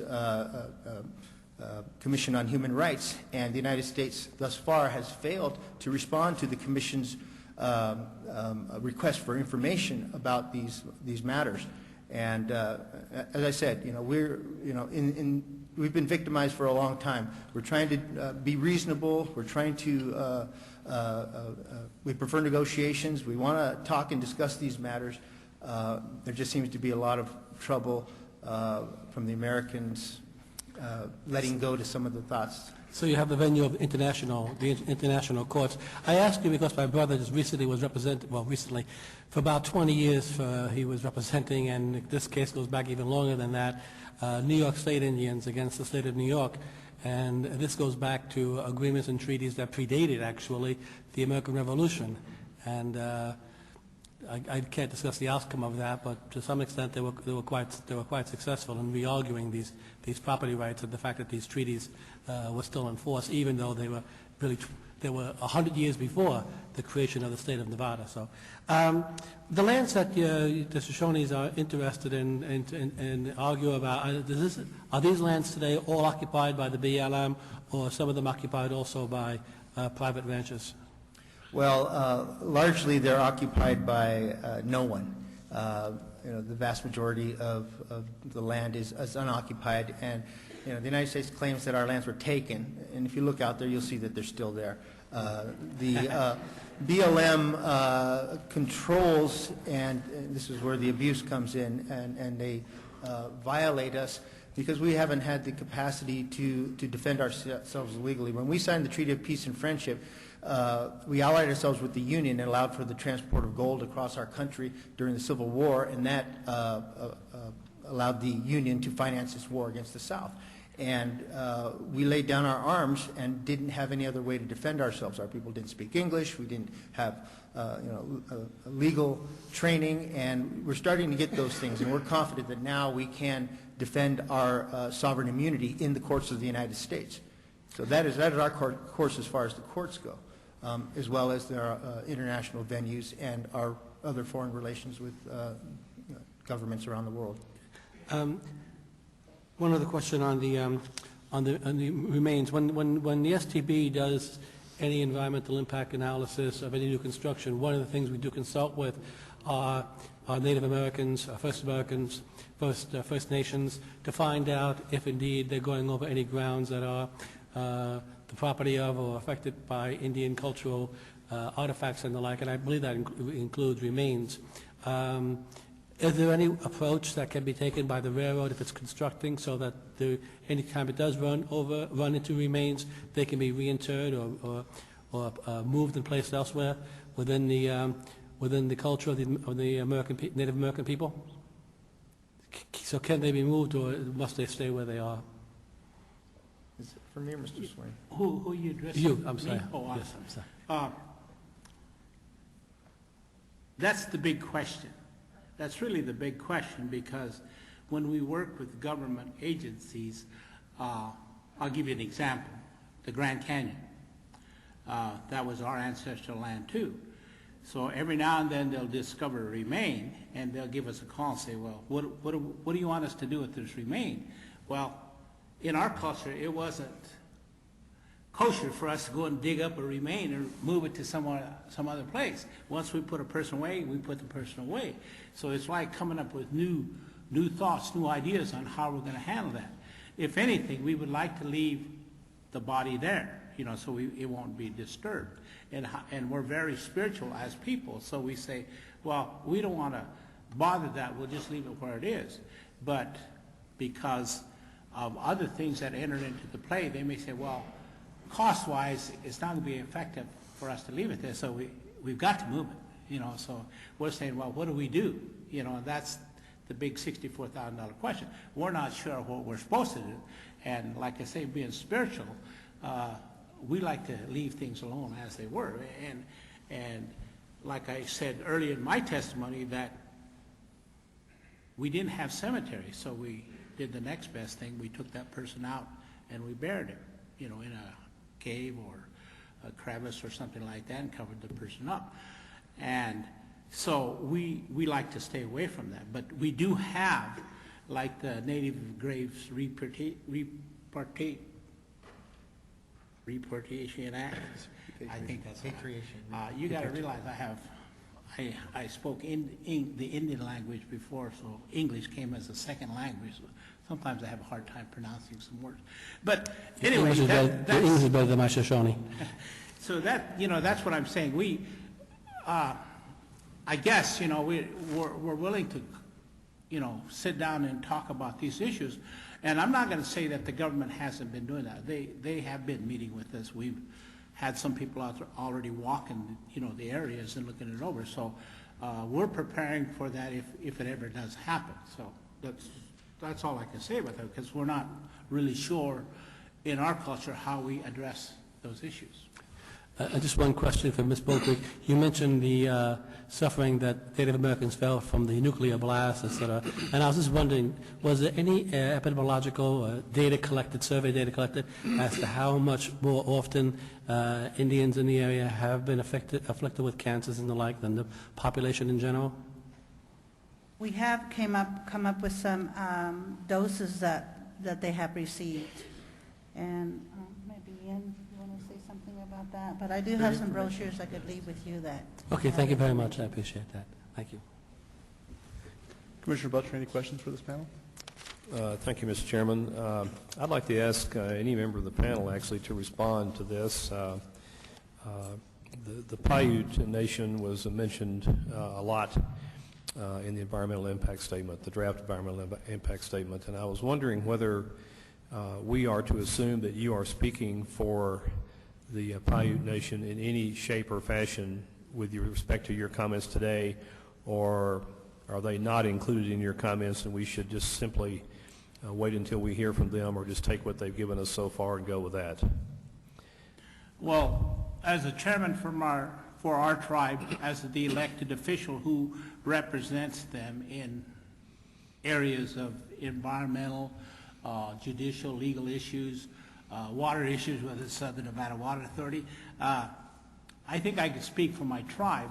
But also, I want to make this clear, is that, and I'm hoping that this is just one of many hearings you can have across the United States, because we have tribes all along the rail line that are going to be affected by the shipment of nuclear waste. So we have 26 tribes in the state of Nevada, and we have 4 or 5 down in our area.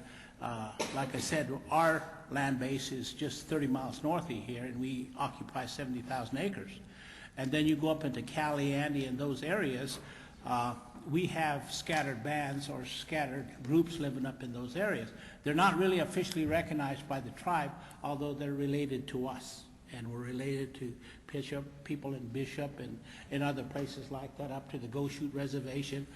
And the Southern Paiutes encompass California, Nevada, Utah, Arizona, and parts of Oregon. So we are a big, big tribe, but I would truthfully like to say I'd like to speak on behalf of the other 520 tribes if this is the only hearing you're going to have. But, you know, we need to be included in the negotiation of these things, you know.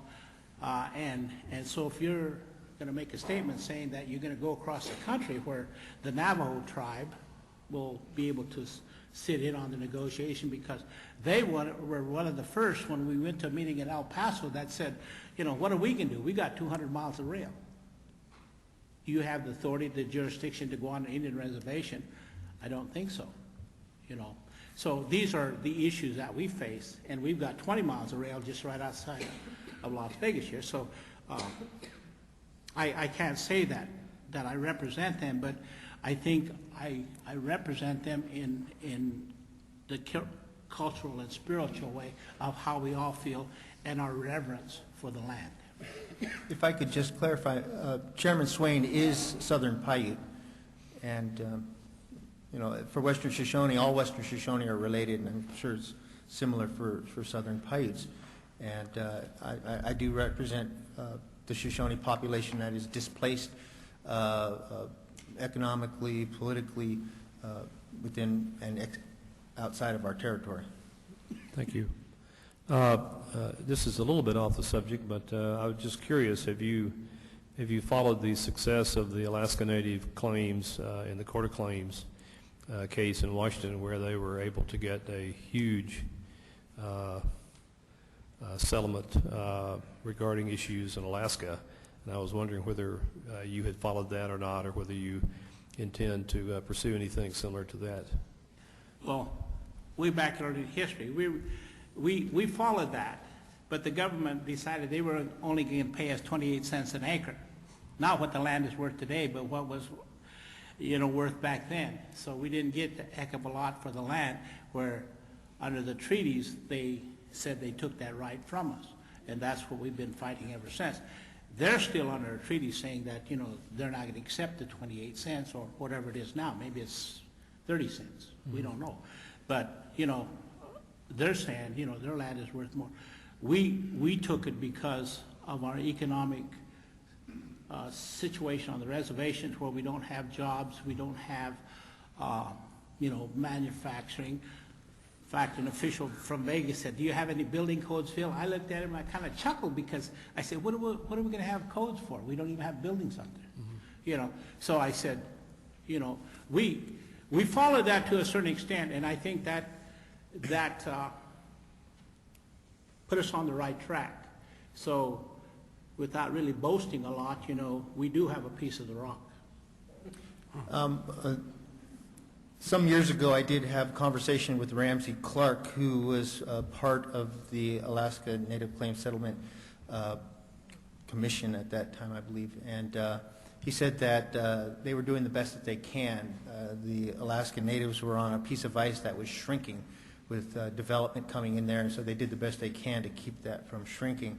I don't think it correlates well with our situation.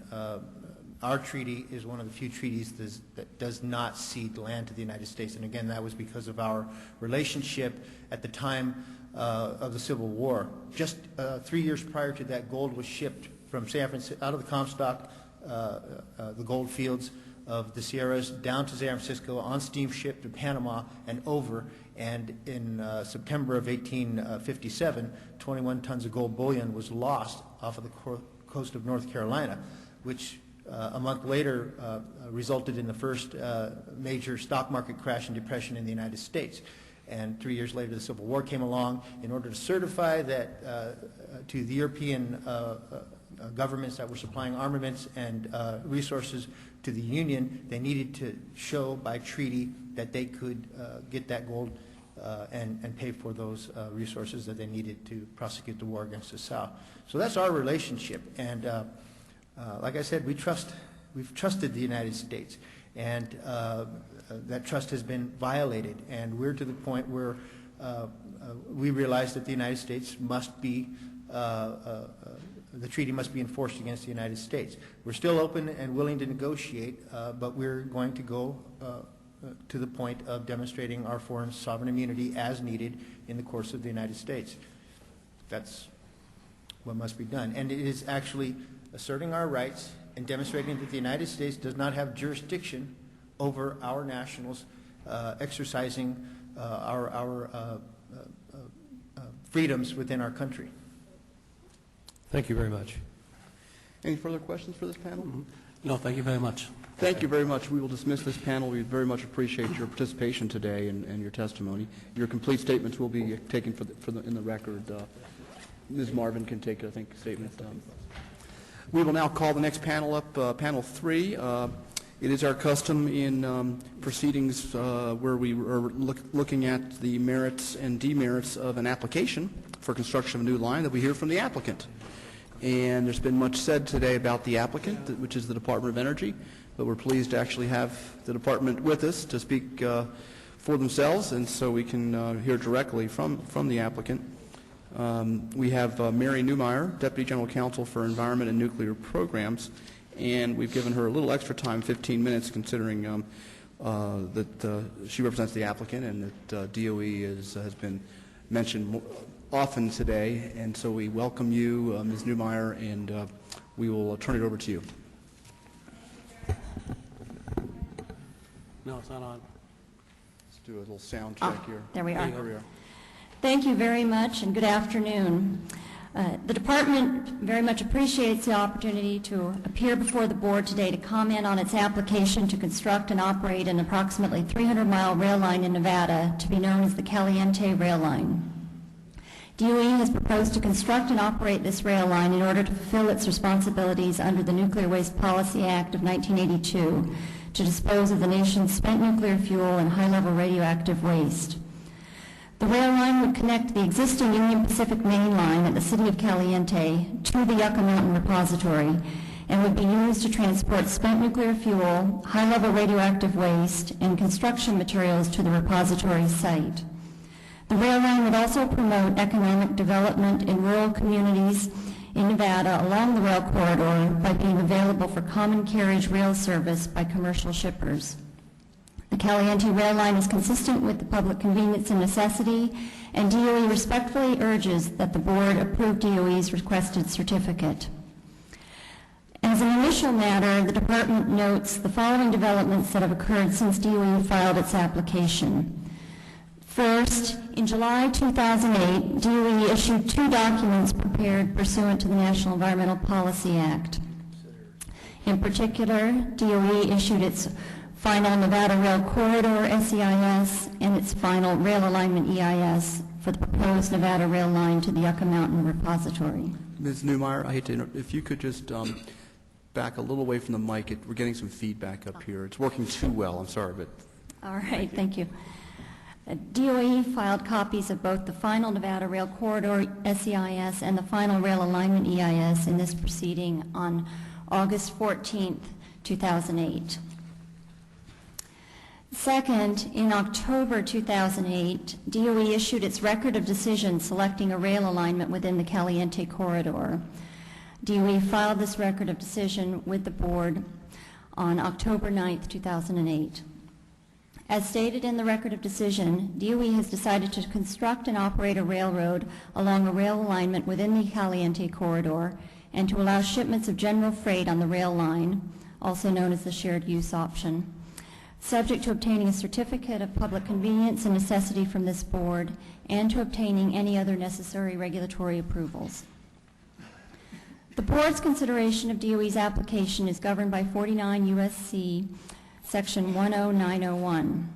That statute mandates issuance of a certificate of public convenience and necessity unless the board makes an express determination that the proposed rail line is inconsistent with the public convenience and necessity. That statute creates a presumption that applications for new lines and new rail operations are to be approved. DOE respectfully submits that the Caliente rail line is consistent with the public convenience and necessity. The three factors or criteria that guide the board's public convenience and necessity determination support that conclusion. In particular, with respect to the financial ability criterion, the Caliente rail line is expected to cost approximately $2.6 billion in 2008 dollars. The source of those funds will be the Nuclear Waste Fund, which was established pursuant to the Nuclear Waste Policy Act to provide funds to cover DOE's costs associated with the management and disposal of spent nuclear fuel and high-level radioactive waste. The value of the Nuclear Waste Fund at the beginning of this fiscal year was approximately $24 billion. With respect to the public demand criterion, DOE will use the Caliente rail line to transport spent nuclear fuel, high-level radioactive waste, and construction materials to the Yucca Mountain repository site. That use satisfies the public demand criterion of the public convenience and necessity determination.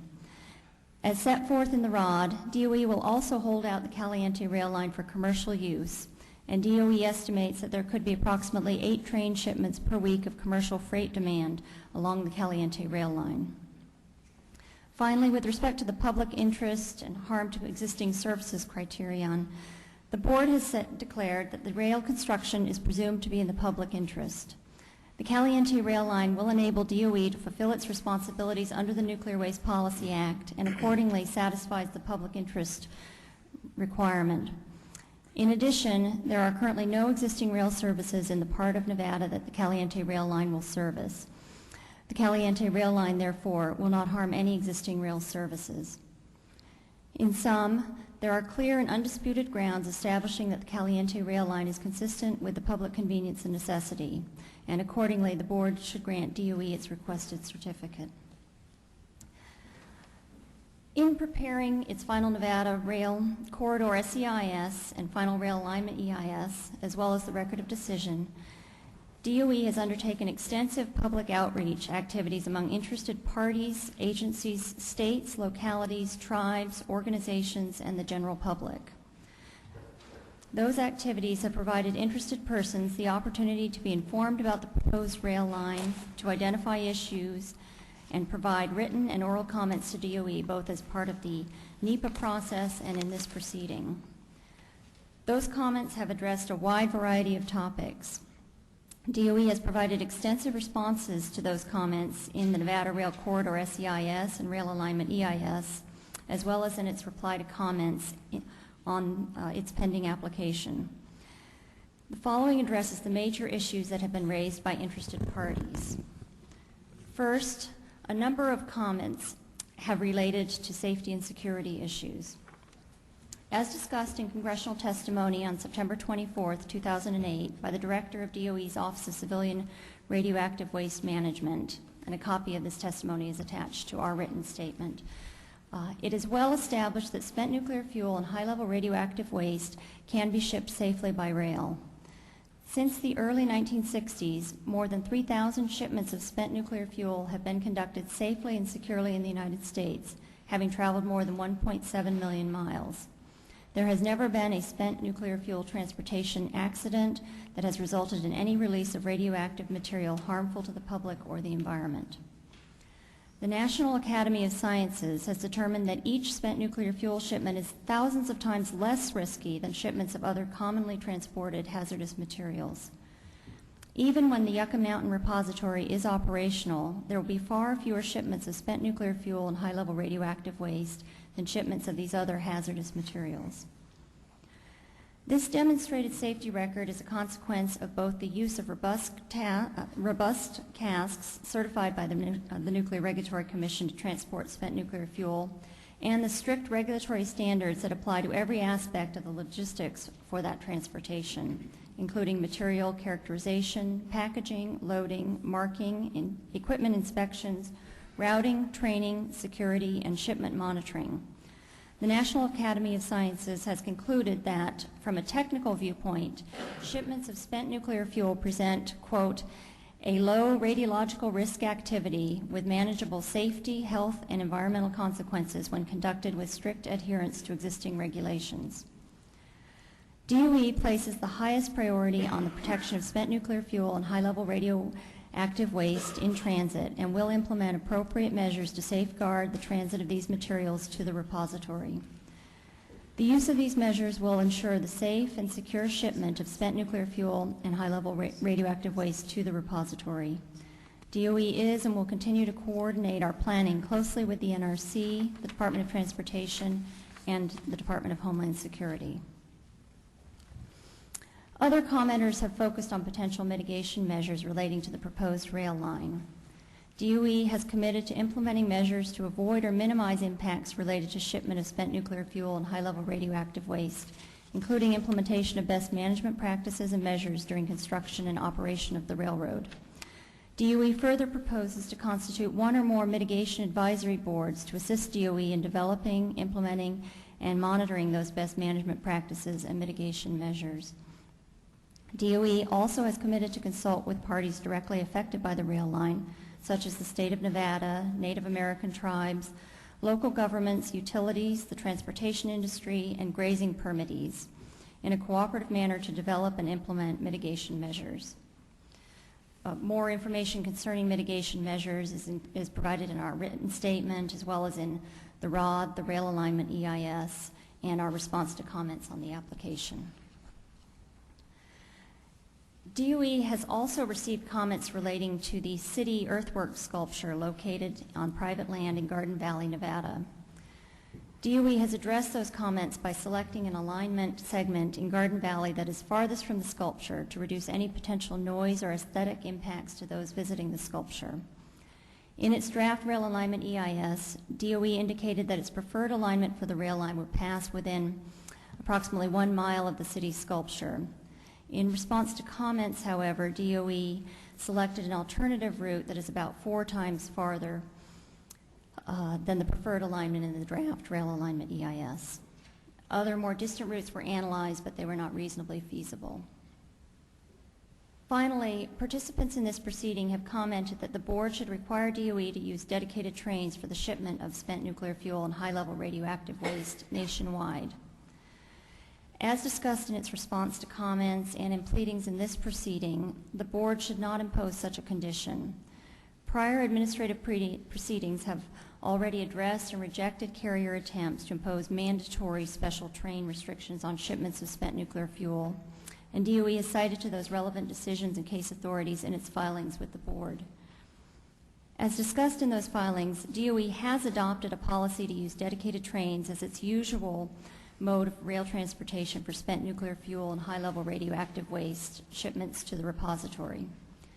In adopting this policy, however, DOE has recognized that such material can be shipped safely regardless of mode or type of service, primarily due to the stringent regulations in place and the robust nature of the transport packages involved. DOE additionally has identified that the primary benefit of using dedicated trains is the significant cost savings over the lifetime of the Yucca Mountain project, including greater operational flexibility and efficiency. A condition mandating the use of dedicated trains by DOE in all instances nationwide would impede DOE's ability to pursue an alternate approach when the use of dedicated trains would not advance such cost savings and/or would interfere with DOE's operational flexibility and efficiency for shipments to the Yucca Mountain repository. In closing, DOE requests that its application be approved. DOE appreciates the opportunity to appear before the board and requests that a copy of its full written statement be entered into the record. Thank you. Thank you, Ms. Neumeier, and of course we will include your entire statement in the record. I have a couple of questions.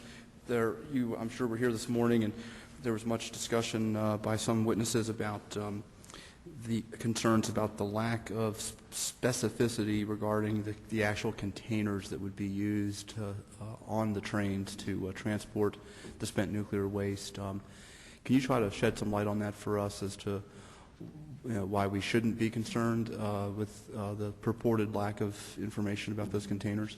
Yes, the earlier witnesses were referring to the transportation, aging, and disposal canisters, which DOE anticipates using for the majority of the spent fuel that is disposed of in the repository. These containers are comparable to existing canisters that are used for spent fuel and which have been certified by the NRC, and the TAD canisters, which will be developed, will also be certified by the NRC and will be comparable to those existing canisters which have been in use for some time. There was also reference to I guess one of the original or earlier plans, or maybe it is still the current DOE plan, that there actually be two disposal geologically appropriate spent nuclear waste disposal facilities. There was reference to Yucca Mountain being the first, and then a second one planned to come online in the future. And there were some statements earlier by a witness that DOE may have changed its position on the necessity or worthiness of having a second facility. And can you shed any light on that? It just was a little bit confusing to me. Under the Nuclear Waste Policy Act, the Department is directed to pursue the Yucca Mountain Repository as the nation's first repository for the disposal of spent nuclear fuel and high-level radioactive waste. Under the Nuclear Waste Policy Act, the Department is required to report to the President and to Congress on the need for a second repository, and they're required to report on that need at some time after I think it's the beginning of 2007 and sometime before 2010. And the Department does anticipate sending such a report to the Congress, and the recommendation in that report we anticipate will be consistent with legislation which has been in the past proposed by the Department to expand the capacity for Yucca Mountain. Under the Nuclear Waste Policy Act, there is an arbitrary statutory cap on the amount of fuel that can be disposed at Yucca Mountain before a second repository is in operation, and that amount is 70,000 metric tons. In our legislation submitted to the Congress, I believe last year, we recommended that that cap be lifted because the 70,000 metric tons is a arbitrary amount limitation, and under the existing law, we would not be able to dispose more than 70,000 metric tons unless or until a second repository was in operation. And when you say lifted, open-ended lifted, or lifted to another capped number? Well, I think that would be up to the Congress. But the recommendation is that from a technical standpoint, the repository has significantly greater capacity than 70,000 metric tons. It occurs to me in your line of work, you are probably familiar with the general state of play around the country as it relates to the movement currently of spent nuclear waste on occasion, whether it be by truck or by rail. Can you give us a little bit of a snapshot of what the current status quo is? My understanding is there are movements of spent nuclear waste and fuel by rail currently. Some of that goes, much of it on the Class 1 system, often through major urban areas. We don't typically hear a lot about individual movements, thank goodness. That's probably because there haven't been accidents or problems, but can you elaborate a little bit more on what the current state of transportation practice is as it relates to spent nuclear fuel? Well, I would comment that such materials are transported safely throughout the country, and as stated in our testimony, It's been done for many decades now, and it's been done safely and securely. It is done with significant coordination with state and local authorities as appropriate, and as noted in our testimony, it's been done without any accident resulting in any kind of release that has been harmful to the environment or the public. Your testimony was quite clear on the department's preference, strong preference, to not be required to only move spent nuclear fuel in dedicated trains, meaning only in trains that don't have other types of cargo and rail cars attached to them. Yet some of the Class 1 railroads seem to feel strongly that the material should only move in and be only allowed to move in dedicated trains. Why do you think the railroads, who seem to have a lot of experience in the safe movement of all kinds of hazardous and other material, would feel so strongly about wanting dedicated trains versus not? Well, I believe this area has been an area of significant litigation in the past, and I think the predecessor agency to the Surface Transportation Board dealt with a number of cases involving this issue, but I think that the issue does have an impact on rates, and accordingly that may be a contributing factor. As stated in our testimony, it is our policy that dedicated trains would be the usual mode of transportation of spent nuclear fuel shipments to the repository.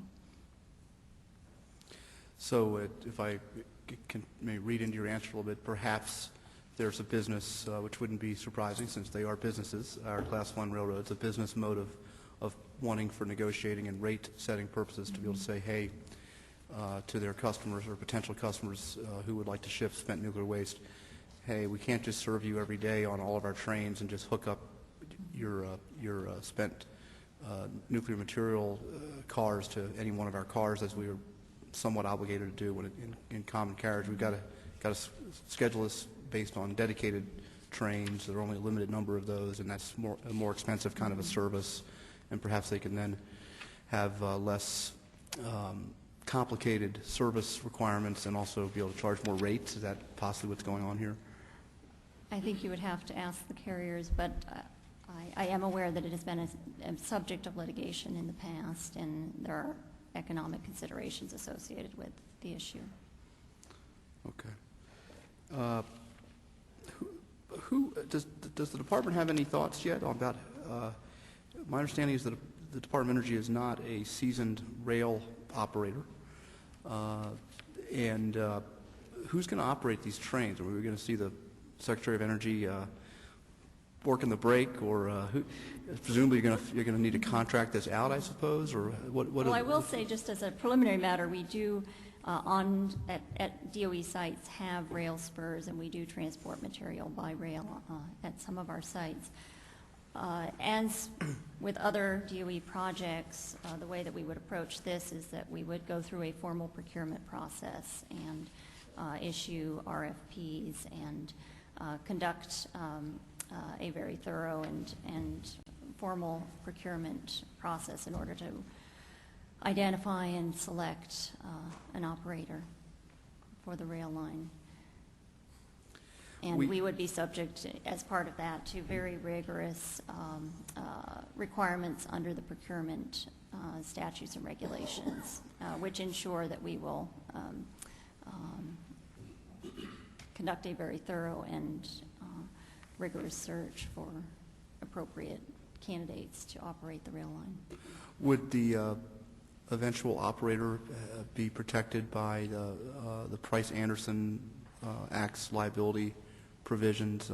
One thing that's unique to the movement of nuclear materials is there is some special liability provisions that are separate and distinct from that applies to the regular movement of toxic materials, toxic inhalants and hazmat that happens every day around the country that greatly concerns the rail industry because they feel they have a lot of exposure there. But would the movements on behalf of the DOE on this proposed line, would they fall under the Price-Anderson regime?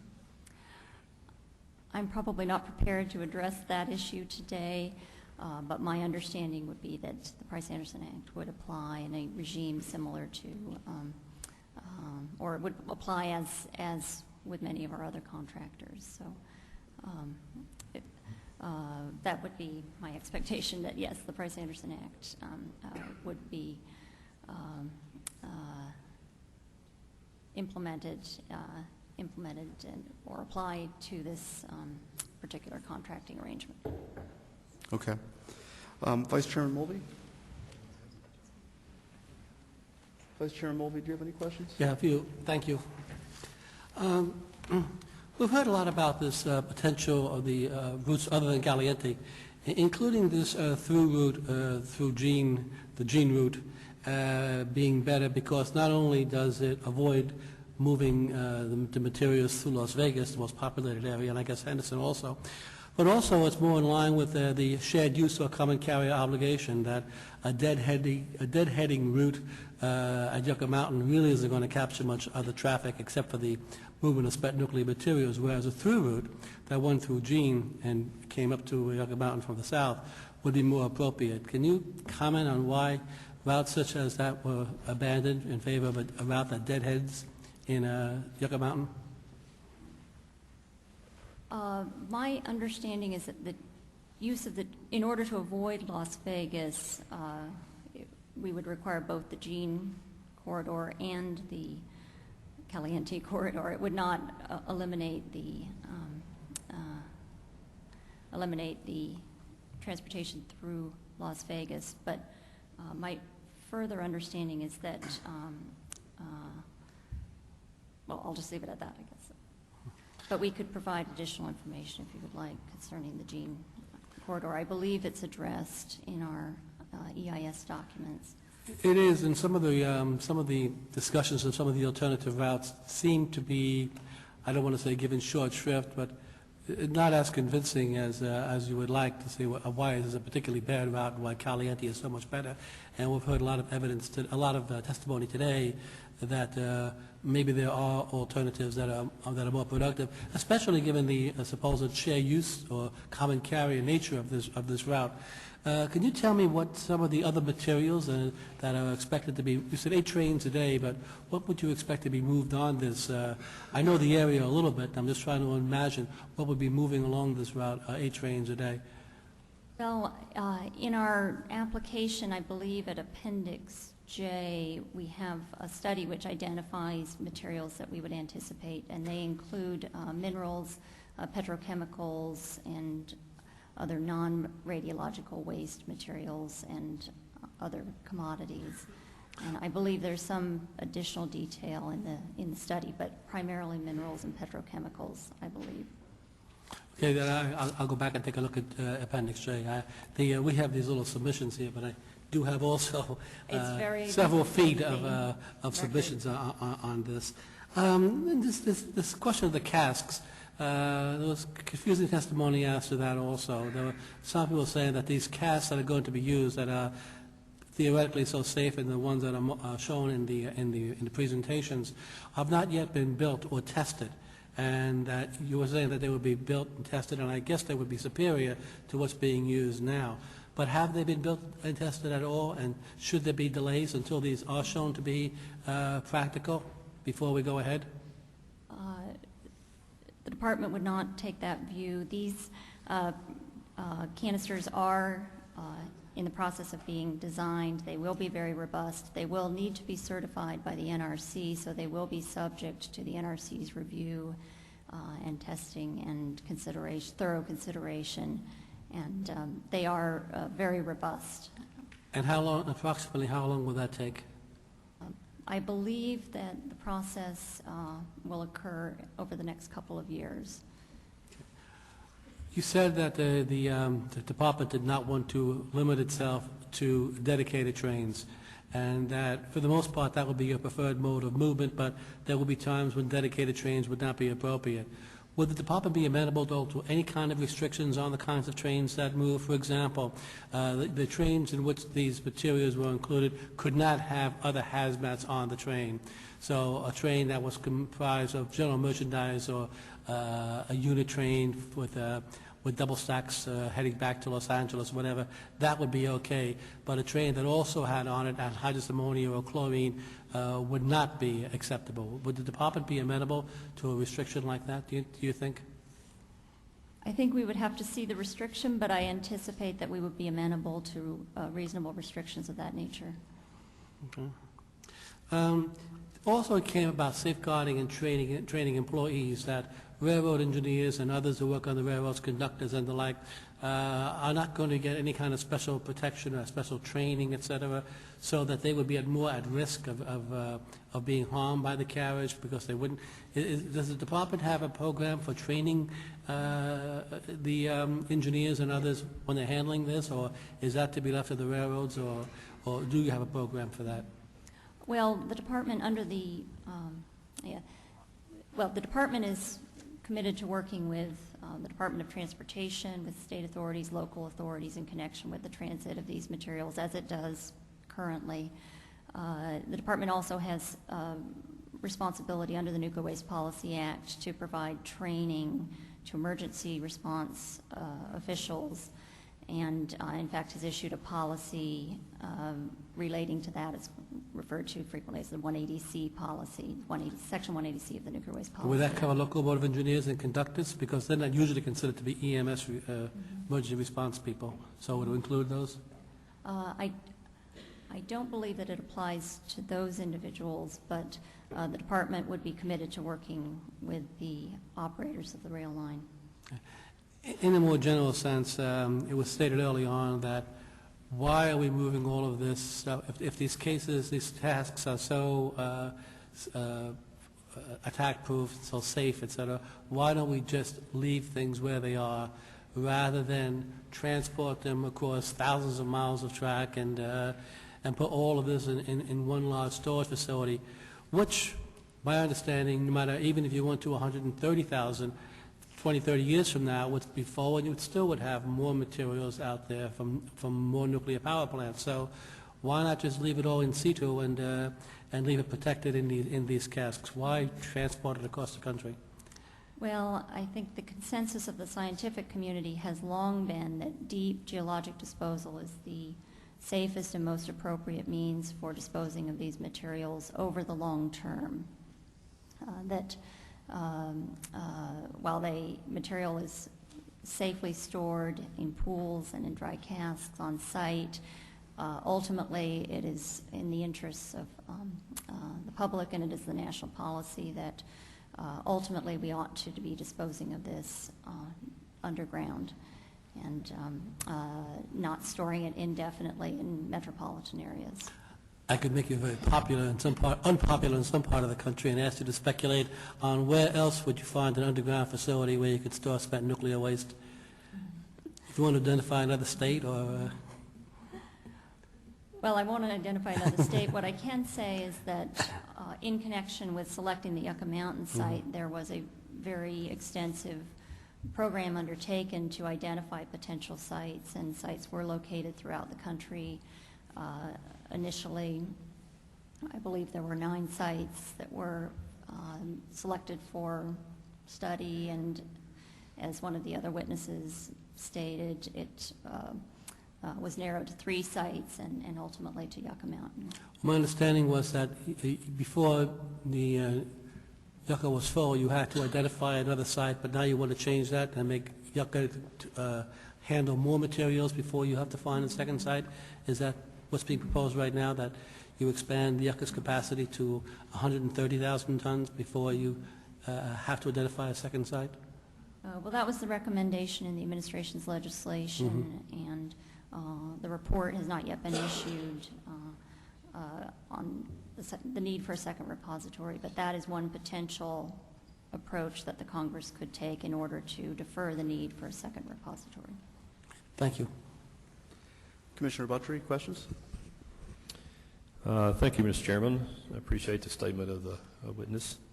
Would you agree that other than fully active new fuel rods, spent nuclear material is the most dangerous commodity known to man?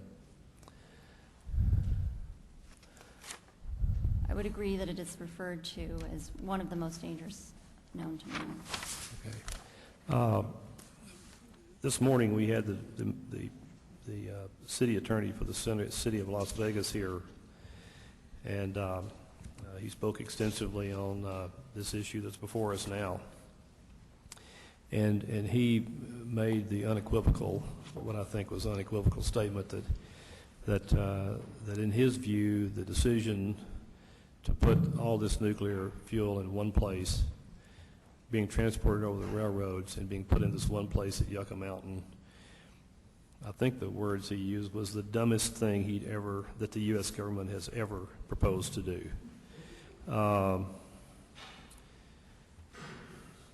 I'd just be interested in knowing, what your response to that would be. He's not here now, but what your response to that would be.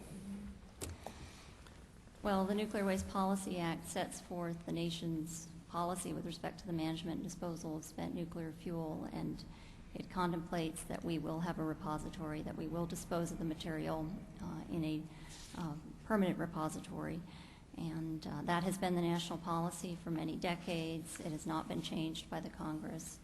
And it has been a consensus view of the international community that it's an appropriate approach to follow. I don't know whether you were in the room or not. A few minutes ago we had a panel before us of Native American tribes, and the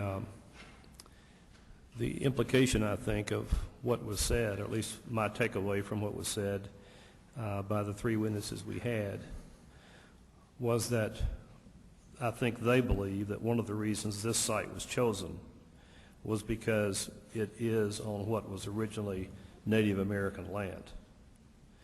And it was because of that they thought they were had the least ability to fight back, if you will, according to them anyway. I'm not here as an advocate for them. I'm just telling you what my takeaway was, is that they seem to believe that one of the reasons this particular site was chosen was because the people who have cultural, historical, traditional interests in this land were in the least best position to fight back, if you will, and that they had sort of consistently lost their efforts to maintain their traditional and cultural control over that territory. Do you have any response to that whatsoever? Well, I think we would reject that view. The site is one of the most studied locations on Earth. It's often said to be that. And the reasons for selecting the site are set forth in our site recommendation and have everything to do with the location and nature, the remote location and nature and characteristics of the site, and not considerations relating to whether or not it might be Native American lands. And I am not sure, and we can supplement the record, but with respect to the tribes that were testifying, I am not sure that these were in fact their lands, but rather a land grant subsequently given to them in very recent times. Well, it is. Isn't it illogical to assume that? I mean, isn't it logical to assume that they were here first?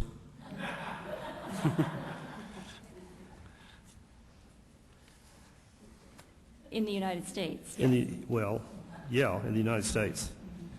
But what I would say is that the site has been selected for the geologic characteristics of the site and the climate conditions and all of the reasons that have been set forth in the site recommendation. Thank you, Mr. Chairman. Ms. Neumeier, there was some testimony earlier today that I believe from the city of Las Vegas in particular that they estimate that at least 40% of all the future rail traffic that would go to Yucca Mountain would actually pass through downtown Las Vegas.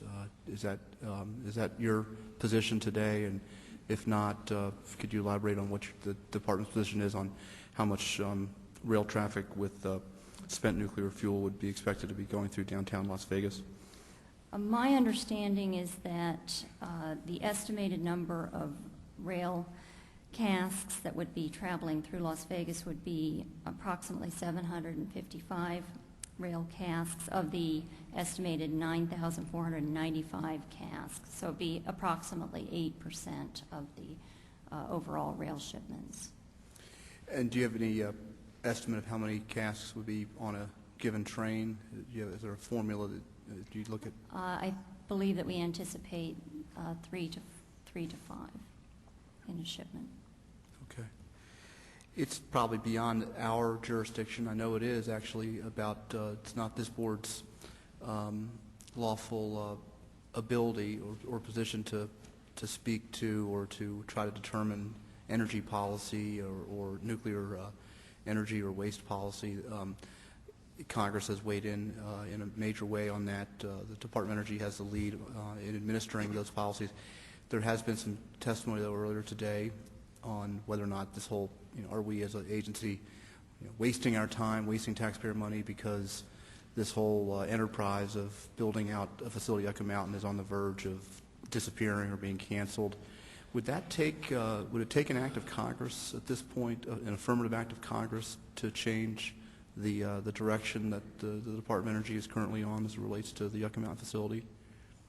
Well, under the Nuclear Waste Policy Act, which has been the law of the land since 1982, the department is obligated by statute to pursue a repository, and pursuant to that act and the joint resolution that was passed in 2002, the department is obligated to pursue a repository at Yucca Mountain. And so under current law, that is the obligation of the Department of Energy. Vice Chairman Mulvey, any questions? Just following up on that, if the Department of Energy then will be legally bound to continue this unless Congress enacted a repeal of the Act of 1982. Is that your view? Congress has directed the department to pursue the Yucca Mountain repository. And I guess my question then would be, well, what if the new Secretary of Energy decided that we're not going to pursue this, that we're just going to let it set aside, the Congress was not appropriating funds for it? What would be the result? Would somebody have to go and file suit to have the Department of Energy to, quote-unquote, do its job? Or what would happen at that point if the new Secretary decided he wasn't going to follow this under say, new public policy, new energy policy? I know it's a very difficult question, but is that a possibility that it could just? Well, under the Nuclear Waste Policy Act, we are obligated to. We have responsibility for disposal of the nation's spent nuclear fuel and high-level radioactive waste. We were obligated to open the repository in 1998 under existing law, and the department has been sued by utilities, and there are a large number of lawsuits which... Well, that's my question, I guess. So it would be utilities that might bring the case before the court saying that the department is not following the law, and it would be utilities that would argue that they would have to move forward then. I wouldn't want to speculate. But that would most likely would be them, that's all I'm saying. There is pending litigation relating to the delays associated with the opening of Yucca Mountain. Okay. Thank you. We're familiar with the, I'll say, legal capabilities of the electric utility industry. They're a frequent stakeholder of ours in rate disputes. I can, in some ways, sympathize with what it's like to be under the threat of constant lawsuit from those folks. It certainly, I'm sure, is something for you to be keeping your eye on in your job. Let's see. Do we have any other questions for this witness? No. Mr. Butcher? No. We will thank you now for your testimony. We appreciate you coming all this way. I think it's very important that the department was represented today, and we thank you, and we'll now dismiss you. Thank you. And we'll call up the next panel, panel 4, the Nuclear Energy Institute, Paul Seidler, Senior Director, Nevada, and Everett Redmond, the second Senior Project Manager.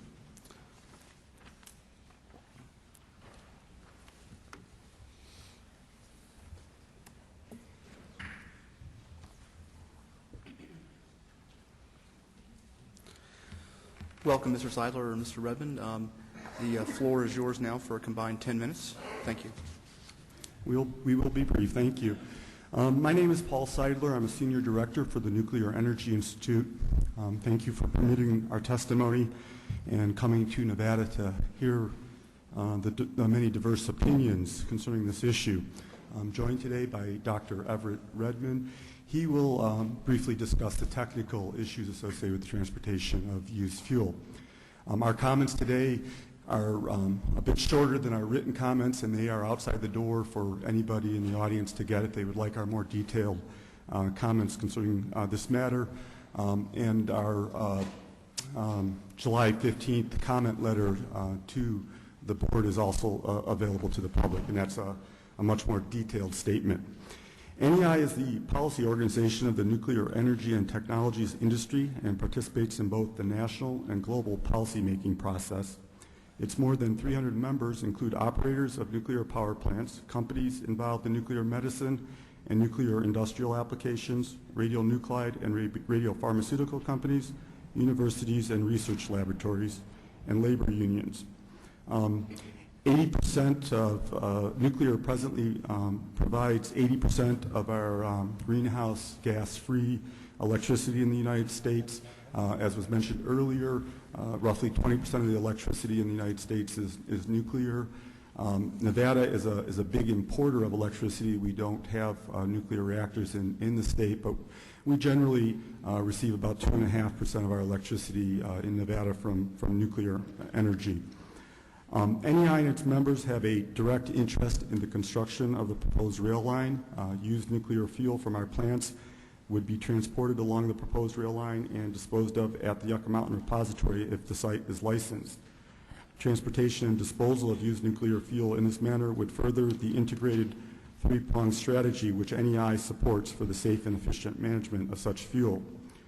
This fuel management strategy involves centralized interim storage of used nuclear fuel at power plants or central facilities until recycling or permanent disposal are available. Research into the development and demonstration of advanced recycling technologies to close the nuclear fuel cycle and development of a permanent disposal facility for used fuel or residual waste from recycling. A major component of this strategy, disposal in a permanent geologic repository, would be realized by the Yucca Mountain project. DOE's application helps achieve that goal by providing the groundwork for the rail transportation of used nuclear fuel to Yucca Mountain.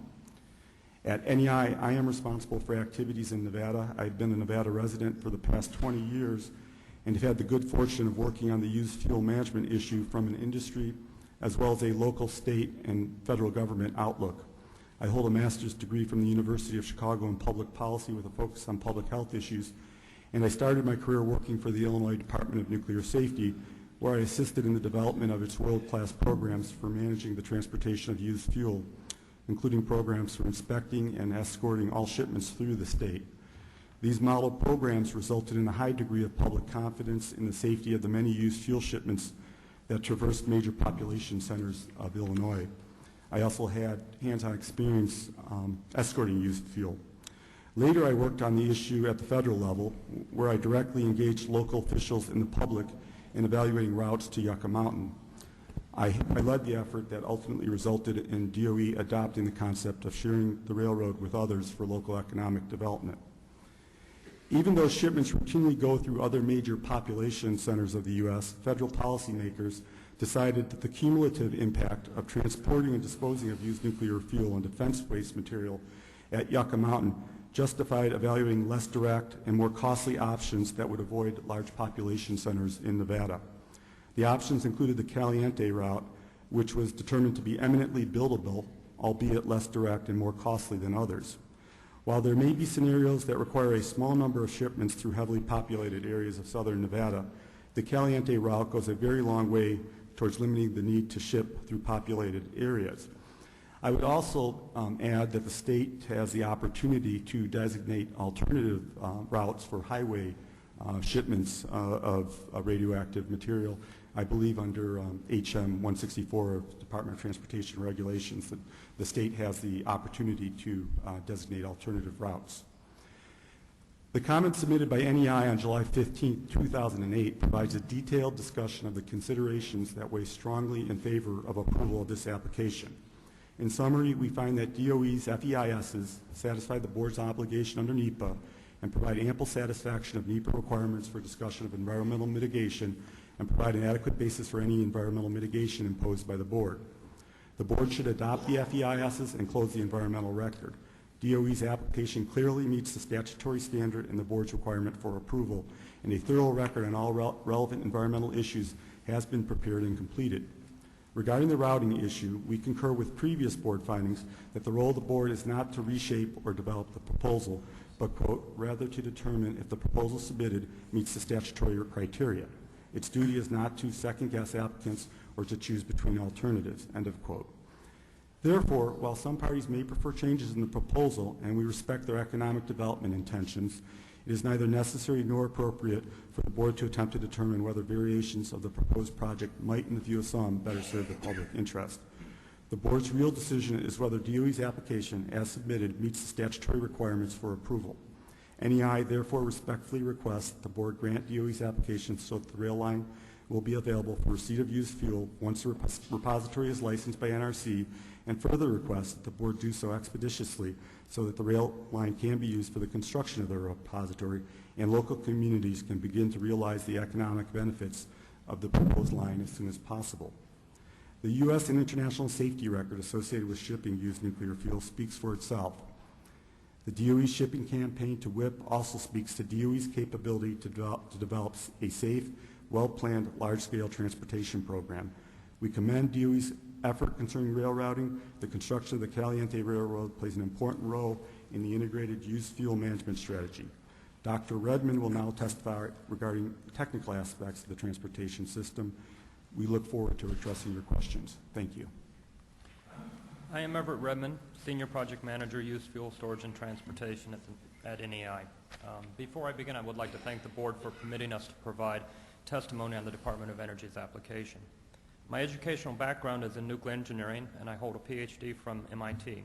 Prior to joining NEI in October of 2006, I was employed by Holtec International, a dry fuel storage and transportation cask supplier. Transportation casks for used nuclear fuel, which by the way is a solid ceramic material that will not leak or explode, are constructed of many layers of steel, lead, and other materials. There are approximately 4 tons of shielding for every ton of used nuclear fuel inside the casks.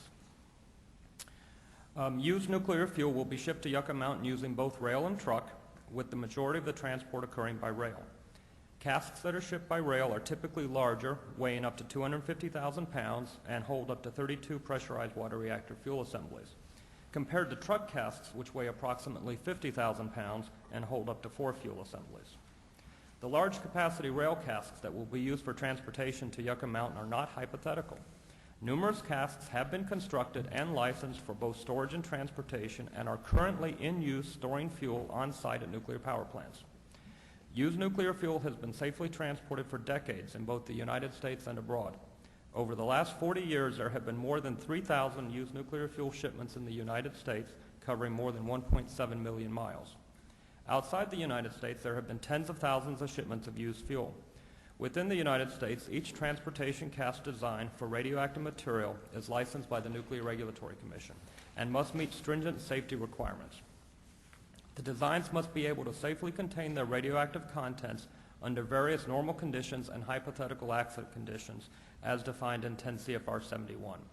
These hypothetical accident conditions, which are analyzed in sequence, are a 30-foot drop onto an unyielding surface, followed by a 40-inch drop onto a 6-inch diameter steel rod, followed by a 30-minute exposure to a fully engulfing fire at 1,475 degrees Fahrenheit.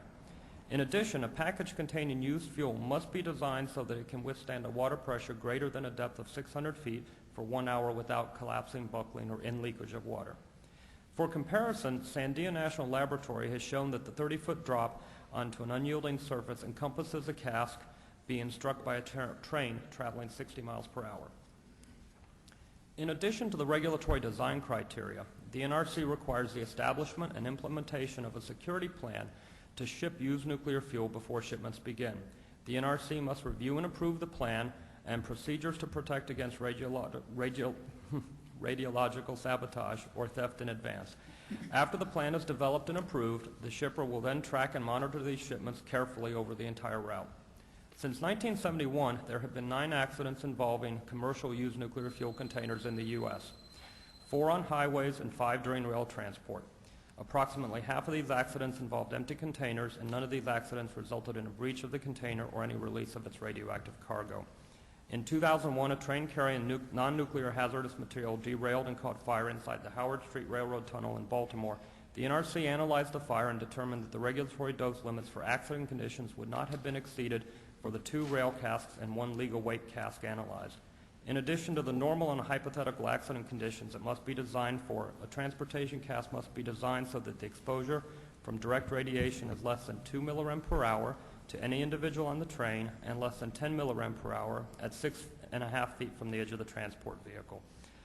Typically the dose rates are much considerably lower than that. And to put these numbers in perspective, an average citizen in the U.S. receives approximately 300 millirem in a year for normal activities, and I received approximately 1 to 2 millirem from my flight from Washington to Las Vegas as a result of cosmic radiation. In conclusion, the nuclear industry and the federal government take the transportation of used fuel very seriously, and transportation of used fuel has been and will continue to be conducted safely and securely. Thank you for your attention and for permitting me to run a minute or 2 over. Thank you, Dr. Redmond and Mr. Seidler. Vice Chairman Mulvey, would you like to start off with questions? Starting with an issue I raised earlier, that this problem of moving all this nuclear material to a special repository in the United States seems to be, I wouldn't say unique, but seems to be focused in the United States, where we have the most plants, but not the greatest portion of our energy created by nuclear power. The French reprocess it, and it's been suggested that the United States ought to adopt another way of handling the material so it can be reprocessed. And I know the final outcome is even more serious, but it's less material and it can be stored, and it can be stored in glass or what have you. Can you explain how the French system is different and why? I know it's more expensive, but why it's not something that we would want to pursue rather than moving all this material to Yucca Mountain? The French do reprocessing at La Hague. They send all of their used fuel from the plants to La Hague, ship it to La Hague, where it is reprocessed. The byproducts, radioactive byproducts, are stored on site and will eventually be put in a deep geologic repository. We are in the United States beginning to explore reprocessing as well. It is not currently done here, but that is something that we are looking at. Is it mostly a cost issue? Cost is certainly one of the factors that comes into it. We've been told that compared to in situ storage, the reason why we are going to move the materials to Yucca Mountain for final storage in a geologic site is that, 1, it's the law, and 2, that it is the consensus of the scientific community. Could you briefly explain why storing it at Yucca Mountain is superior to in situ storage? Long-term geologic disposal is the appropriate way to environmentally isolate the material. And while we can store the fuel on site, we have a responsibility to ultimately dispose of this material. And that's why we are in support of the Yucca Mountain project and feel that that is the most appropriate way to ultimately dispose of the material. Although go ahead. If I could just add to that, that's an international scientific consensus and the approach other countries are taking as well. That's an important element. Let's see here. You mentioned we're talking about the amount of material that's going to be coming into Nevada, and a lot of it's going to be try to avoid going through Las Vegas, but it still will be going to Caliente and then coming down to Yucca Mountain. But people today were complaining about the fact that it's going to be passing through many cities around the country, and it's a nationwide problem, not simply a Nevada problem. But are you suggesting that this is not really a problem, that these fears are somewhat irrational, and that to some extent it's, I guess the popular term today is some sort of NIMBYism? Do you feel that these fears are irrational, that it's the same as people are afraid of nuclear power plants, that it has the word nuclear and therefore it's frightening?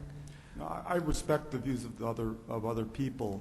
I guess our only point is that the material has been routinely and safely shipped through major metropolitan cities in the United States. And in Illinois, we were very concerned about that, and we took a very proactive approach, inspecting all shipments at the border of the state and escorting all shipments. That was both technical experts from the Department of Nuclear Safety, the state police, as well as the Commerce Commission in the state would actually escort all shipments through the state. And we also had mobile radiological labs, mobile command and communication centers to assure the safety of the shipments. It's a concern, certainly. So this thing was guarded all the way through in dedicated trains with basically troops all around it and safely moving it? Is that... No, the system would involve one or more individuals actually being on the train in radio contact with staff, both technical staff and state troopers who follow the shipment through the state, stay close to the railroad so that they could respond quickly, but always being in radio contact with the individuals on the train. And now, of course, technology has evolved a great deal since then, and I'm sure that was my personal experience, but I'm sure the system will involve considerable technology as well. One of the beauties, of course, of radioactive material is how easy it is to detect it, unlike other hazardous materials that aren't so easily measured. Yeah, some of them are odorless, for example, and you don't know how bad it is until you strike a match. But there is a concern. I am aware of the numbers that there's never been a spill in all the stuff that's moved in the United States, and for that, over the last 20, 30 years or so, there's never been an accident that's involved a spill. But the concerns that are being raised here is that we're now dealing with an order of magnitude, that most of the movements have been fairly short, and we haven't had that many movements, even though you talk about 1.7 million movements, miles or what have you. But now we're talking about that 70, 80, 130,000 tons each moving, and much of it moving a couple of thousand miles. So this is many, many, many orders of magnitude. And I know it's impossible to extrapolate from zero and get a positive number. But is there any way you can tell these people that even though we're going to be carrying far, far, far more than we ever had before, we are still going to keep it at zero? It is going to be safe given the 4 tons of shielding for every ton of material that's involved in these casks? Well, certainly we can't promise that there won't be accidents. If we look at the combination of the record in the United States and the international record, which gives us an enormous number of shipments to look at, the record has been very impressive. That doesn't mean that there won't be an accident in the future. And that's why we rely so heavily on the integrity of these containers. And I would add that the shipments in the U.S., many of those shipments were very long in nature. For instance, I participated in shipments. We had a facility in Illinois, in Morris, Illinois, that was actually a recycling facility that was almost complete. It was stopped due to economic and political and technical considerations. Several different considerations stopped the construction. But as a result, GE actually, instead of selling the fuel, leased the fuel to the reactors and owned the fuel. And so we had to accept the fuel from all over the country back at that facility.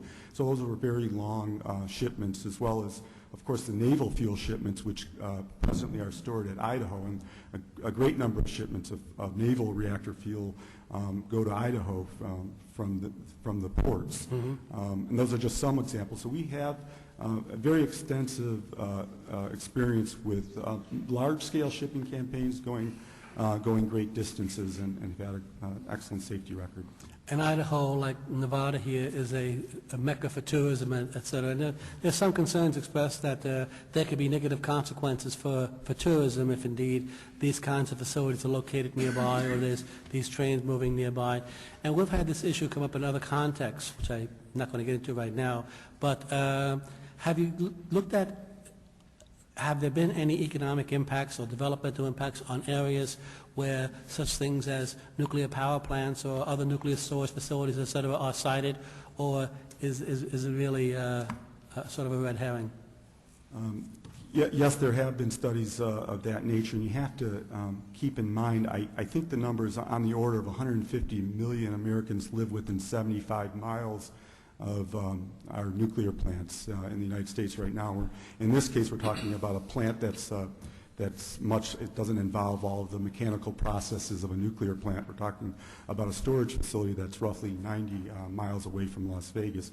That doesn't mean that you can completely disregard stigma issues and things to that effect, but it hasn't, there hasn't been that sort of situation. For example, in Illinois, 50% of our electricity is from nuclear, and the city of Chicago is ringed by nuclear reactors, and in fact, the local communities, the reason they're so supportive of those facilities is because of the positive economic impact that it actually has on the people who are closest to those facilities.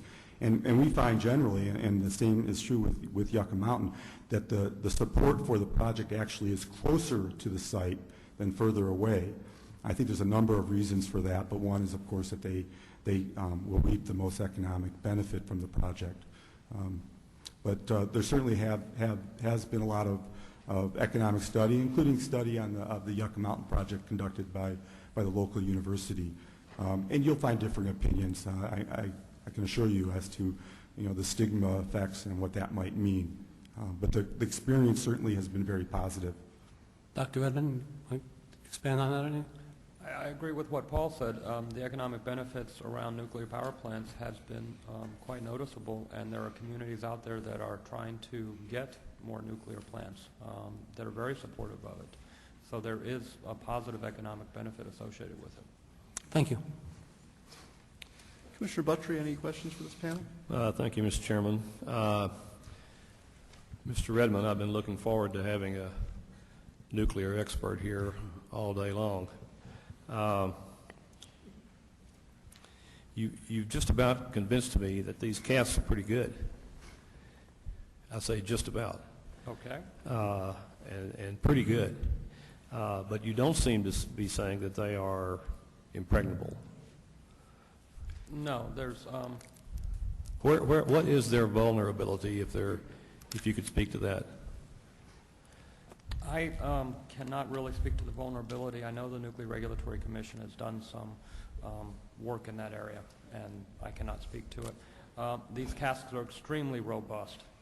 You're looking at, for example, more than 9 inches of solid steel in some cases.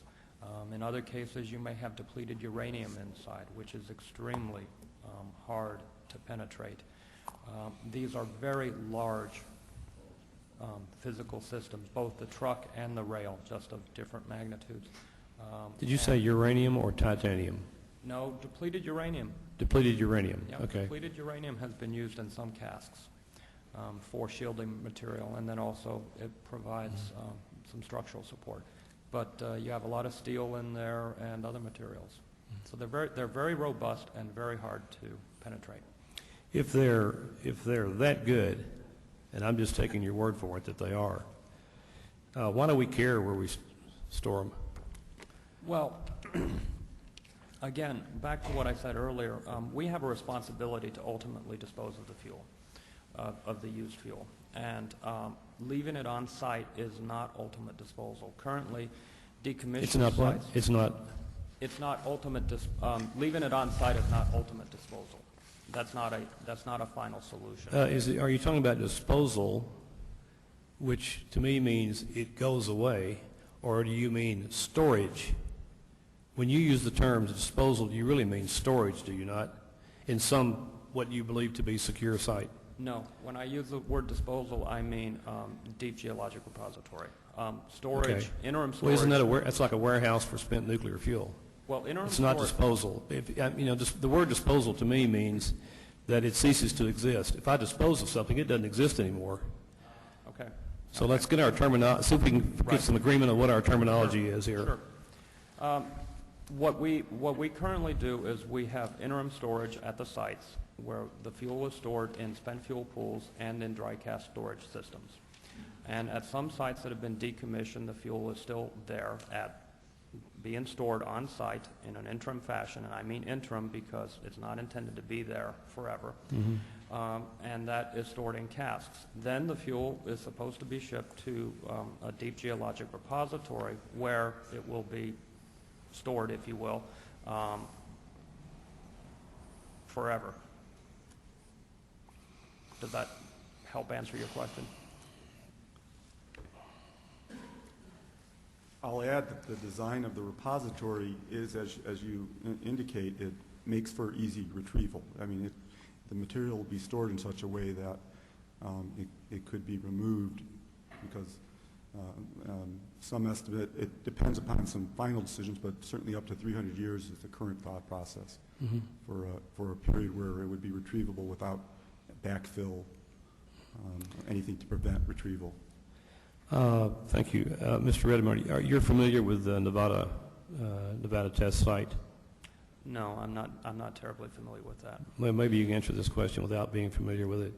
I'm curious to know, for the record, how many years it will be starting now if I've got spent nuclear fuel that's no longer used in active production of electricity or whatever, and I'm going to put that in one of those casks and I'm going to store it someplace. Does the fact that it's stored inside this impregnable, quote-unquote, container affect the half-life of the material on the inside or not? In other words, how many years is it from that day until the time that it's no longer harmful to come in contact with? The half-life of the material varies depending on the isotopes, and you're talking many years before it decays down. Many? Can we quantify many? Is it 100 years? Is it 1,000 years? Is it 10,000 years? Is it 20,000 years? It's in the order of thousands of years. Thousands of years. Depending on what you're talking about as far as the material that's in there. Okay. Let's just take the average. Let's just take the average cask, okay? Let's take the one, let's just use the one, since you brought it up in your testimony, let's just use the one that's put on the train as just a good example of what you're talking about. How many years, how many thousands of years is it before that material is no longer harmful to come in contact with? You know, no worse than a dental x-ray or whatever. No, I cannot give you an exact number on that. But it is a very long time. Before you could take it out of the cask, yes. But in the cask, it is very safe. If we decide to take it out of the cask, how do we get it out? You would get it out the same way you put it into the casks. Currently, they're loaded in spent fuel pools at the sites. So the cask is placed into the spent fuel pool. The fuel is transferred into it, and then the cask is brought up and welded closed. These are the types of casks, by the way. What I'm mentioning there is the canisters that would be used for this project. Mm-hmm. So the cap goes on and the cap is welded shut? Yes. What you have is a transportation cask, and then you have an inner canister, which has been referenced here today as a TAD canister, transportation agent and disposal canister. Mm-hmm. That's very similar to our dual-purpose canisters that are currently in use at sites. So that inner canister has a welded lid on it. Mm-hmm. So it is a welded container.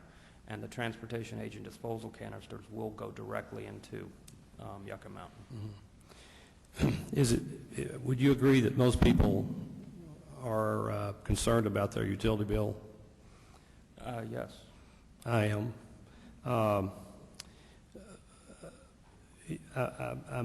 Would you agree that the cost of doing all of this, which is proposed here, that there's a number out there somewhere that represents the cost of doing all this? Mm-hmm. The loading, the welding, the cast, the transportation, the storage, armed guards, GPS systems, RFID tags, I don't know. It's just mind-boggling when you start thinking about it.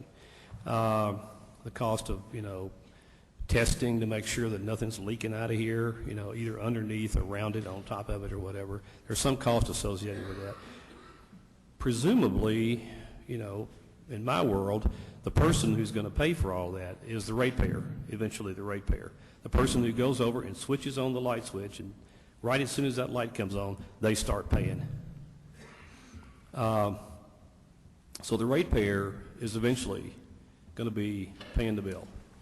The ratepayer is currently paying the bill. That's right. He is currently paying the bill. But when he goes over and switches that light switch on, he probably doesn't think, before he starts cooking breakfast or something, he doesn't think, oh, my goodness, I'm going to have to pay for the storage of that spent nuclear fuel. Right. You just don't do that. I mean, most people just don't do that. Actually, I've been doing it a lot here lately. When I turn on the lights, I think of Yucca Mountain. I don't know why, but it just happens. It's one of those natural responses that you get when you turn on the lights. For some reason, I think of Yucca Mountain. It's bizarre, but my colleague here, Mr. Mulvey, has consistently asked this question about who pays for this? What's the cost of all of this?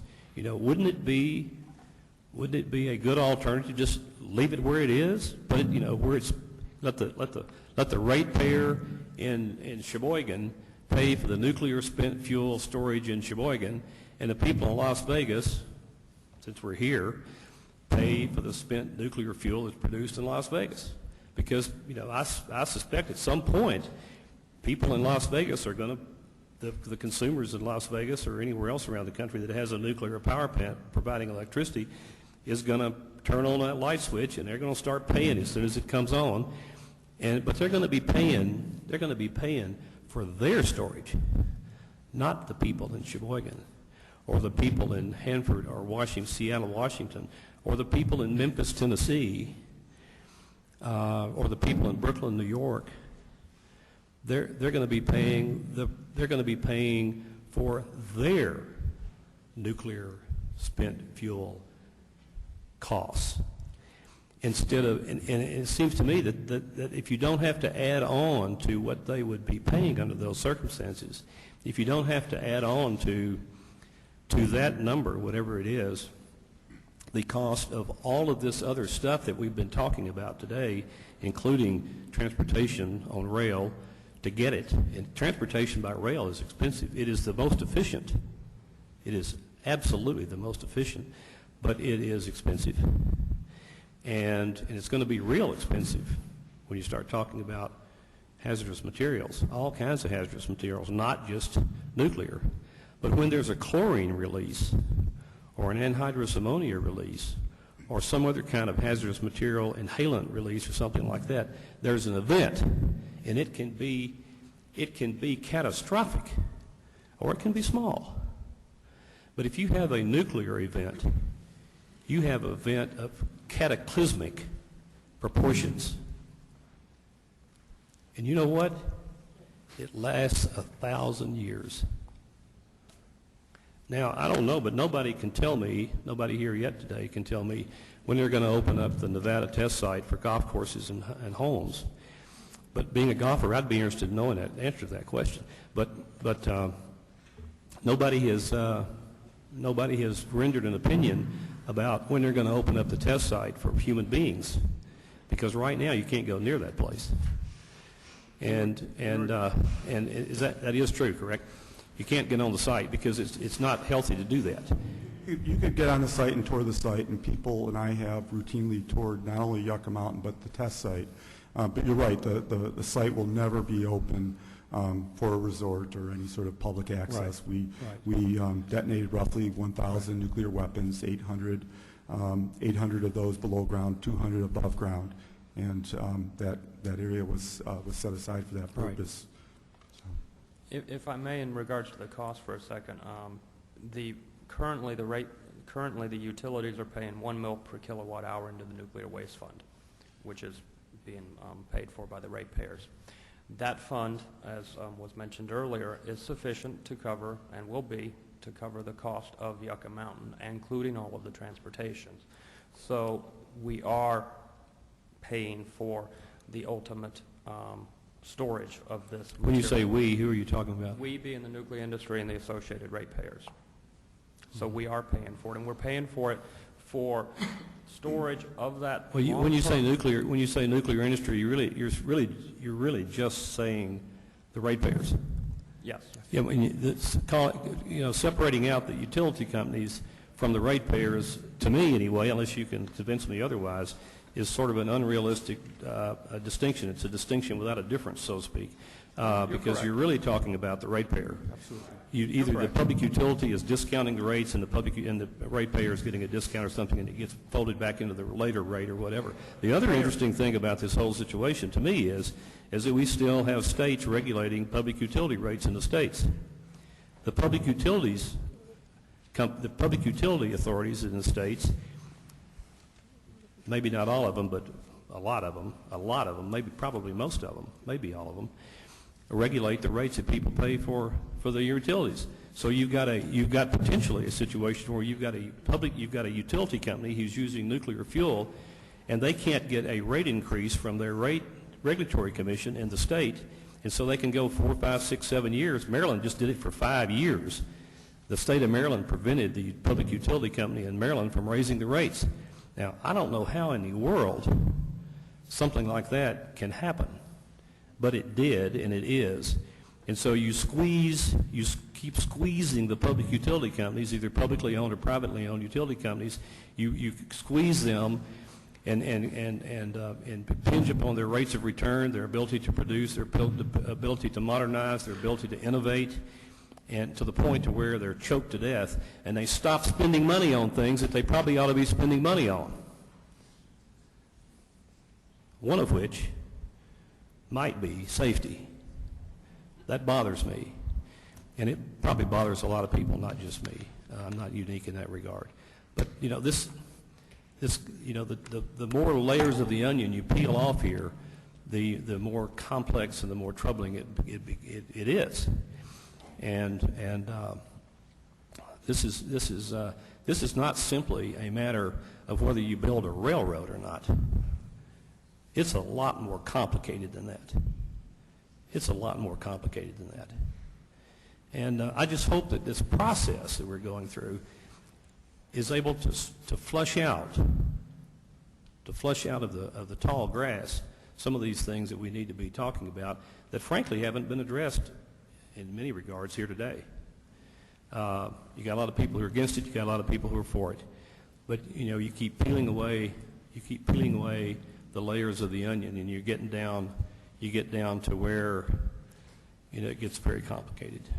And I appreciate, Mr. Redmond, your being here today to answer some of these questions, because up until right now, these things have been, you know, bothering me, and I needed to get some answers, and I needed to get them on the record. This nice lady here is writing all this down for us so that it's on the record. And I really appreciate you all being here today to tell us what the real issue is here. And I appreciate it very much. And I'm glad that there are people like you out there who can help us. Thank you very much. Thank you for the opportunity. I believe there was at least a question or two in there, and it looked like the witnesses leaned forward with an interest in actually responding, and I wanted to make sure you have a chance to do so. So if there's anything that's been said in the last 5 or 10 minutes you want to respond to, please go ahead. The only thing I would add is just a clarification that while the program is funded primarily by ratepayers, tax dollars are also involved, because roughly 10% of the waste is related to the National Defense Program. And so tax dollars are also involved for roughly 10% of the cost of the program. Because that fuel is actually produced by the Department of Defense. I mean, we have I don't know, the number that sticks in my head is like 13, but it's probably more like 5 or 6 nuclear-powered submarines, aircraft carriers, and probably at least that many nuclear submarines at sea right now, or could go to sea quickly if they had to. That nuclear power has to go somewhere. I presume that's the power the spent fuel you're talking about. It's both spent fuel from naval reactors on board those ships, but also waste from actually part of the whole defense mission. And the defense complex actually does reprocessing as part of the weapons manufacturing process, and that waste is then solidified in glass, vitrified into glass, and that's also a fairly significant waste stream. So it's that type of material that we call high-level waste, and then it's also the the spent fuel from those naval reactors. Those are examples of some of the federal waste stream. We also have reactors, research reactors at universities and national laboratories doing various research and development. Also reactors at radiopharmaceuticals and things like that. Again, thank you very much. Appreciate it. I had a couple questions for this panel, if I could. The panel, I think I believe it was you, Mr. Seidler, urged this board's expeditious approval of the application. And you mentioned the need to actually move forward with the construction of the Yucca Mountain facility, and that the proposed rail line would facilitate the construction because it would help bring in materials, presumably. And do you know, and I probably should have asked this question to our DOE witness, but I'll go ahead and ask it to you since I didn't to her. Can the construction process begin without a NRC license being granted? No, sir. Okay. I mean, I knew the operation couldn't begin, but I wasn't sure, so okay. And is there a timeline for that at this point? Has NRC announced when they're going to take this matter up or make a decision? By law, the NRC has 3 years with one additional year. That clock started fairly recently, so 3 to 4 years to complete the licensing process. That's okay. If I may add something, the construction of the facility, of the Yucca Mountain facility, cannot begin, but the construction of the railroad can. So the construction of the railroad can begin before the application is approved by NRC. Okay. I don't have much, I don't have any, I should say, experience working with the NRC. This is probably as close as I've ever gotten. You seem to have some experience observing, at least, and working with the NRC. Are they likely to be, how important do you think it would be to the NRC's deliberations what this agency decides to do now, next month, next year, related to this application? Is this a big factor to them, whether or not we've decided this, how we've decided it? I mean, are they looking at other issues primarily? I don't want to speak for the agency since I'm not a representative of the agency, but this decision here should not, in my view, have any effect on the license application that is in front of the Nuclear Regulatory Commission. They will review it upon its own merits. Okay. We've heard a lot today about risk, and certainly understandably, given where we're having this hearing and where the new line is proposed to be sited and the new facility built at Yucca Mountain, we've heard a lot mostly today about risk, potential risk to Nevada in this area. We've also heard about potential risks across the country. We haven't heard so much today, it seems to me, about current risks that are real today under the status quo, which is my understanding, which is includes nuclear generating facilities scattered around the country producing spent nuclear waste that then is primarily kept on site at, what, dozens of sites? Hundreds? Or there's 104 operating reactors at the number of sites for spent fuel storage is in the 30s, I think, right now. I should know that number off the top of my head, but I apologize, I don't. And we've heard today about hundreds and thousands of movements, primarily by rail, under current practice of spent nuclear waste. So we're not talking about a choice between no movement today and a future that might include a lot of movement. We actually have movement by rail today. Yes. Both of you seem to have a lot of experience looking at these issues. Compare the relative, I mean, obviously a lot of risk analysis went into the development of the Yucca Mountain project and concept. A recognition, I presume, that there's a fair amount of risk that our nation as a whole, and especially the communities that are in and around the current nuclear generating facilities, which are also the storage facilities, face today, and trying to assess that risk and compare it with of course, everything's risky. It's risky for you to get out of bed today and make your way here. I'm not minimizing it. I mean, everything is almost, every decision we make, every step we take has a certain amount of risk. But there is risk today, real risk that is impacting potentially real communities in America, and then that's offset presumably against the potential very real risk of proceeding with this project, this rail line, and ultimately with the Yucca Mountain project. Can you speak to how, what the thinking is there in the relative risk analysis that presumably folks did not just come up with spending billions of dollars and many decades trying to build a Yucca Mountain facility and a railroad connecting to it just to accomplish the difficult or just to aggravate most of the people in Nevada.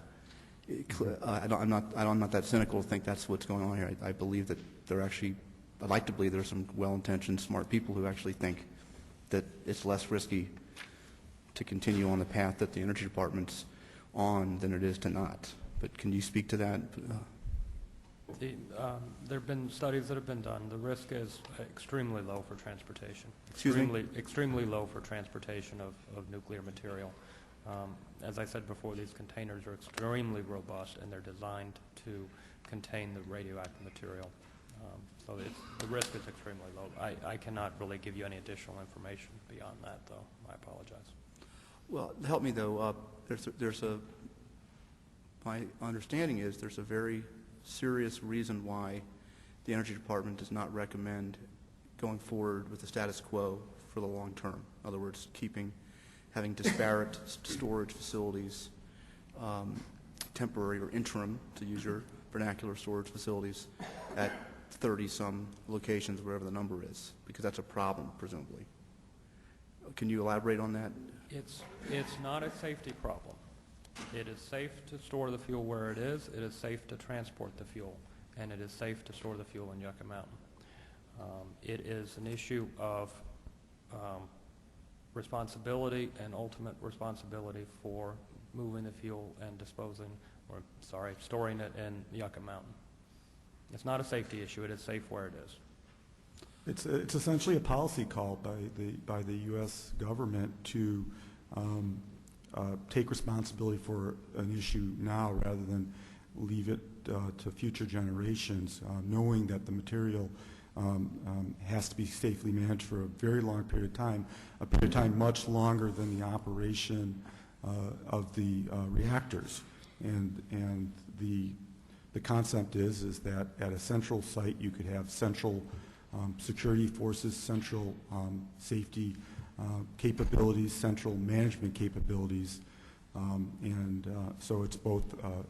It's a smarter way to do it from both an economic standpoint and just an overall policy standpoint. I don't know that anybody has looked at what you're trying to describe. You have to keep in mind, and Ever could speak to what the regulatory standards are at reactors versus Yucca Mountain. I don't know if that would help possibly.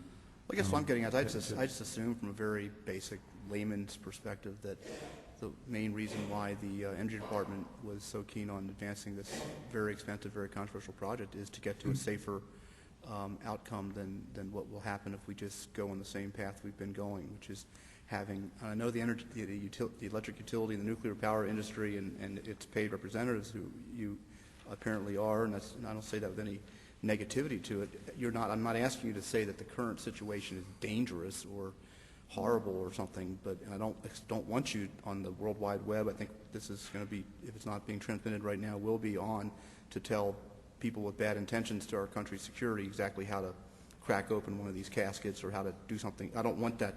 I'm not asking for that on the record, but is it not the case that one of the main objectives of the the Department of Energy's long-range plans for storage of spent nuclear waste is to get to a more secure situation than what we will have if we don't move in the direction such as a consolidated one or two site geologic facility, just under the theory that if you've got to monitor 30 facilities, things happen, earthquakes, fires, terrorists, and it's a little trickier to guarantee the safe future at 30 locations than it might be at one. Yeah, exactly. The whole idea is that you have to duplicate, albeit on a much smaller scale, a lot of the same safety systems, and like many other concepts, the decision by the federal government was to do it on a centralized basis. That's not to suggest that it isn't safe where it is at present, because it is safe. Yeah. But again, those plants will operate. They are originally licensed to operate for 40 years. Many of those plants are getting extensions of an additional 20 years, and that's a 60-year life. And then after that, the plants will be decommissioned. Not all the plants are even being relicensed, so in fact there's the need to decommission plants now. And so you don't want to have to maintain all of the infrastructure and all the systems and security systems, which are very extensive, at those plants that are closed down or will be closed down in the future. And again, it was a policy call to do it on a centralized basis.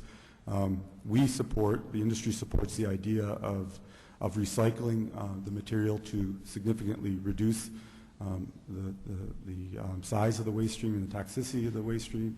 And we support the use of advanced recycling technologies that are different from the technologies that are being used today in France and Japan and elsewhere. Those are actually technologies that have a basis in U.S. technology, technology that was developed here. But we feel that we need to use a technology that is more advanced and that doesn't present the same sort of nuclear proliferation concerns of the old technology, and to develop a central system rather than having many of these types of facilities around the country, to have these facilities on a fairly centralized basis. One thing I think it's important to note is just kind of, maybe it's just an interesting procedural matter to me, but I think it's worth noting. We're here today having this public hearing because there's a proposed federal action that's been proposed for this agency to take, which would be the consideration and possible approval of an application to build a new line of railroad. So as a proposed federal action, that triggers NEPA, triggers a process that we go through to look at that, and public participation and comment is important. It strikes me, though, and of course the department has gone through, the Department of Energy, very extensive environmental and public participation processes for a period of years because of the series of federal actions they are contemplating taking. And all that's important under the National Environmental Policy Act, and but it occurs to me every day, spent nuclear fuel moves, or could move, not every day, weekly, across railroads and transportation routes around the country. And there are no public hearings about that. There are no public comments that I'm aware of. We certainly don't get involved because it's not a new line of railroad. In fact, if a railroad contracted tomorrow with a lab or a facility to move a whole bunch of spent nuclear fuel across the country to another licensed facility, I hazard to think we wouldn't even know anything about it, and neither would the public that might be interested in that. Can you elaborate on that at all? Is my description roughly accurate, or? Generally, with large campaigns, there is extensive public involvement on the front end of those campaigns. But after that period, and after the shipping campaigns begin, it tends to become a fairly routine process. And then, of course, there are regulations affecting providing the public with detailed information about specific movements. That information is provided to the governors of states and to appropriate emergency response folks within the states. But that is not a public process. So once you're into a shipping campaign, there's not an extensive amount of public communication about those campaigns. It's really on the front end of the process. Okay. The WIP campaign is a great example. The waste isolation project in New Mexico for the country's transuranic waste. It's actually our country's first geologic repository for a different type of material. Very extensive involvement with the Western Governors Association and with the states along the transportation corridors on the front end of that process, training programs and extensive interaction. And now those shipments are, like I said, becoming fairly routine as the facility's been open for a number of years. Okay, I'll loop back, maybe try to rephrase the question I had a few minutes ago. I'm sorry if I didn't. No, it's okay. This is not my last question, I promise, for this panel. Is it the American nuclear power industry's position or not that advancing the Energy Department's spent nuclear fuel storage program, i.e. largely focused on Yucca Mountain, is based in large part on the objective of achieving a more secure and safer and wiser policy outcome, or does it have nothing to do with safety and getting us towards a more safety conscious and risk-based, risk minimization outcome? I would say that we believe that the fuel is safe stored where it is. It's stored safely in Yucca Mountain, and that ultimately the fuel should and needs to go to a geologic disposal. But certainly the concept of centralized geologic disposal is viewed as a safety issue, and that has been clearly the international consensus for roughly 50 years, that the idea of having it in one place, stored in an environment where people wouldn't have easy access to it, including way off into the future, is safety based. Thank you. Vice Chairman Mulvey? Just quickly, you also mentioned that there were some cost advantages to centralizing it in a single facility. But I just did a quick and dirty here. 30 facilities to have a staff of 50 people guarding it 24/7. For the amount of money we're spending on this railroad, we could hire these people for 1,000 years. That's about $2.5 million for 50 people, and it's $2.6 billion to build the railroad. So it's 1,000 years of payroll for these 50 people. Or you could double the number of people guarding it and get 100 people guarding it, and for 500 years. So just, I don't think the economics are necessarily what's driving this. I think the geological safety is probably more likely a good rationale for it. I have another question, and that is, you mentioned nuclear weapons and, of course, nuclear waste from energy facility, power plants, also some pharmaceutical research. Is anything from nuclear medicine also going to Yucca? Is that too low-level reactive waste, or is also some nuclear medicine facilities, some hospitals, et cetera, would also be going to Yucca Mountain? I believe that the operating radiopharmaceuticals reactors are in Canada at present. I don't believe we have a. I think that's correct. I believe that's true. As far as a reactor, I meant the waste from nuclear medicine. Is there any waste from that? Absolutely. Yeah, certainly. There's medicine generates a fairly significant waste stream, and that waste is low-level waste. So that would not be going to Yucca Mountain then? No, sir. Okay, thank you. And a point of just clarification, because I want to make sure I was clear, the security force is only one consideration in managing the material at a site. There's infrastructure, there's many other components, and the security force is just one component. Thank you. Any further questions for this panel? Thank you, panel. You've been very patient, and we appreciate your being here today. We will dismiss you now. We'll call forward the next panel, which is a diverse group of businesses. Mr. John Houston of the Caliente Hot Springs Resort, Mr. Robert Allen Kemp of the Nevada Central Railroad, Mr. Gene Kolkman of the Triple Aught business, and if you could please come forward now, and we will start momentarily. We have some name tags, place marks coming too.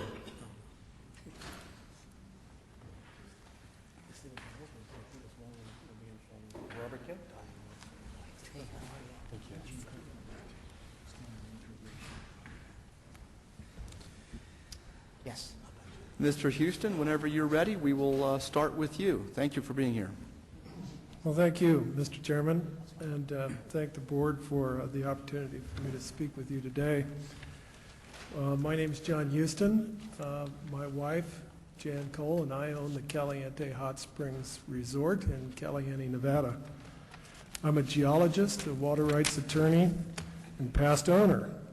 proud owner of the Great Western Railway in northern Colorado. My father was a physicist and a geologist and owned and operated uranium mines in the 1950s, which I frequented as a child. I'm fourth generation Coloradan, but I've lived here in Nevada for 14 years. In addition to the hot springs in Caliente, my wife and I own a ranch there and also a farm in Montana. And as perhaps Commissioner Buttry would appreciate, I wish I were on my tractor this afternoon. I do not appear before you to complain about Yucca Mountain or the proposed Caliente rail line in general, or to argue the pros and cons of rail haul to storage of high-level nuclear waste.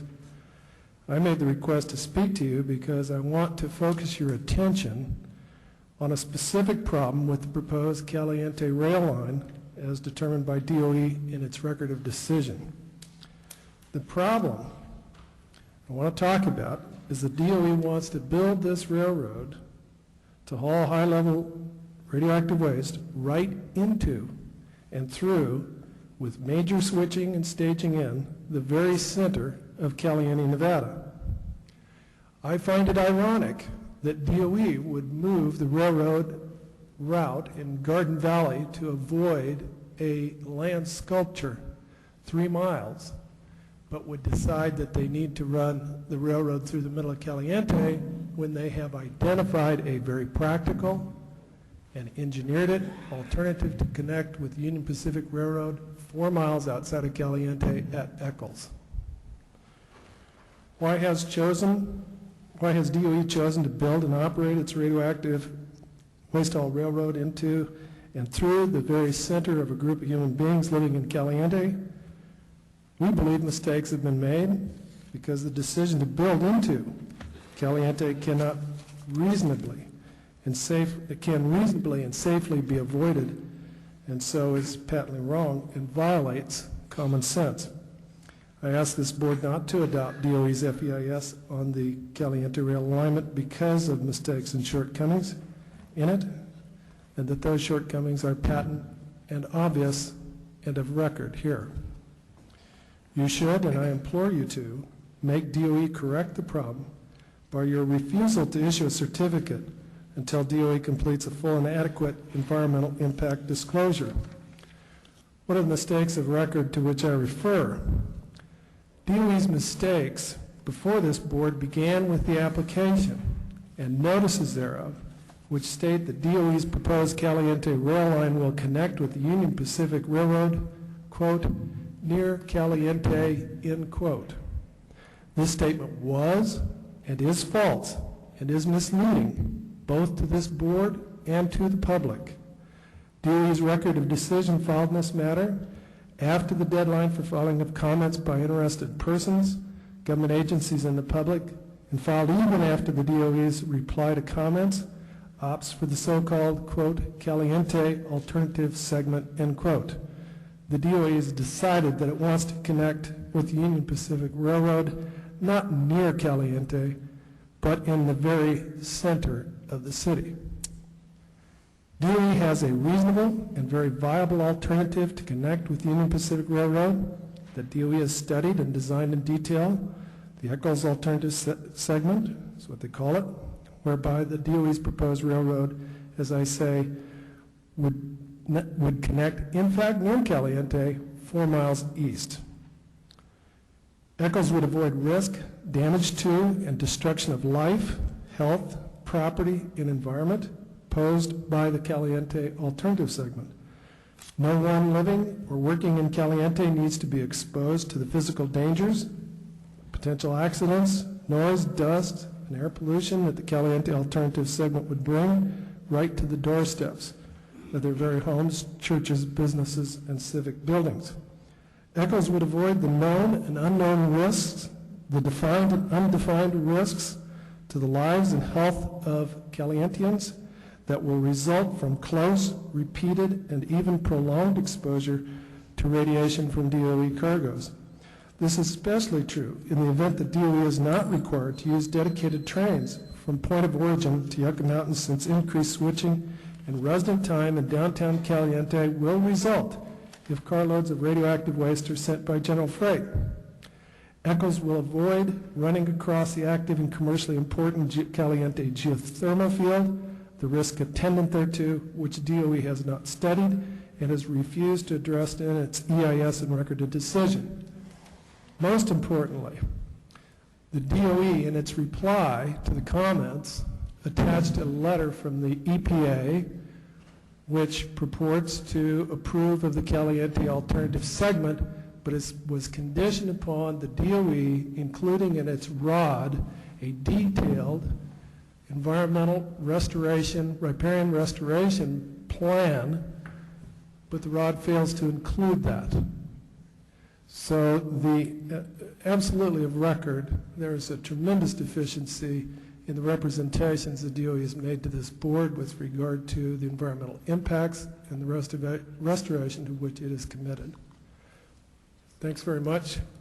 Thank you, Mr. Houston. We'll now hear from Mr. Gene Kolkman.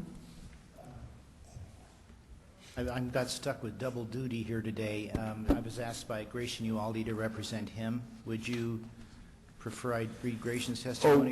Yes. Mr. Uhalde was on our witness list, and I understand he's not able to be here, but you're able to, if you could summarize his remarks if you'd like, and then also your own.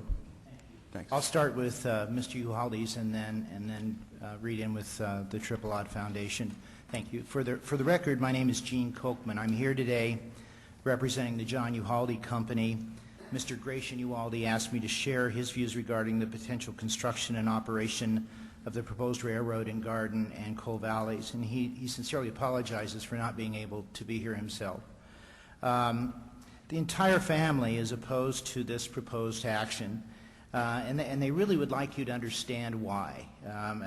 It's not about the science. It's not whether it's technically feasible. It's not whether it's economically feasible.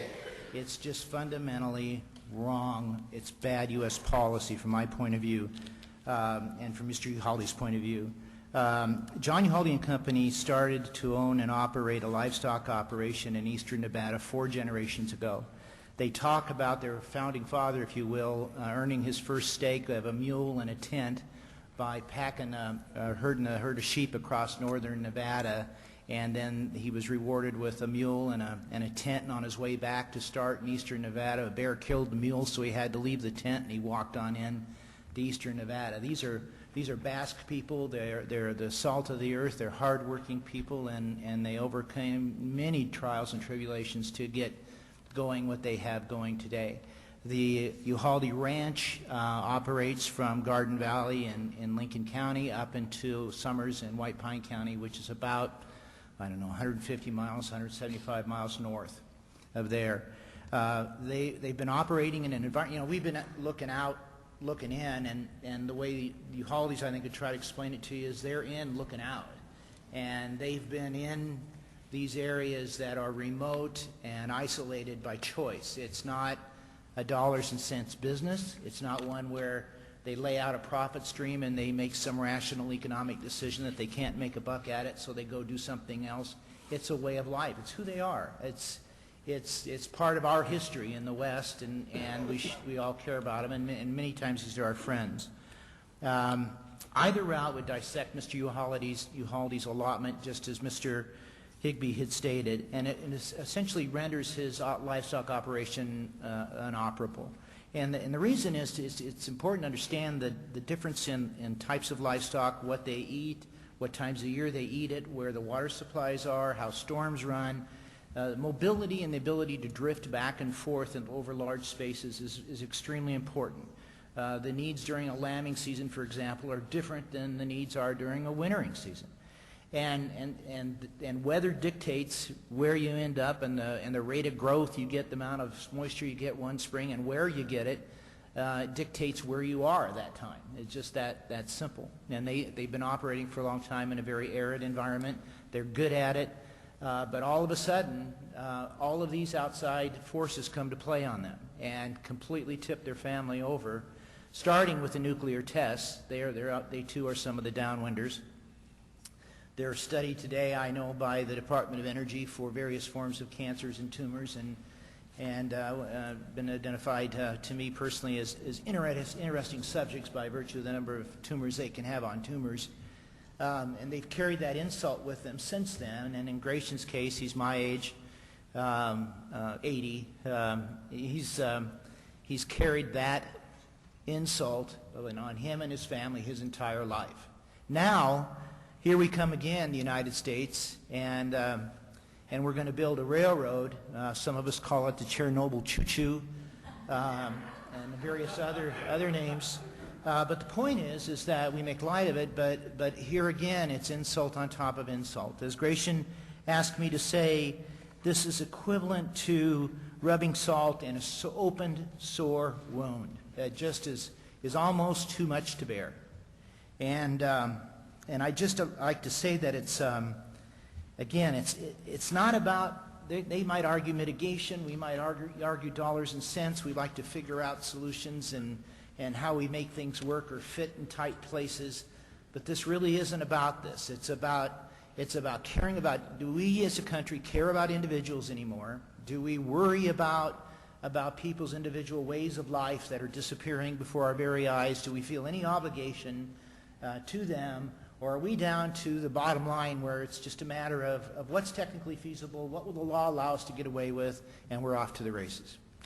And that's my testimony for Mr. Uhalde. Thank you. That will be duly noted. Thank you. And again, he apologizes for not being here. For the record, again, my name is Gene Kochman. I am here today. My first purpose is here today to represent the Triple Ott Foundation. The Triple Ott Foundation is a nonprofit foundation responsible for the construction, protection, and maintenance of a nationally significant sculpture in Lincoln County, Nevada, internationally known as City. In 1970, Michael Heiser completed a search for a remote piece of property in Nevada to begin building City. After extensive exploration, he located about 2,000 acres of private property in Garden Valley, homesteaded around 1880, and he began to assemble all these little private property pieces into a block. The area was undeveloped except for an unsuccessful earthen dam built on the edge of the property at the beginning of the century. The dam is virtually out of sight and it remains intact. Garden Valley was home to no one, used solely by local ranchers for livestock grazing. Mr. Heiser considered this isolated, pristine environment to be the ideal condition for building City. City is an earth and concrete structure over 1 mile long and 1/4 mile wide. Although large for a sculpture, City is dwarfed by the size and magnificence of Garden Valley. One cannot approach the sculpture without being aware of its spacious natural location. Like the sculpture, the openness of the valley reduces the viewer's experience to the basic elements of form. This environment is a necessary basic foundation to a sculpture with such scale and dimension.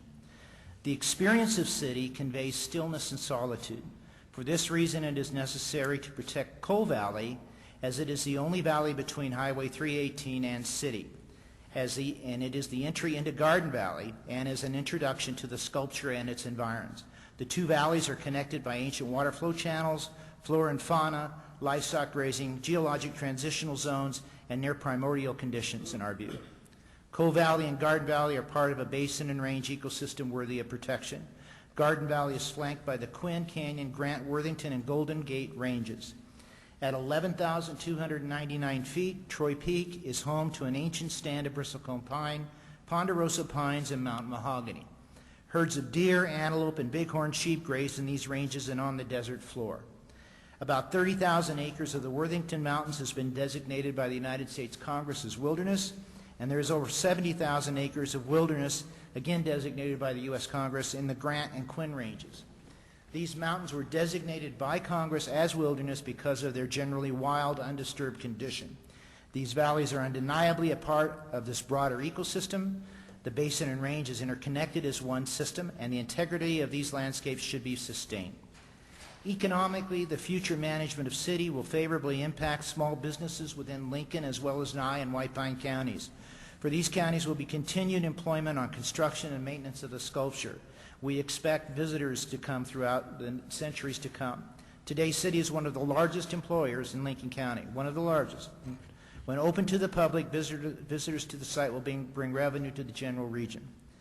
Since building began on City in the early 70s, the sculpture has gained national and international recognition as a unique American artwork. 30 years of labor and over $23 million has been contributed towards its construction. The Triple Aught Foundation, which I represent, is a nonprofit foundation established to oversee construction and future maintenance of city.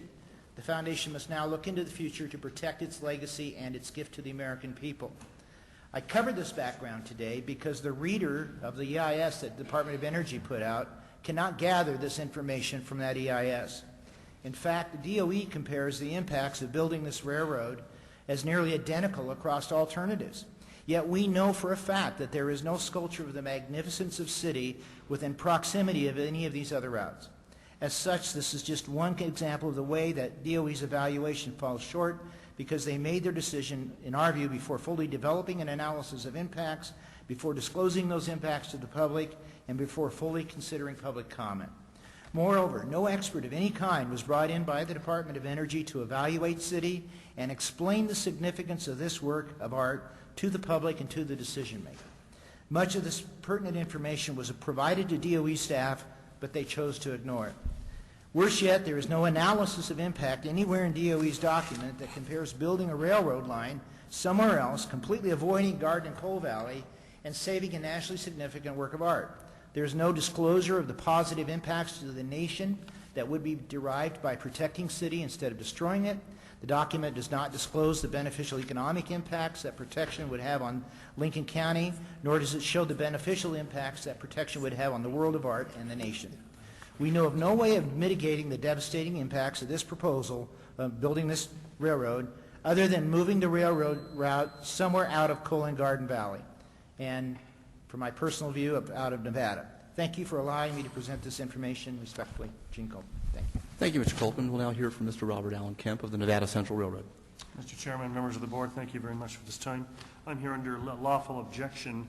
The Nevada Central Railroad is executing notice of claim 28 U.S.C. based on the remarks provided today by the applicant, DOE, under 2675 for suit. STB regulations were specifically created by Congress to protect and also regulate railroads, not federal agencies that are federally preempted from interfering with railroads such as the DOE. I'm the Chairman CEO of Nevada Central Railroad and Nevada Corporation. I'm Chairman CEO of Aviation Technologies Limited Corporation of Nevada. The Nevada Central Railroad construction project, publicly described by trademark name Nevada Central Bypass or NCR Bypass, filed on July 14, 2003 to the STB 5 years prior to DOE's decision to construct the Caliente rail line. Under FD 34382, a Superior 2 and is federally preempts in all of the actions by the Department of Energy within the current DOE docket FD 35106, for which today I'm now participating for purposes of lawful notice. NCR staff in 2003 have already provided legal description and mapping to the STB, with additional mapping submitted again in DOE public hearings in 2004 and BLM hearings concerning DOE land withdrawal in 2005. The DOE hearing occurred in Las Vegas, Nevada. The BLM hearing occurred in Reno, Nevada. 1996, prior to NCR's 2003 notice to STB of construction of the NCR bypass, U.S. Department of Energy DOE contacted NCR staff, not the other way around, regarding the NCR railroad construction project, the NCR bypass, in order to obtain a sole source contractual well-served commitment by NCR. In order to meet any and all requirements for the transportation requirements of DOE within the state of Nevada, meetings with DOE in Las Vegas totaled 7 each from 1996 through 1998. Meetings with USAF, the United States Air Force, totaled 4 each and were conducted from 96 through 99. Communications and correspondence with DOE has been maintained by NCR to date. DOE has authorized NCR as late as 2003 to utilize the EIS completed by DOE for studies relating to the construction of rail systems within the state for purposes of submission by NCR to STB under the lawful doctrine of identicality in order to enable the NCR to construct the NCR bypass, which is approximately 458 miles of main line high-speed heavy rail system. NCR delayed a warranted will-serve letter until 1999, served again in 2003 to DOE. The provision was based on the provision of rail service at the request of DOE in 1996. NCR executed 3 meetings in person at the STB HQ from 2003 to 2008 in relation to DOE regulations for construction and pre-notice requirements. 2 additional meetings in person were executed within the state of Nevada with DOE staff. The NCR has noticed the Secretary of the Interior, then Gail Norton, in 2003 of the lawful notice and application for right-of-way for the construction of the NCR bypass within the state of Nevada. NCR has filed preliminary comments with STB following application by DOE for rail construction of the Caliente route. STB SEA has failed to lawfully respond to any lawfully submitted information by NCR, including but not limited to the mapping, financial information, EIS, operational data, and procedural violations. As a result, NCR has instituted federal claims against STB Director SEA Victoria Rutson and her assistant David Novecki, relating to fraud, industrial economic espionage, theft of trade secrets, conspiracy, and regarding all public and public corruption charges and falsification of public records. We are now considering both execution of federal criminal and civil charges against the Director of Proceedings of the STB. NCR will petition the President to act under congressional federal preemption to terminate this application. No construction agreement can be executed by the DOE that would not violate the pre-existing NCR contracts for the manufacture of both steel rail, specifically high-technology railroad tie systems, and would violate the confidentiality basis of the proprietary railroad operational elements of the construction of the NCR.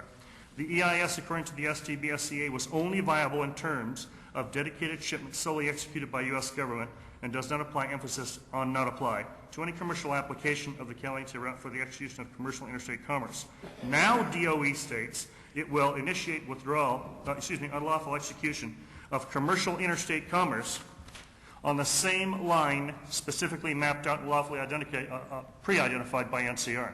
In other words, the terms of the operations of interference and operations of interstate operations, including interference, for which DOC assured NCR staff that would not happen, relating to multiple meetings that DOE would not interfere with the commercial execution of the construction operation of the NCR bypass, that this was nothing more than a sole source government line. No commercial interstate commerce would ever be interfered with. As a result, NCR released and subsequently provided DOE with ATO NCR, privileged, confidential, proprietary, and confidential information. Now NCR discovers that DOE has essentially converted its entire sole government requirement for future transportation of government materials to the subcontract execution of same by converting as a subcontractor a rail to be operated and constructed for the sole private use of Union Pacific in direct contravention of the board regulations concerning unlawful construction, competitive operations, as well as the board's responsibilities in regulating the national railroad system. I'm going to go ahead and shorten my comments. If you could just wrap up for 15 seconds. I object to the context, the format of the meeting, the fact that now you've already dismissed DOE from having to respond to your questions relating to my testimony today. In summary, I want to say this. I worked 5 years, moved to West Hampton, New York, in order to execute a $3.995 billion bond guarantee with one of the leading security firms in the United States. That was completed by 2003. So we could build a privately funded railroad in the state of Nevada, for which I worked on for 33 years. We now have 85 shareholders that are completely waiting as we speak for our application to be completed. This is a complete interference under federal preemption. There is no authorization, there is no jurisdiction for DOE under federal regulation of the STB 10901 to execute not only the application and continue its operation, execution, and procedure, including this hearing today. Thank you very much. Thank you, Mr. Kemp. We appreciate all the witnesses being here today. Commissioner Buttrey, do you have any questions for this panel? I have no questions for this panel. Commissioner Mulvey? Well, I have just one. Yes, sir. Can you, when if we were to approve this line and DOE was to go ahead and build it, could you bid to be the builder and operator of the line? I believe that there are no bidding restrictions. However, the problem is this. By executing a bid, it is a subversion of our lawful rights, since we've already mapped out, through lawful process, the execution of a construction project for over half of the line that DOE is presently applying to construct. Our line, the overlap starts just above Tonopah, goes on down past Indian Springs near Yucca Mountain. We are the individuals that are building, quote, a commercial bypass, commercial route, to Prim near Jean. We are the individuals that connect back through Mina, all the way back up to Flanagan, and then head straight up to Vancouver and Washington State. We are the individuals that then connect from Prim due south through a track rights agreement This has all been outlined to the STB on federal record. We then go over the Parker Dam. We connect with a short line that we would feeder line. Then we build directly to the Mexican border at Naco and connect up the largest city pair portion of rate base activity in terms of interstate rail commerce, city pair based, in the world. This is a completely sole source project under federal preemption. Under Article 6 of the Constitution, it is supremacy and supreme to any other application currently on file. Now, what's so interesting is that all the maps have disappeared at DOE, all the maps have disappeared at STB, all the mapping has disappeared at the BLM, and virtually every other mode for which we have provided all of our official documentation, including evidentiary proofs. Now, the most important thing we find in this case, and I would like to conclude quickly because I'd love to answer a million questions. I'll stay here till hell freezes over to do that with you. The key is this. DOE is stopping the first worldwide heavy, high-speed railroad transportation project to be constructed in the entire world within the United States that would provide massive jobs in terms of patentable trademark technology to the citizens of the United States. This is an electrified railroad. It is operated through gas technology. It's trademarked and patented. I can't continue to explain this, but it's virtually pollutionless. It is 82% more efficient than any locomotive operated by any railroad Class 1 operating in the United States today. Why would DOE even dream of blocking a virtually pollutionless, intermodal, heavy, high-speed freight system that would conduct freight operations at roughly 3 times the average speed of any Class 1 railroad today in terms of efficiency? Would you be moving their casks to Yucca Mountain? We have no choice if DOE decides to move the casks. As a common carrier? Yes, sir, and as a common carrier, as you know, we have no choice. Furthermore, we could do that safer, 300% safer, based upon the engineering specifications, operational specifications of our line, than any Class 1 carrier in the entire United States. What is one question to Mr. Coleman, and that is with regard to city. And I know this is, but didn't DOE address the problem of city by agreeing to move the track 3 or 4 miles from city so it was no longer in the view of city? It would no longer affect the view and the aesthetics? It is in the view of city still. Garden Valley's maybe, I don't know, 10 or 15 miles wide, and you can see the horizon some 20 miles or so, I guess. In that kind of an environment, any intrusion like that is very noticeable, whether it's, I think Michael Heiser has said 3 miles is better than 1, but it still destroys the work as far as the artist is concerned and others. Thank you. You bet. Thank you. We appreciate this panel's patience. We will dismiss you now. Thank you. And we will now call up the next panel. The next panel initially was a long list of names. We're going to divide it into 2 segments for seating purposes. I'm going to call up now, we'll call it Panel A of the 6th panel. From Citizen Alert, Ms. Peggy Mays Johnson. From the Daya Art Foundation, Ms. Katie Sonnenborn. From the 9 Group, Ms. Jenna Morton. From the Nevada Nuclear Waste Task Force, Luis Benezet. From the Progressive Leadership Alliance of Nevada, Lance Rake.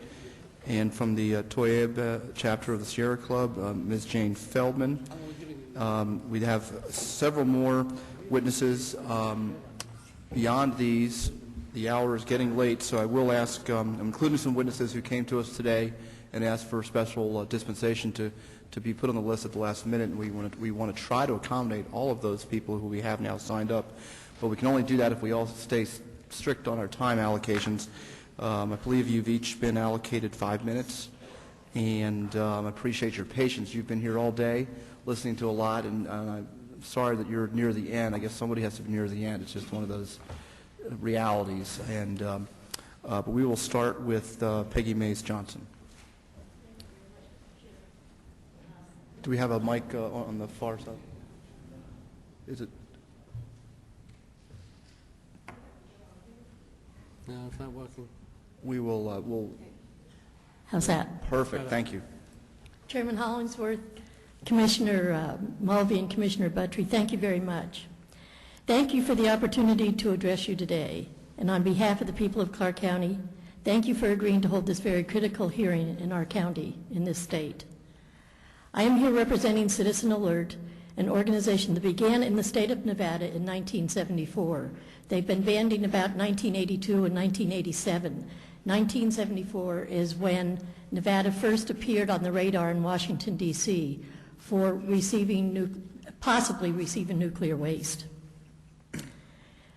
It was then that the talk started in Washington that there was going to be a determination made about where to repose tons of nuclear waste from nuclear sites around the country, sites mostly in the eastern and middle sections of the country, by the way. Many possible sites were going to be considered, and Nevada in the west was one of those states. A group of concerned citizens decided that they needed to alert our neighbors and friends here in Nevada of this impending possible danger to our safety.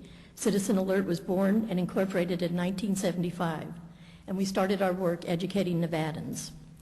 Unfortunately, we were a small state with little or no power in the Congress of the United States, and the decision was made that Nevada should have the honor of hosting this horrible waste at a site sacred to the native people in our state, primarily the Shoshones and other tribes. This congressional action was referred to as the Screw Nevada Bill. In 1987, Citizen Alert, recognizing the menace of putting this most dangerous material known to humankind on the rails and roads of this country, formed the National Nuclear Waste Transportation Task Force. We built 2 mock nuke waste casks and started to tour the country to let people in other states understand that there was a menace that would possibly come to a road near them and also put them at risk. I understand that you are not here today to discuss the merits of the Yucca Mountain project or the suitability of siting a repository holding thousands of tons of dangerous nuclear waste in a totally unsuitable and dangerous site. I do understand that you are here to hear our comments on siting a rail line in a totally unsuitable manner through 3 counties that will be negatively impacted. You will hear some residents and paid representatives of those counties come before you and tell you that this might be a great boon for them, for their distressed areas. In these times of economic downturns that are almost unprecedented, in a state that is near the top of the list of home foreclosures and unemployment, there might be a sentiment to take anything that might help. I disagree. Citizen Alert believes that the safety of our citizens must be first and foremost. You will hear from the experts that will go into the technical and scientific reasons why this is a bad idea. That is not my role here today. I thanked you for coming to Nevada, and now I'm going to challenge you to extend the same courtesy to the other counties around the country that will have the same exposure as Nevadans living in the exposure areas of the transportation routes. I believe that is your responsibility. People around this country know about Yucca Mountain, but are totally unaware how they might be affected by the transport of this terrible stuff. I am submitting 2 reports that were prepared for the Nevada State Agency for Nuclear Projects. One details every county and the number of residents that will be impacted. The second report is a listing of every congressional district. There are approximately 3/4 of the congressional districts that will be impacted by this transport. Some of the congresspersons listed with their political affiliation noted will not be serving in this next Congress, but this will be updated. But you can be sure that these elected officials are going to be apprised of the situation and know about the risks their constituents will be facing if this project is allowed to go further. Therefore, Citizen Alert is requesting and strongly urging you to extend the same consideration to the rest of the country you are to us by holding these hearings along the proposed routes. We believe that this scheme of transporting this deadly material could result in tragic accidents, and even more troubling in these times when terrorism is on everyone's mind, that the risk of this material in the hands of terrorists would pose a risk that is incomprehensible to contemplate. And you know, I have 2 really nice typed pages, but then listening to everybody else here today, I have been scribbling notes, and so I certainly hope you ask me questions. Thank you very much. Thank you. We'll now hear from Ms. Katie Sonnenborn of the, is it DIA Art? Or It's the DIA Art DIA Foundation. Art, I apologize, the DIA Art Foundation.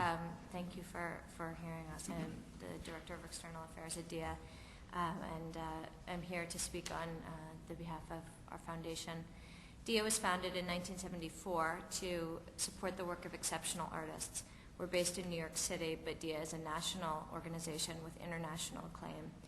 A renowned collection of artworks from the 60s and 70s is housed at the DIA Beacon Museum in New York's Hudson Valley, which is actually the country's largest center for contemporary art, spanning some 300,000 square feet. Additionally, we present art projects in New York City, and we maintain several large-scale permanent projects which are sited directly in the landscape in New Mexico and in Utah. Today, I want to address an issue of national cultural patrimony, the profound negative impacts that the Caliente Rail Corridor will have on Michael Heiser's city. This is a singular and irreplaceable American artwork, which DIA has served as a primary conduit of the funding for. If built as proposed, construction and operation of this rail will irrevocably violate one of the most important artworks of our time and render a devastating blow to the future of America's cultural history. Heiser is among the great artists alive today. His artwork is included in collections around the world and inspired such national monuments as Maya Lin's Vietnam Memorial in Washington, D.C. He is most well known, however, for the one project that cannot exist within museum walls, the Nevada Sculpture Complex City. Spanning over 1 mile by 500 feet, City is just that. It's the distance of the Washington Mall, if you can imagine. It comprises a series of abstract forms made of earth, rock, and concrete, and it is also the culmination of the pioneering and uniquely American qualities that have created such renown for Heiser. His architectural scale and his use of industrial materials such as concrete and construction techniques such as bulldozers for the construction of his sculptures. Moreover, City synthesizes Heiser's artistic vocabulary within a transcendent and timeless setting, Garden Valley, which is a majestic example of the basin and range topography unique to Nevada. This confluence of natural and man-made beauty is rare, and it is in grave peril if the Caliente Corridor proceeds as planned. The noise, traffic, intrusion of noxious weeds, and visual disruption, in addition to the myriad health and security risks which have been addressed at length today, will irreparably intrude on visitors' experience of the site, which Heiser selected for its grandeur and isolation. Inspired by the ancient monuments of Egypt, Peru, Mexico, and Bolivia, which Heiser visited as a young adult, he sought to create a powerful masterpiece in this spirit and history, and Garden Valley conveyed a sense of timelessness, which today's city is imbued with. Despite these ancient roots, Heiser's monumental project is also uniquely local and modern. City is being built by residents of the region using contemporary construction techniques and materials which are wholly procured at the site. Additionally, the project has helped provide significant local economic benefit to Lincoln and Nye counties, totaling over $23 million in private funding. Equally important, philanthropists are committed to future expenditures of private resources to maintain the sculpture and to provide public access. It is without doubt that when complete, City will create economic benefit for these counties by drawing national and international visitors.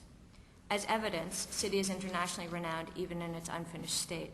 It graced the cover of Art in America in 1976, shortly after the beginning of its construction, and has since been known as an icon of post-war art.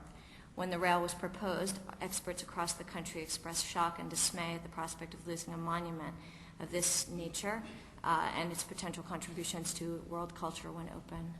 Additionally, the New York Times profiled the issue on the cover of its National Sunday magazine as one example among many of the level of international significance that this has drawn. Together with the opposition to the Caliente Corridor has been voiced by some of today's most preeminent cultural leaders, among them Michael Govan, director of the Los Angeles County Museum of Art, Glenn Lowry, director of the New York's Museum of Modern Art, Kathy Hallbrecht, former director of the Walker Art Center, Minneapolis, Joseph Helfenstein, director of the Menil Collection, Houston, and James Wood, president and CEO of the Getty Trust in Los Angeles. Each publicly testified to the enormous cultural significance of City and the fundamental responsibility to protect it as a national treasure. Their letters and others have been submitted as part of our formal testimony. Echoing their support was a unanimous resolution passed by the Association of American Art Museum Directors toward the long-term protection of City. Representing 148 directors from 39 states, Washington, D.C., and Puerto Rico, the AMD's resolution predicted, and I quote, a great cultural loss for the nation if the Caliente Corridor were to proceed as planned. The College Art Association published a similar declaration. DIA has regularly submitted, I'm almost done. Good. DIA has regularly submitted comments expressing our points of contention against the corridor, most recently to STB on July 15. Nevertheless, DOE has not made any significant efforts to directly engage DIA or our colleagues in the expert community that have testified to the unequivocal cultural importance of City, nor has the agency addressed the potential cultural and economic benefits of preserving City. As we have previously stated, we welcome the opportunity to participate in any such analysis. Today, however, I would like to firmly reiterate our opposition to the rail line as currently planned and to represent for STB the sincere concern held by many Americans about the proposed route among the cultural community. We request the Caliente corridor and any alternative rail line traversing Garden Valley be rerouted to protect this major cultural contribution to our country. Thank you. Thank you, Ms. Sonneborn. We will now hear from Ms. Jenna Morton. Thank you. I echo the incredulity of Brad Jerbick from earlier. I find it really refreshing to have somebody speak so candidly about our objections. And that incredulity is also echoed in the community where I live and at the school where my children attend. Many of my counterparts there find this process inaccessible and intimidating, so they sort of count on me to be here, and I think you guys are okay, so I'm here. But thank you so much for hearing our voices. It means a lot to us. You probably won't hear a whole lot that's new from me, but hopefully what I'm saying will serve as a relative summary of some of the objections you've heard earlier. I'm speaking to you today on behalf of my 1,200 employees. I am a business person in Las Vegas. Las Vegas is the #1 tourist destination in the United States. We got that way by creating the greatest brand in the world. The Las Vegas business community has gone to great lengths to develop and guard that brand. Our success is based both on perception and experience. The Las Vegas experience is one of a complete mental escape. My employees work very hard to provide that experience. Their livelihood depends on it. Currently, the experience matches the perception we've created. Nuclear waste destroys that perception. Nuclear waste does not belong here. Our success is responsible for dramatic population growth in Nevada. The Las Vegas Valley alone is now home to over 2 million people and is one of the most populous cities in the American West. We are no longer a stopover on the Pioneer Trail. With nearly 40 million visitors per year, during any given week, we are also home to an additional 800,000 people. This growth and success is based on maintaining the experience that we have put our hearts and souls into. I believe we are well aware of the very real risks associated with the Yucca Mountain project itself, from radiation leaching into our precious groundwater to Yucca's unviable location in an earthquake zone and its status as an early volcano. These risks alone should have ruled Yucca Mountain out as a nuclear waste dump from the get-go. I know that today we are focusing specifically on a relatively small rail line necessary to ultimately deliver this deadly waste to Yucca Mountain. Small, that is, relative to the distances the waste would have to travel on various existing lines prior to reaching the Caliente line. I submit to you that in doing an environmental impact study, there are various environments that must be taken into consideration. While the focus may initially be the immediate physical environment of the rail line itself, that environment, while also precious, does not exist in isolation. While considering the consequences of building this piece of rail, you must be aware that any decision has repercussions extending from one coast of the United States to the other. There's a map over there indicating all the locations of the nuclear power plants with waste, and then the big spot in Nevada is representing Yucca Mountain, and you can see that that's not a place where we actually produce waste. But those clearly aren't rail lines, but those are long distances that this waste would need to travel. To reach Yucca Mountain by rail, nuclear waste would have to travel through nearly every major metropolitan area in our country, exposing literally millions of people to in the best case scenario, a dose of radiation equivalent to an X-ray with each of thousands of shipments. Other scenarios range from disruption of commerce by utilizing existing rail lines that carry all number of other goods to dire consequences of a potential accident. Any consideration of the Caliente line must take into account the potential environmental impact on each of these communities. Truly, prior to an approval approval, each of these communities that may be negatively impacted ought to be offered the same opportunity to comment as you have graciously offered us today. In addition to the vast physical environment, you must also consider the economic environment. Speaking on behalf of the Las Vegas business community, I tell you that even if we ignore the potentially dire physical consequences of the transportation of deadly nuclear waste through our community, the mere perception of any risk associated with its transport to Yucca Mountain severely damages Nevada's economic engine. Deutsche Bank gaming analyst Bill Lerner puts it this way, and I quote him, "The prospect of Yucca Mountain as the sole nuclear waste repository carries great economic risk for Nevada. We believe both inbound travel and population migration would be materially hampered by the simple prospect of Yucca transport and storage risk." Well, let me just wrap up by saying brand identity and carefree gestalt may have a disproportionate value for Las Vegas community, but every other community, including my beloved Chicago, the home of my company's flagship, through which spent nuclear fuel will have to travel prior to reaching the Caliente line, could make a similar claim to the potential negative economic impact of the perception of threat. In addition to my responsibility to my employees, both here and in Chicago, I am also a mother. So I urge you, on behalf of my 3 children, and indeed every one of the millions of people who live along the transportation routes across America, to find that both the physical and economic environmental impacts of the Caliente line are too great. Nuclear waste is deadly, and it belongs neither in Nevada nor on our rail lines throughout the country. Thank you. Thank you, Ms. Morton. We'll now hear from Mr. Louis Benezet. Yes, thank you. Thank you all for providing the opportunity to comment, for coming to Nevada.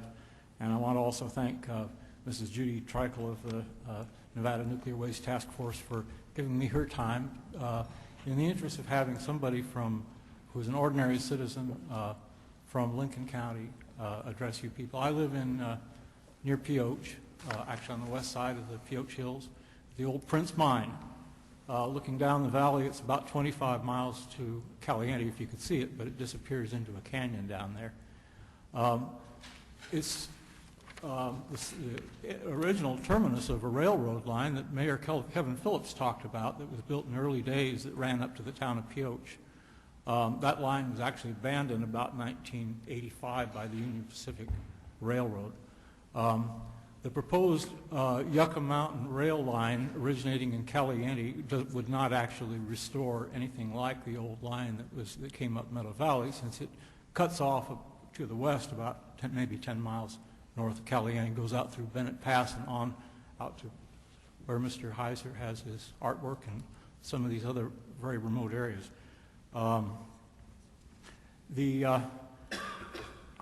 When I came to this hearing, I kind of thought it was going to be an NRC hearing, and one of the things I wanted to say was that I'm concerned about the possibility that the decision for Yucca Mountain would be compartmentalized so that you don't really get to see everything that you're dealing with here.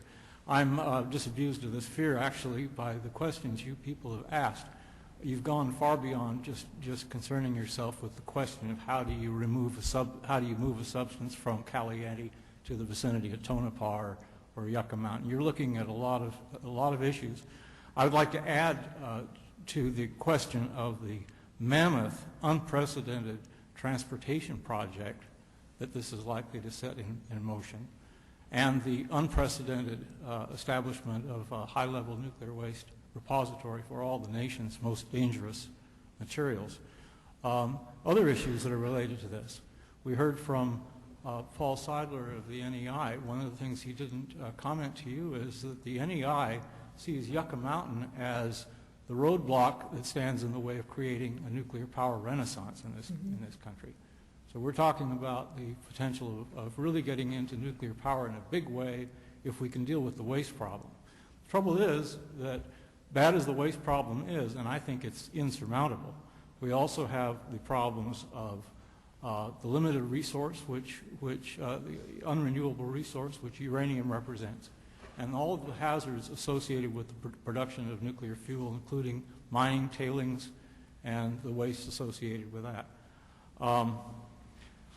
As an opponent of the Yucca Mountain project, I've felt that I'm really an anti-nuclear person, you know.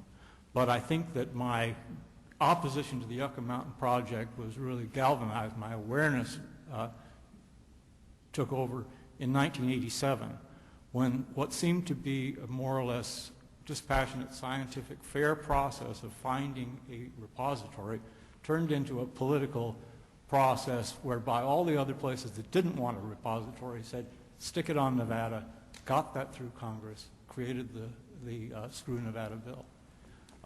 There were other sites being considered, and some of them had far better potential for being a good repository site. All the sites in the east were in granite formations. Granite, old rocks that have been there forever, never been moved. The western sites they were considering, by contrast, Yucca Mountain, the Yucca Mountain Tuff, the basalt of the Hanford region, are in tectonically active areas. The third area in the west was actually in Texas. It was a salt formation near Des Smith County. What happened, however, was that an important senator from Louisiana, who was also in the area affected by potential choice of a salt formation, staged the Yucca Mountain Screw Nevada bill, which we've been dealing with ever since. This eliminated an alternative. So the decision that's going to be made for Yucca Mountain is going to be made in the absence of a really viable alternative. We're trying to make a round peg go into a square hole here and make it work. I have had other difficulties in my opposition to the Yucca Mountain project, and that has been the effort on the part of some local officials to see it entirely as an economic boon, potentially, to the county. And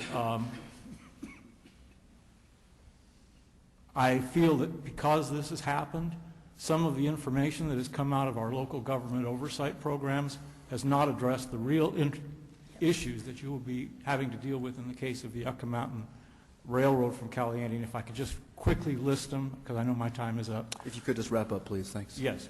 The major potential for flooding in the Meta Valley, Clover Valley area where the city of Caliente is located. The rail line comes in Clover Valley and would turn up Meta Valley. The fact that no analysis has been done of a potential rail incident in the city of Caliente. The mayor and his folks have kind of said, well, that's just not something that's going to happen. We're not going to look at that. It's very important. The fact that we are the downwinder communities from the nuclear waste nuclear atomic testing, and that we need compensation for that as well. So those are the issues that. Thank you very much. Thank you, Mr. Benezet. We'll now hear from Ms. Jane Feldman of the Toye Bay. Please help me with the pronunciation chapter of the Sierra Club. Thank you so much, gentlemen, for convening this hearing here. It is, however, unfortunate that we're here today talking to you. Unfortunate because the need for a 300-mile railroad through the heart of Nevada is spurious, disputed, questionable, and thoroughly unwarranted. There should be no talk of additional rail line across virgin territory for several core reasons. I have 6 of them. The end point of the rail line is a proposed facility. The proposed facility has an incomplete design. The transportation canisters for high-level nuclear waste are not yet prototyped. The transportation of high-level nuclear waste is deeply controversial, as you've seen today, and it continues to draw strong opposition from many quarters. 5th, the cost of nuclear power is skyrocketing, and 6th, the new federal administration that we're waiting for is already reevaluating and reprioritizing our national energy landscape. There's a solid probability, and the probability is strengthening every day, that the proposed repository at Yucca Mountain for high-level nuclear waste will never be built.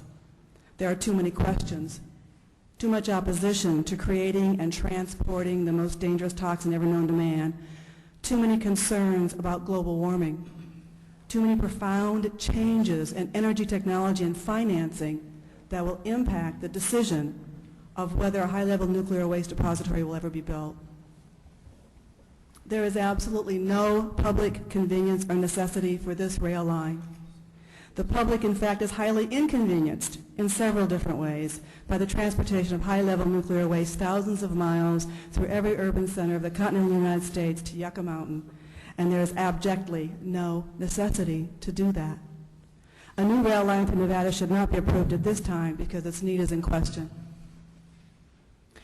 As an environmental organization, the Sierra Club is intensely interested in the specific routing of any proposed disturbance to the landscape and the ecosystems that would be affected by it. A large proportion of Nevada, you've already heard this too, over 80% of Nevada, is managed as public land. It's managed by federal or state agencies as national forest, wildlife refuges, areas of critical environmental concern, critical habitat under the U.S. Fish and Wildlife Service habitat conservation plans for endangered and threatened species, National Park Service sites, wilderness study areas, national conservation areas, national rec areas, and state parks. Any place in our desert where there is surface water is a precious place where plants and animals thrive, biodiversity is high, and people treasure. Here in Nevada, whether we're in the Mojave Desert or the Great Basin Desert, we fiercely protect our places with surface water. Surface water includes washes that have water only when the infrequent rains reach it. Surface water here in the desert includes seeps and springs that slowly express water from between rock layers where plants and animals congregate. Surface water is not lakes and rivers of the wetter places of our nation. I live here in Las Vegas, and my son is a junior at the University of Nevada in Reno. That's 450 miles from here, up Highway 95, past Mercury and Yucca Mountain and Beatty, through Tonopah, past Luning and Mina, through Hawthorne and Urington and Fernley.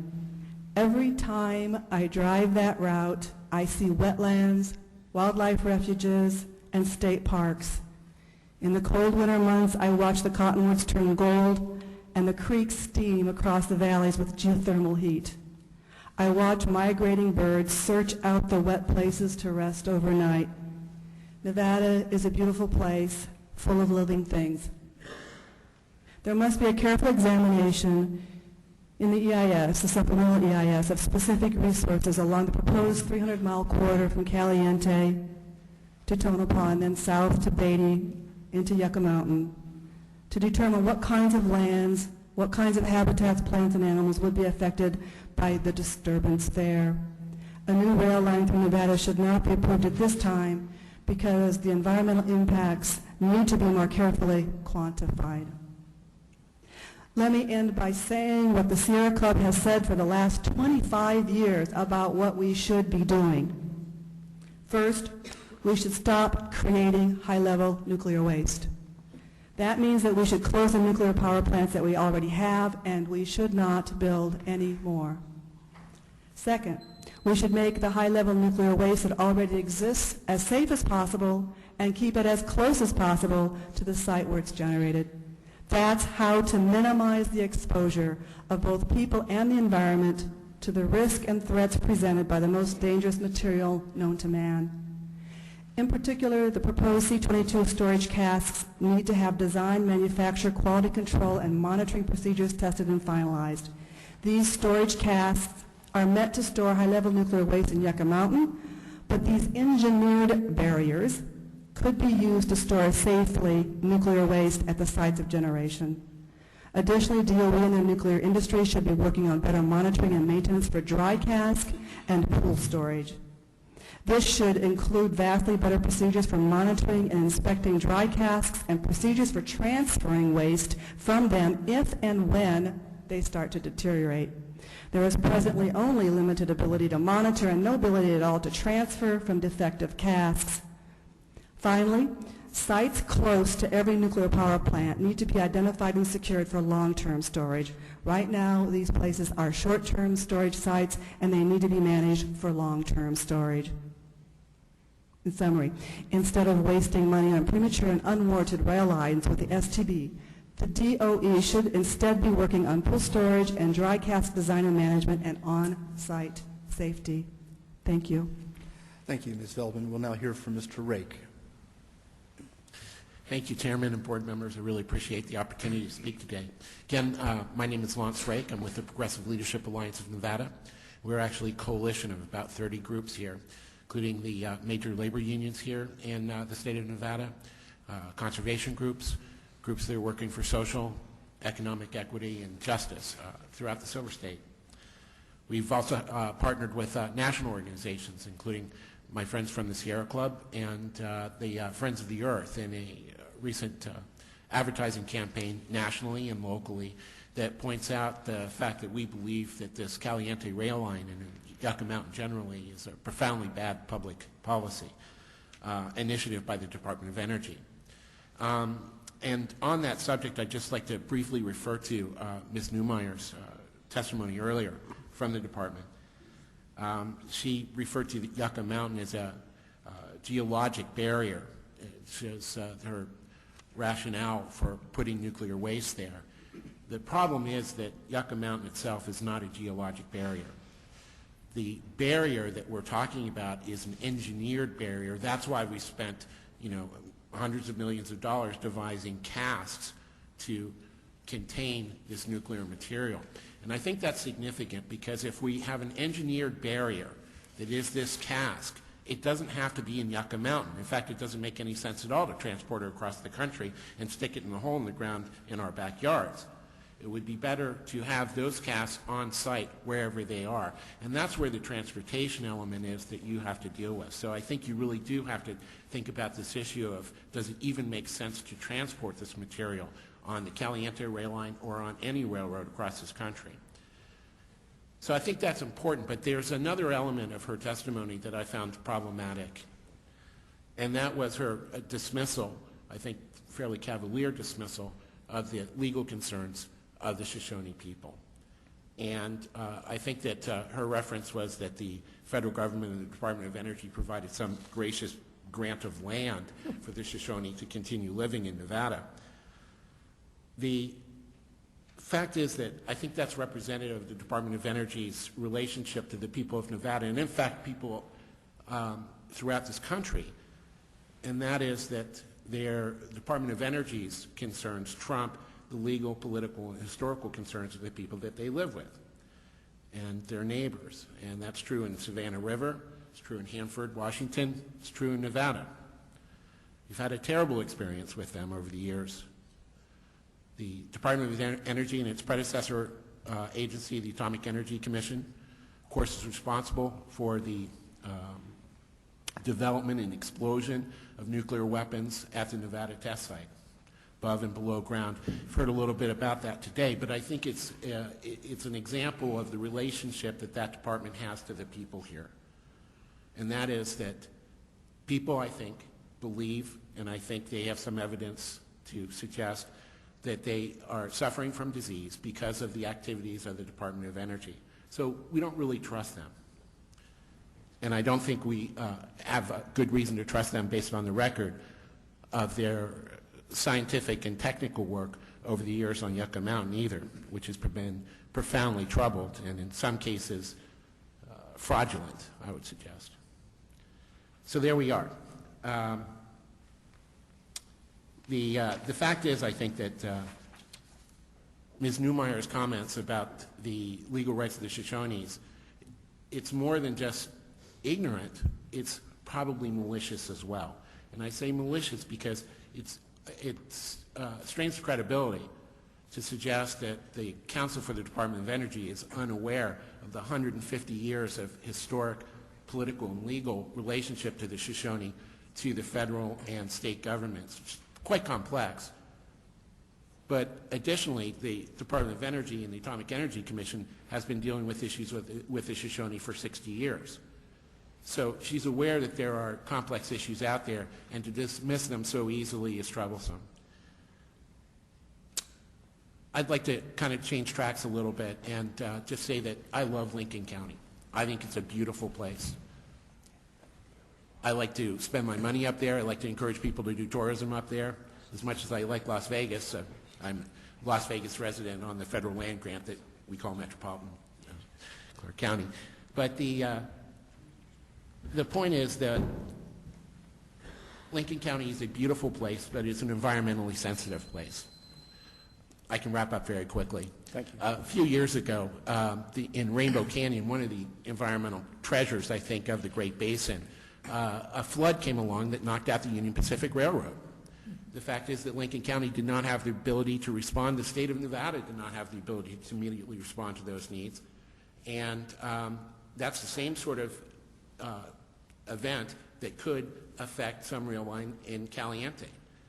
That's kind of a nightmare scenario, obviously, but I think that we need to take into account the fact that we just don't have the resources, the infrastructure to respond to some sort of disaster on a statewide basis or certainly on a Lincoln County basis. Again, I want to thank you for your time and your patience today, and thank you very much. Thank you, Mr. Rake, and thanks to everyone on the panel. I just have a couple quick comments. Ms. Sonnenborn, I wanted to thank you especially for your very eloquent testimony. You echoed some of the testimony we also heard from Mr. Kolkman. I wanted to thank him too. Didn't remember to do so after his testimony. We deal a lot on this board with some things that for non-transportation folks would probably sound pretty dry. Proposed abandonments of rail lines. Every once in a while we may get a merger that's kind of a big deal in our little world. But you've kind of helped elevate the tone here to help come. Did you come all the way from New York, by the way? I did, yes. That says a lot in itself, and we don't get exposed to the world of sculpture and the arts too often in our work. Though we can certainly throw a stone and probably hit some of the great museums of our country from our office. We probably don't spend much time actually entering those doors as we'd like. So, thank you for elevating the tone here and educating us a little bit. It speaks volumes about your commitment to this and all the people you mentioned that you represent. Well, I'd be happy to send you some additional information about the sculpture if that would be useful, and also to help situate perhaps Michael Heiser's place in art history, because I really can't underemphasize how important he has been in terms of defining the landscape of art in the last 30 years. He really, in the 60s, the United States experienced a kind of resurgence of cultural energy, and there was a generation of whom Michael was sort of among the pioneers who moved outside of the galleries and came to the American West to make artwork. And, other works which are in Dia's collection, Robert Smithson's Spiral Jetty, which is in the Great Salt Lake, Walter de Maria's Lightning Field, which is in rural New Mexico. These are the artworks that are covering art history books that are being taught today. They have an international renown, and they are inspiring artists, art historians, designers, fashion people. I mean, the breadth of influence writers is profound. And Heiser's project is particularly difficult in the sense that it isn't yet complete, and so we don't have the thousands of visitors to show you who have been there and who can stand in testimony to its importance. All we can represent is the legacy that he already has, that the work already has, and the desire that exists for people to see that work complete and available to the world. So. Well, thank you, and I can assure you that the record is very full of strong statements about the importance of that work of art and what it symbolizes, and we welcome anything else that you'd want to send us. The record will be closed, I believe, today, but the official record, but we're always open to receive mail from taxpayers anytime, and thank you. Ms. Morton, just the 9 Group, is that your business name? Yes. And are you in the hospitality industry? Basically? We are, restaurants and nightclubs. We have restaurants in Chicago, Dallas, and Las Vegas, and nightclubs here. Very good. Colleagues, any questions? Yeah, I have a couple of questions. Ms. Sonnenberg, I've been to your operation up in Beacon, so I have to, my wife likes me to. My wife takes me to all these places. So. But it would be good to actually do if you could send us something on this, because I think the visual would be very, very helpful in our. Yes, I didn't realize that was an option today. Let me ask you something about about this. I mean, this railroad would be a distraction, would be an intrusion, and it's 1 mile long, if I'm not mistaken.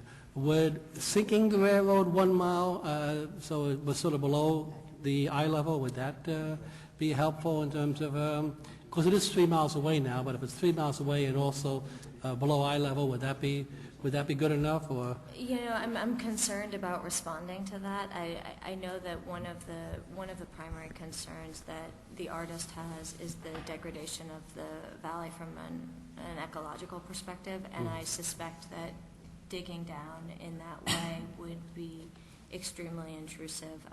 It's worth noting that he is doing construction in the valley, but has done it with the utmost respect and integrity for the natural ecosystem of the site. I mean, he's in Nevada and California roots. His grandfathers were geologists. His father was an anthropologist. He has a very complete sense of the environment, and it's only recently that he's even been using large-scale construction machinery. Most of the work was done really at a small local level. So I think that there's a very big concern from our perspective about the disruption of the natural environment with the submersion of a railroad, and that, you know, perhaps from a visual perspective there could be some mitigation there, but I think that there would still be really significant oral impacts.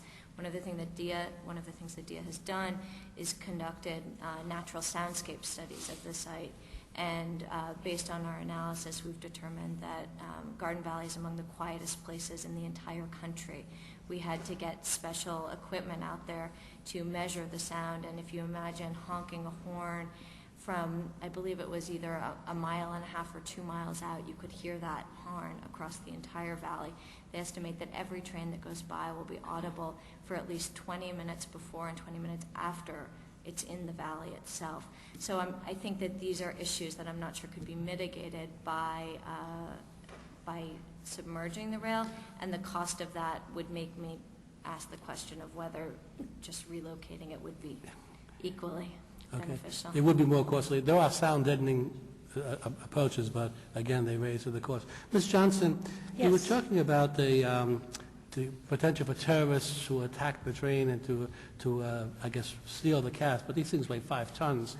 And wouldn't it be easier to protect these casks in transit and protect them at a place like Yucca Mountain than trying to protect them at 30 places around the nation? If indeed you're afraid of terrorists actually breaking in and getting the materials, isn't it more vulnerable when it's spread around the country? Well, I have to tell you that by simply the act of bringing it to Yucca Mountain does not dissolve the effect of it being still on site, because once it comes out of the reactor, it has to stay on site for 5 years. Mm-hmm.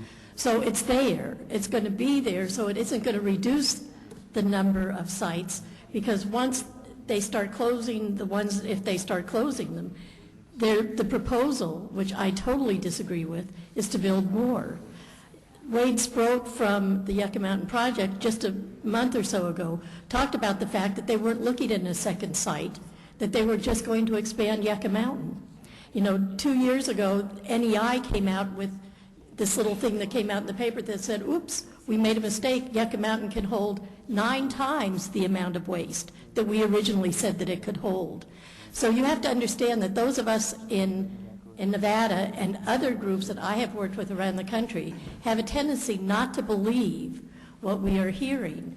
You know, and Commissioner Buttrey, you asked, or you spoke to the man from NEI, the scientist, and you told him how glad you were that there was a scientist that you could ask these questions. And I would tell you, you know, that this is a project that has not been peer reviewed, which is almost unheard of in the scientific community.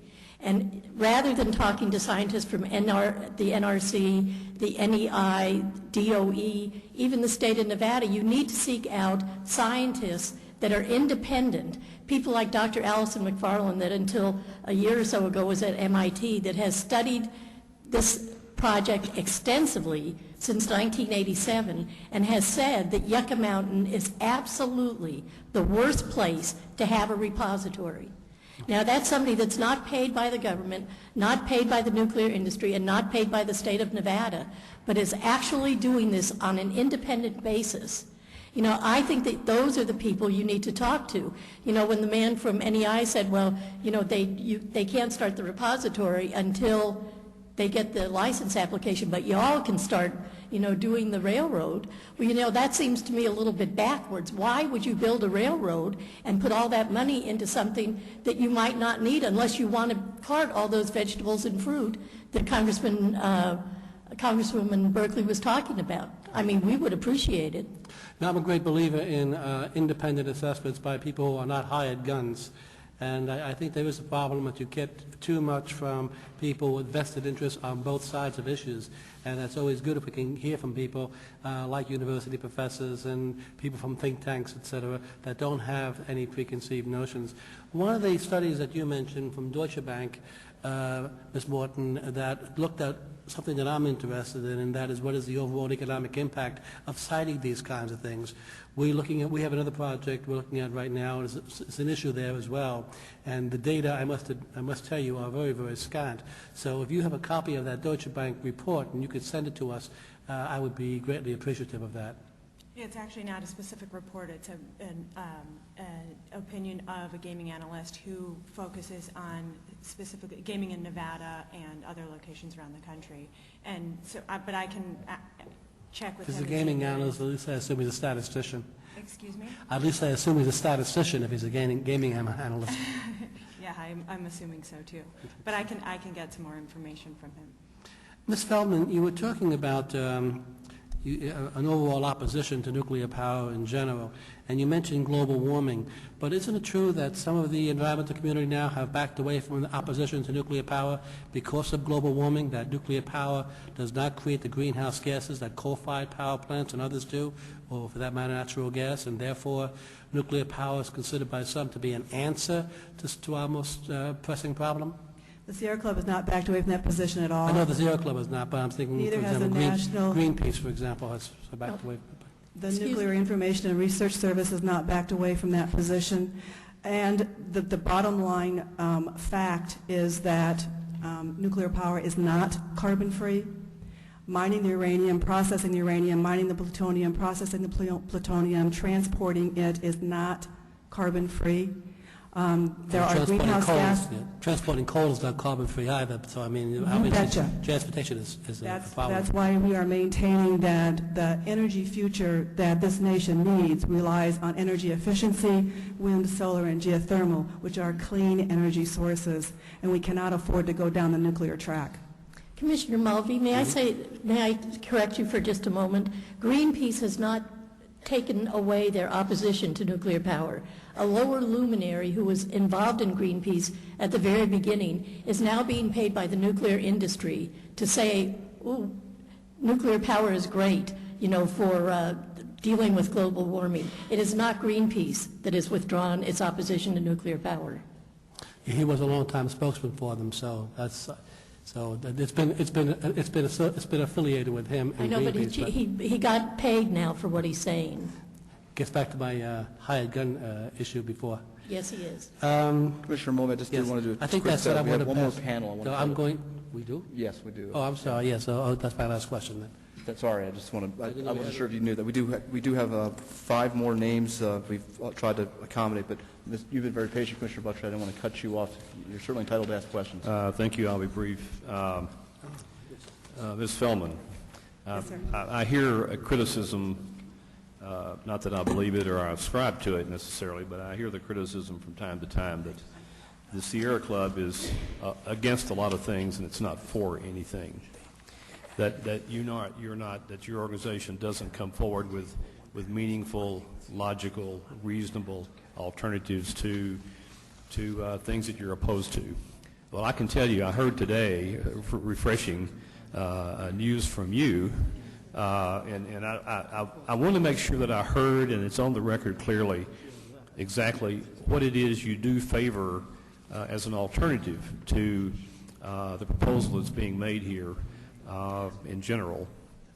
Because under the environmental laws in this country, they clearly require that all reasonable alternatives be considered, given serious consideration.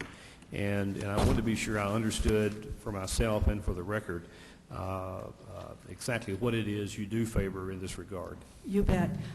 This has been the Sierra Club position for 25 years, And it's posted on our website, www.sierraclub.org. And it has two parts. The first part is don't make any nuclear waste, which means shut down the nuclear power plants that we have now and don't build any more.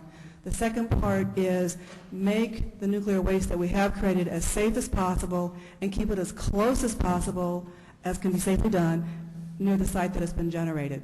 When you start containerizing and transporting nuclear waste and putting it into Yucca Mountain, that's when you increase the exposure, the risk, the threats to people, plants, and animals exponentially, and we can't afford to do that. And we do believe that there's a magic cask. It hasn't been prototype, tested, designed, quality controlled, but we do believe that the nuclear industry is creating this magic cask that was talked about earlier today, and we should use those for on-site storage or storage very, very close to the site of generation, and that is the safest answer for people and places, plants and animals. Thank you very much. You're welcome.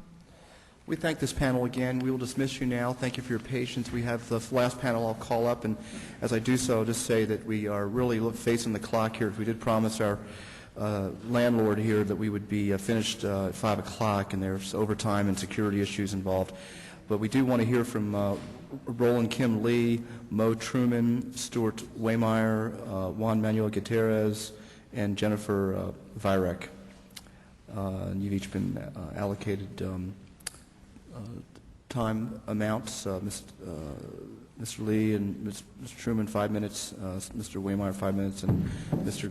Gutierrez and Ms. Virek, 3 minutes. We appreciate any summarizing you can do. Your full statements will definitely be put in the record. And unlike the motto we hear that what happens in Las Vegas stays in Las Vegas, I can assure you what happens today will stay in the record and will be with us all over the country, and I'm sure, despite our best efforts, will be in the courts one way or another, which is the case with most of our significant work. And if we don't finish by 5, we all have to stay here overnight, right? Yeah, they lock the building down. So I don't know about the rest of you, but I'm going to be out of here before 5 o'clock. Mr. Truman, would you like to go first? Sure. I was quite concerned if I was at the right dance, as I thought we had to talk about the necessity of commerce on the line to Caliente. So now I understand that that might be part of the dance. I'm quite comfortable being here. This is probably my first experience with being a democratic republic. And as I've talked to or listened to one of the fine spokesmen from the great state of Tennessee, he talked about what Oak Ridge had done for the National Defense Department and how it had gave lots of time, lots of energy, and lots of real estate to that. And the statesman who spoke at the conference we're at talked about the fact that Tennessee is called a volunteer state. And I'm quite embarrassed about my state. And as we talk and listen to about the things that we don't want to do for the betterment of the Democratic Republic. Everything that we buy here in Nevada comes from other states. So as we buy our petrochemicals, we buy our pantyhose, we buy our medicines, that has been manufactured, and its waste is being held in other states. So as we look at our responsibility to shoulder our fair share of the state's and the nation's waste that we are the beneficiary of, I'm ashamed of what we have portrayed to the STB. Getting on to my comment, in commerce, Las Vegas is a large deterrent because of our cost of real estate here. Caliente has the vast potential, because of the cost of real estate in that fair city, to actually be a major driver for economics. Cedar City, Utah right now is stealing a lot of businesses that should come to Las Vegas because of rail service and also because of the price of the property. So I would commend to the STB to understand that there is economic drivers to go through and have businesses thrive in the Caliente region. Some of those that have left our facility, left Las Vegas and had to relocate other places, is a company called Heritage Plastic. They would take resin that would come by rail cars out of the chemical alley into their facility, manufacture into plastic pipe. It'd be destined for the 8th largest economy in the world, which is the Southern California region, and enter there by truck. So we could go on for several minutes about the businesses looking to relocate on a cusp around that Southern California market, and they're relocating to other facilities. So as the political side of the nuclear waste aside, there is commerce that could be driven to Caliente and use the rail line for beneficial goods. At the present time, the railroad does not have service into Caliente for manifest service. So the businesses that we have worked with the local economic development companies, which would be City of Henderson, City of North Las Vegas, the state and the NDA have all looked at bringing businesses to Caliente, but because the rail service does not exist, they've had to go through to other locales. So my testimony to the STB is there is economic industry that could go to that area if it was approved. Thank you for your time. Thank you, Mr. Chairman. We'll now hear from Mr. Stuart Waymeyer. I'm Stuart Waymeyer. I'm a mechanical engineer. By default, over the years, I've also become sort of a historian of the Yucca Mountain Project, specifically the Nuclear Waste Project Office, which is now the Agency for Nuclear Projects. I was with ANEC, which is the American Nuclear Energy Council, in 1991. I worked for them as a walk-on because my engineering professors had told me that they were always afraid the federales would show up. That's in regard to some of the things that the Nuclear Waste Project Office was doing with a couple companies called Mountain West Decision Research, and some of the other people that dealt with the stigma effects and some of the other concerns you had with the perception stuff. Before I get into some more of what was going on there, I wanted to address Mr. Buttry's question and some of your others, because we've missed this, on why those casts we don't want to store them on site. It's never been answered here. There's something called corrosion that occurs. It occurs even at Yucca Mountain. When you have hot casts, they're hot for long periods of time, hundreds of years. They tend to take the humidity goes to steam essentially. That steam cools and then it drips down on the different casts. So if you're prepared to have on-site storage that you can guarantee for the next few hundred years, where there is no precipitation, no humidity, and no corrosion of the casts, well then please go ahead and do so. But otherwise you could very well end up with 35 sites with massive amounts of nuclear ceramics sitting there essentially loose on the ground. That also brings up the other point we've heard numerous times here, most dangerous substance in the world, cataclysmic. It's a ceramic. It's like plates. It's uranium oxides, various uranium oxides. They're also radioactive. Things called Geiger counters can be used to find those things. You've mentioned we've got sodium hydroxide, chlorine, hydrochloric acid, sulfuric acid, titanium. Those things are all coming through the valley. If you have a problem with those things, you really can't find that stuff. I mean, it can disperse. It can be in the air. So of all the different disasters possible, we had also a ricin scare. About this much ricin sent the valley into paroxysm. But just imagine 75,000 tons of ricin, and then kind of compare that when people say this is the most dangerous substance anywhere. But to go back, I ended up writing a book, a 200,000-word book as a whistleblower on the Nuclear Waste Project Office. It's online at yuccamountainexpose.com. Yucca Mountain Expose, all one word. It's well worth your while because just recently Mr. Bob Lux was fired from the agency. The reason he was fired was because he embezzled $500,000. Now, they don't call it embezzlement here in Nevada because that also goes to the intimidation factor, because you've got certain politicians who kept Mr. Lux in power for 30 years. That was certainly not the only time he played fast and furious. There are GAO reports. I have quite a few different things. Some of the people here benefited also from his money. In fact, one of the people who testified was pandering for a grant earlier. He was also involved in some of that. So my point there is that a lot of the things that come from the Nuclear Waste Project Office and from the current Nuclear Projects Group are not to be totally believed. They had a vested interest from way back in trying to promote an anti-nuclear position. When the Mountain West and Decision Research came in, Decision Research did a lot of the perceived risk kind of things. The availability heuristic, you might hear about that sometimes if you're really nerdy and geeky about it, but that's the idea that you can never learn to accept risks and no one can. Well, those are all theories that came out in '87 when the socioeconomic studies were done. 15 million went to socioeconomic studies here, 14 million went out of state. Roger Casperson, one of the people who led up some of the stuff with from Clark University, I caught him writing in '74 a Maoist, Marxist, anarchist, decentralist paper that said social scientists do not need to be objective.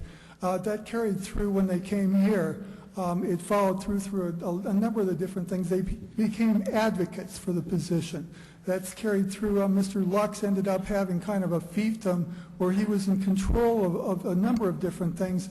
He sort of appointed people and things happened as he wanted. Now, the way you know that he was corrupt is because he isn't taken out for embezzlement and imprisoned right now. He's been protected by Senator Bryan, Senator Reid, a number of other people too.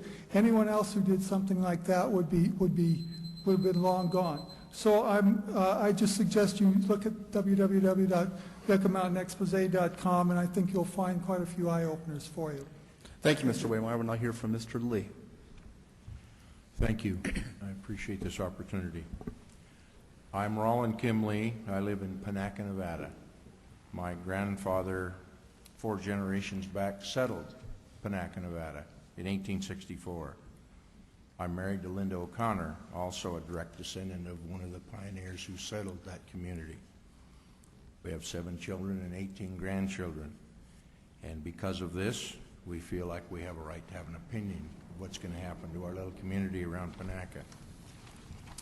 Concerns about a railroad in Lincoln County. There's some bullets here that I'd like to cover if I can get through this. How are we doing without it now? Did rail access benefit our community during the decades it was available? What impact could construction have on our community and its future? What about our rural way of life? What benefit would there be in having a railroad if our community couldn't use it? How are we doing without it? Well, we have 0 chance of receiving equipment or materials that cannot be economically transported without being on a highway in a truck. We have 0 opportunity to ship materials or finished products out that cannot be moved economically without a truck. Consequently, there is no interest in any firm or company to establish an operation near Panaca or in Lincoln County. We cannot develop our natural resources requiring rail transportation to market. But we do have the lowest number of railroad-related employment opportunities in Lincoln County since the railroad was established over 100 years ago. Did the railroad benefit our community when it was here? I can only speak from personal experience. The 4 companies were in Lincoln County that I personally worked for and received a paycheck and took care of my family from that depended on the rail to ship its product out of Lincoln County. During the construction of the Glen Canyon Dam, pozzolan was shipped from 2 miles north of Panaca on rail to Glen Canyon Dam's construction. That rail has been removed and would like it back. Many residents, including myself, supported their families through the employment of these companies. Many people I know made their living work directly for that railroad that is now gone. Combine Metals Reduction Company, Bunker Hill Mining, Sierra Chemical, Panaca Pozzolan Plant. These are the 4 companies that I personally worked for, and I know for a fact they needed the rail to ship their product. Due to these companies and the employment they provided, I believe each and every business in Lincoln County benefited in one way or another. Our school enrollment was up, the tax base was larger, the merchants sold more product, and the list goes on. What impact could the construction of this railroad have on our community and our future? Well, increased employment, increased tax revenue, increased business for each and every merchant and business in our community, an incentive for our youth to remain in the area with good employment and have a renewed sense of pride that has not existed for years in our community. What about our rural way of life? I grew up on a farm 4 miles below Panaca, Nevada. It's probably within 1.5 miles of where this proposed rail is going to go. We had cattle. My father and I moved cattle back and forth across the tracks that were there dozens of times in my lifetime. Those rails were 150 yards from our front door. The tracks nor the train were ever an issue in my family or our lifestyle. In fact, that train rolling past our house, hearing the whistle blow and seeing the people that you knew working on that train are a fond memory and a part of our rural community that I know and love. What benefits are there in having a railroad that we cannot use ourselves, as they've talked about dedicated trains? Absolutely zero. This railroad should be construction and made available to Lincoln County's economic possibilities and growth. Scientifically, economically, and realistically, it is absurd to consider any other location for nuclear waste than Yucca Mountain. That's my opinion based on all the reading I've done so far. The route to this repository is one that's been picked by people that are knowledgeable and have the expertise to do so. That being the Caliente line that we discussed today. To not allow the public to utilize this tremendous opportunity for progress and growth is beyond reason. As a resident of Lincoln County, having grown up and spent most of my life here, I am in complete support of this rail line and appeal to this board to provide access to it for the commercial transportation development and growth of our great community. It may be the most important puzzle piece we can acquire to ensure a positive financial future for Lincoln County's children. A point I'd like to add, I have intimate knowledge of a firm who has purchased 9,000 acres north of Panaca, about 2 miles, for the resource pozzolan. It's a rhyolitic ash that is deposited after a volcano. This ash is ages old. It's a unique commodity as an admix to concrete.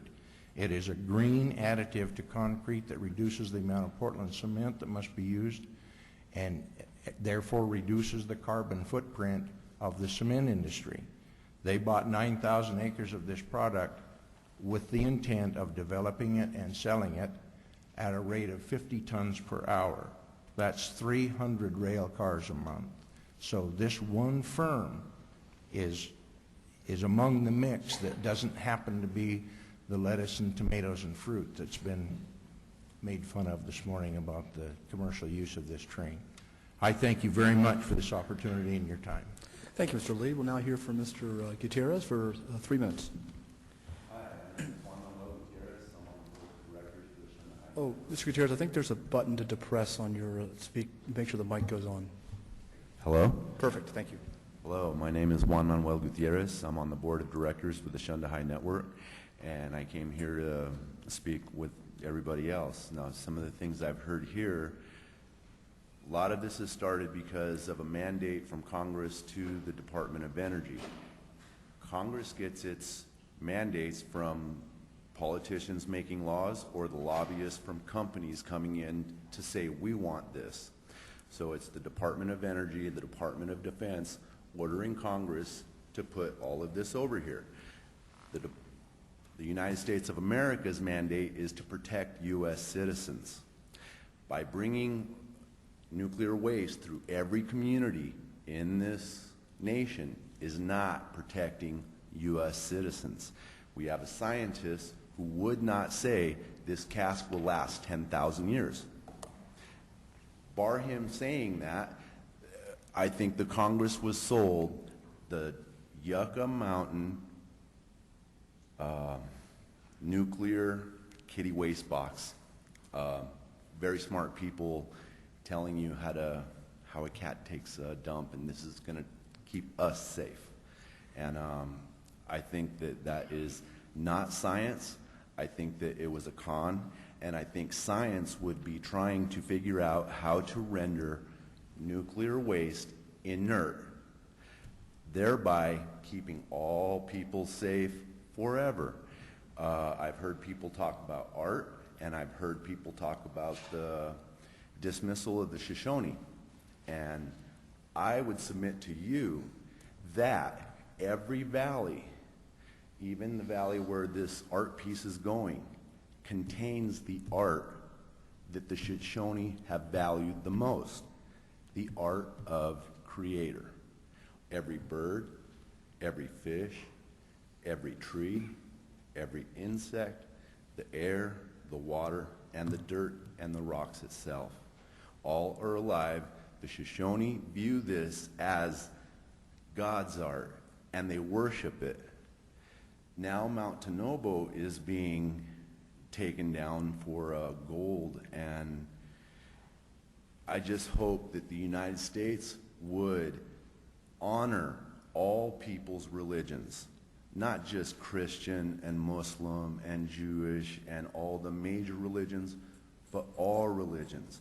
Now, the Shoshone have been signed a treaty of peace and friendship with the United States. Now, for the United States to come back and say, we're going to give you $15 an acre, and we're going to take it from this pocket and put it into this pocket, and you guys sold your land, when it is against their philosophy to sell their mother. You cannot sell God. You cannot sell the mother.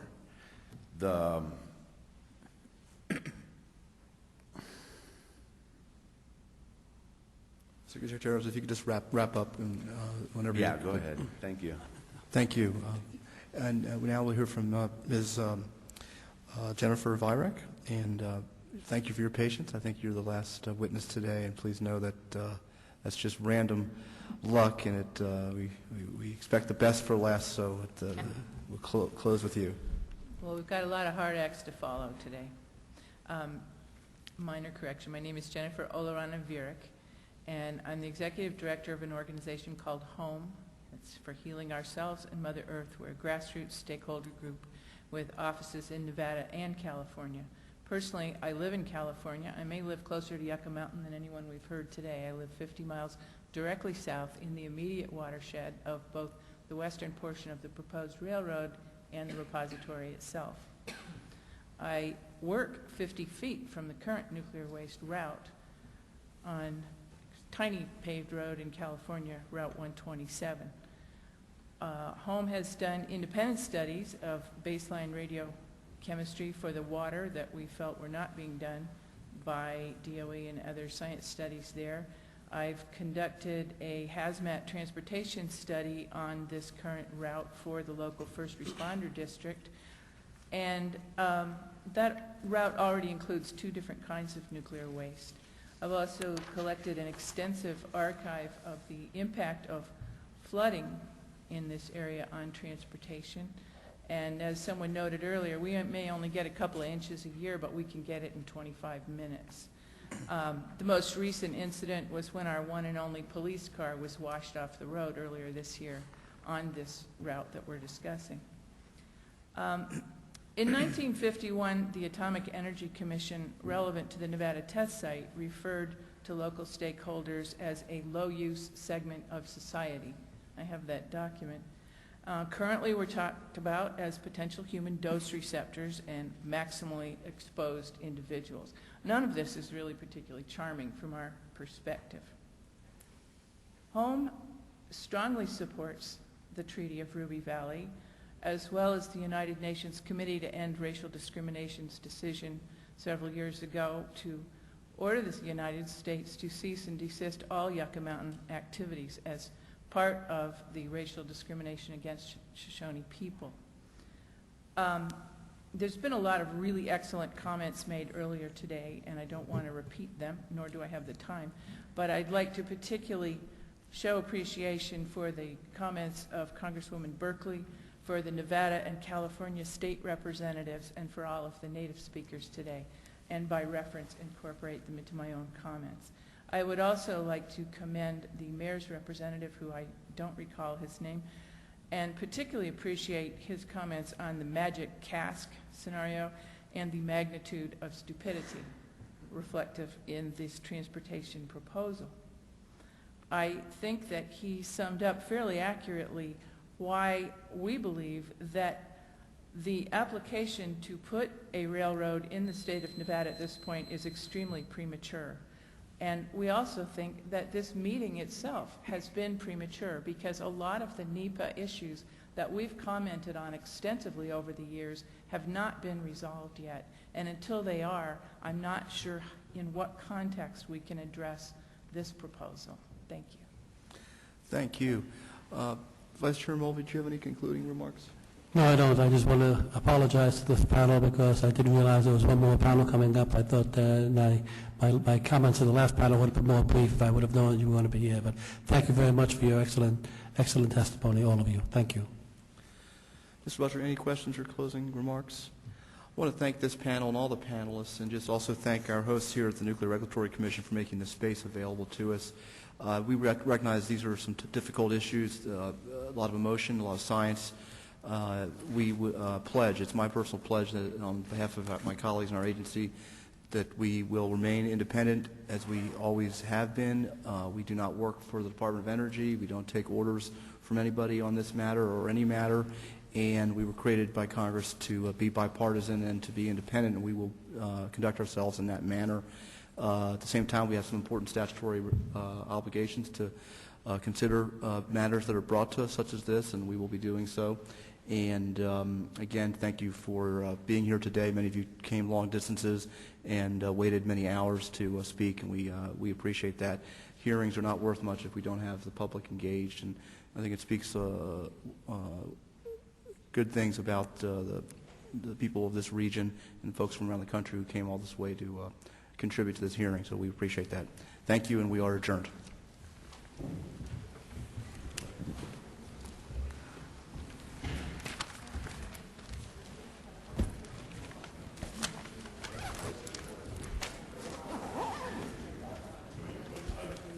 Yeah, there's at least two well-dressed men in the crowd.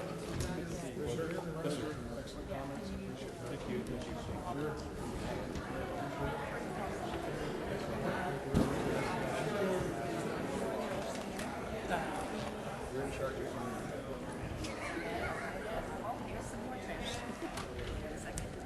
This is their bottle. This is some.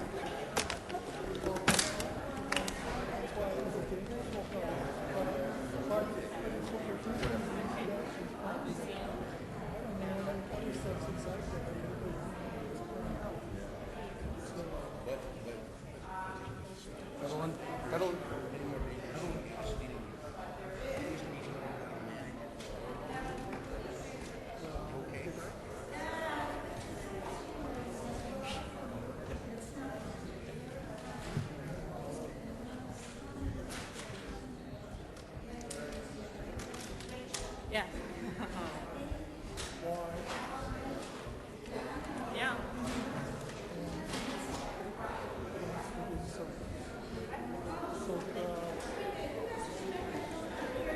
We got, the signs got screwed up and stuff.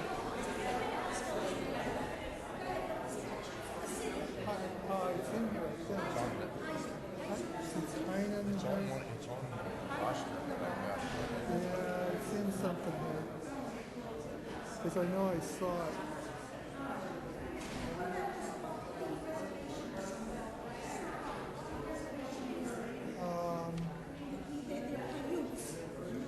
Well, yeah, the Southern Paiutes did not show up today.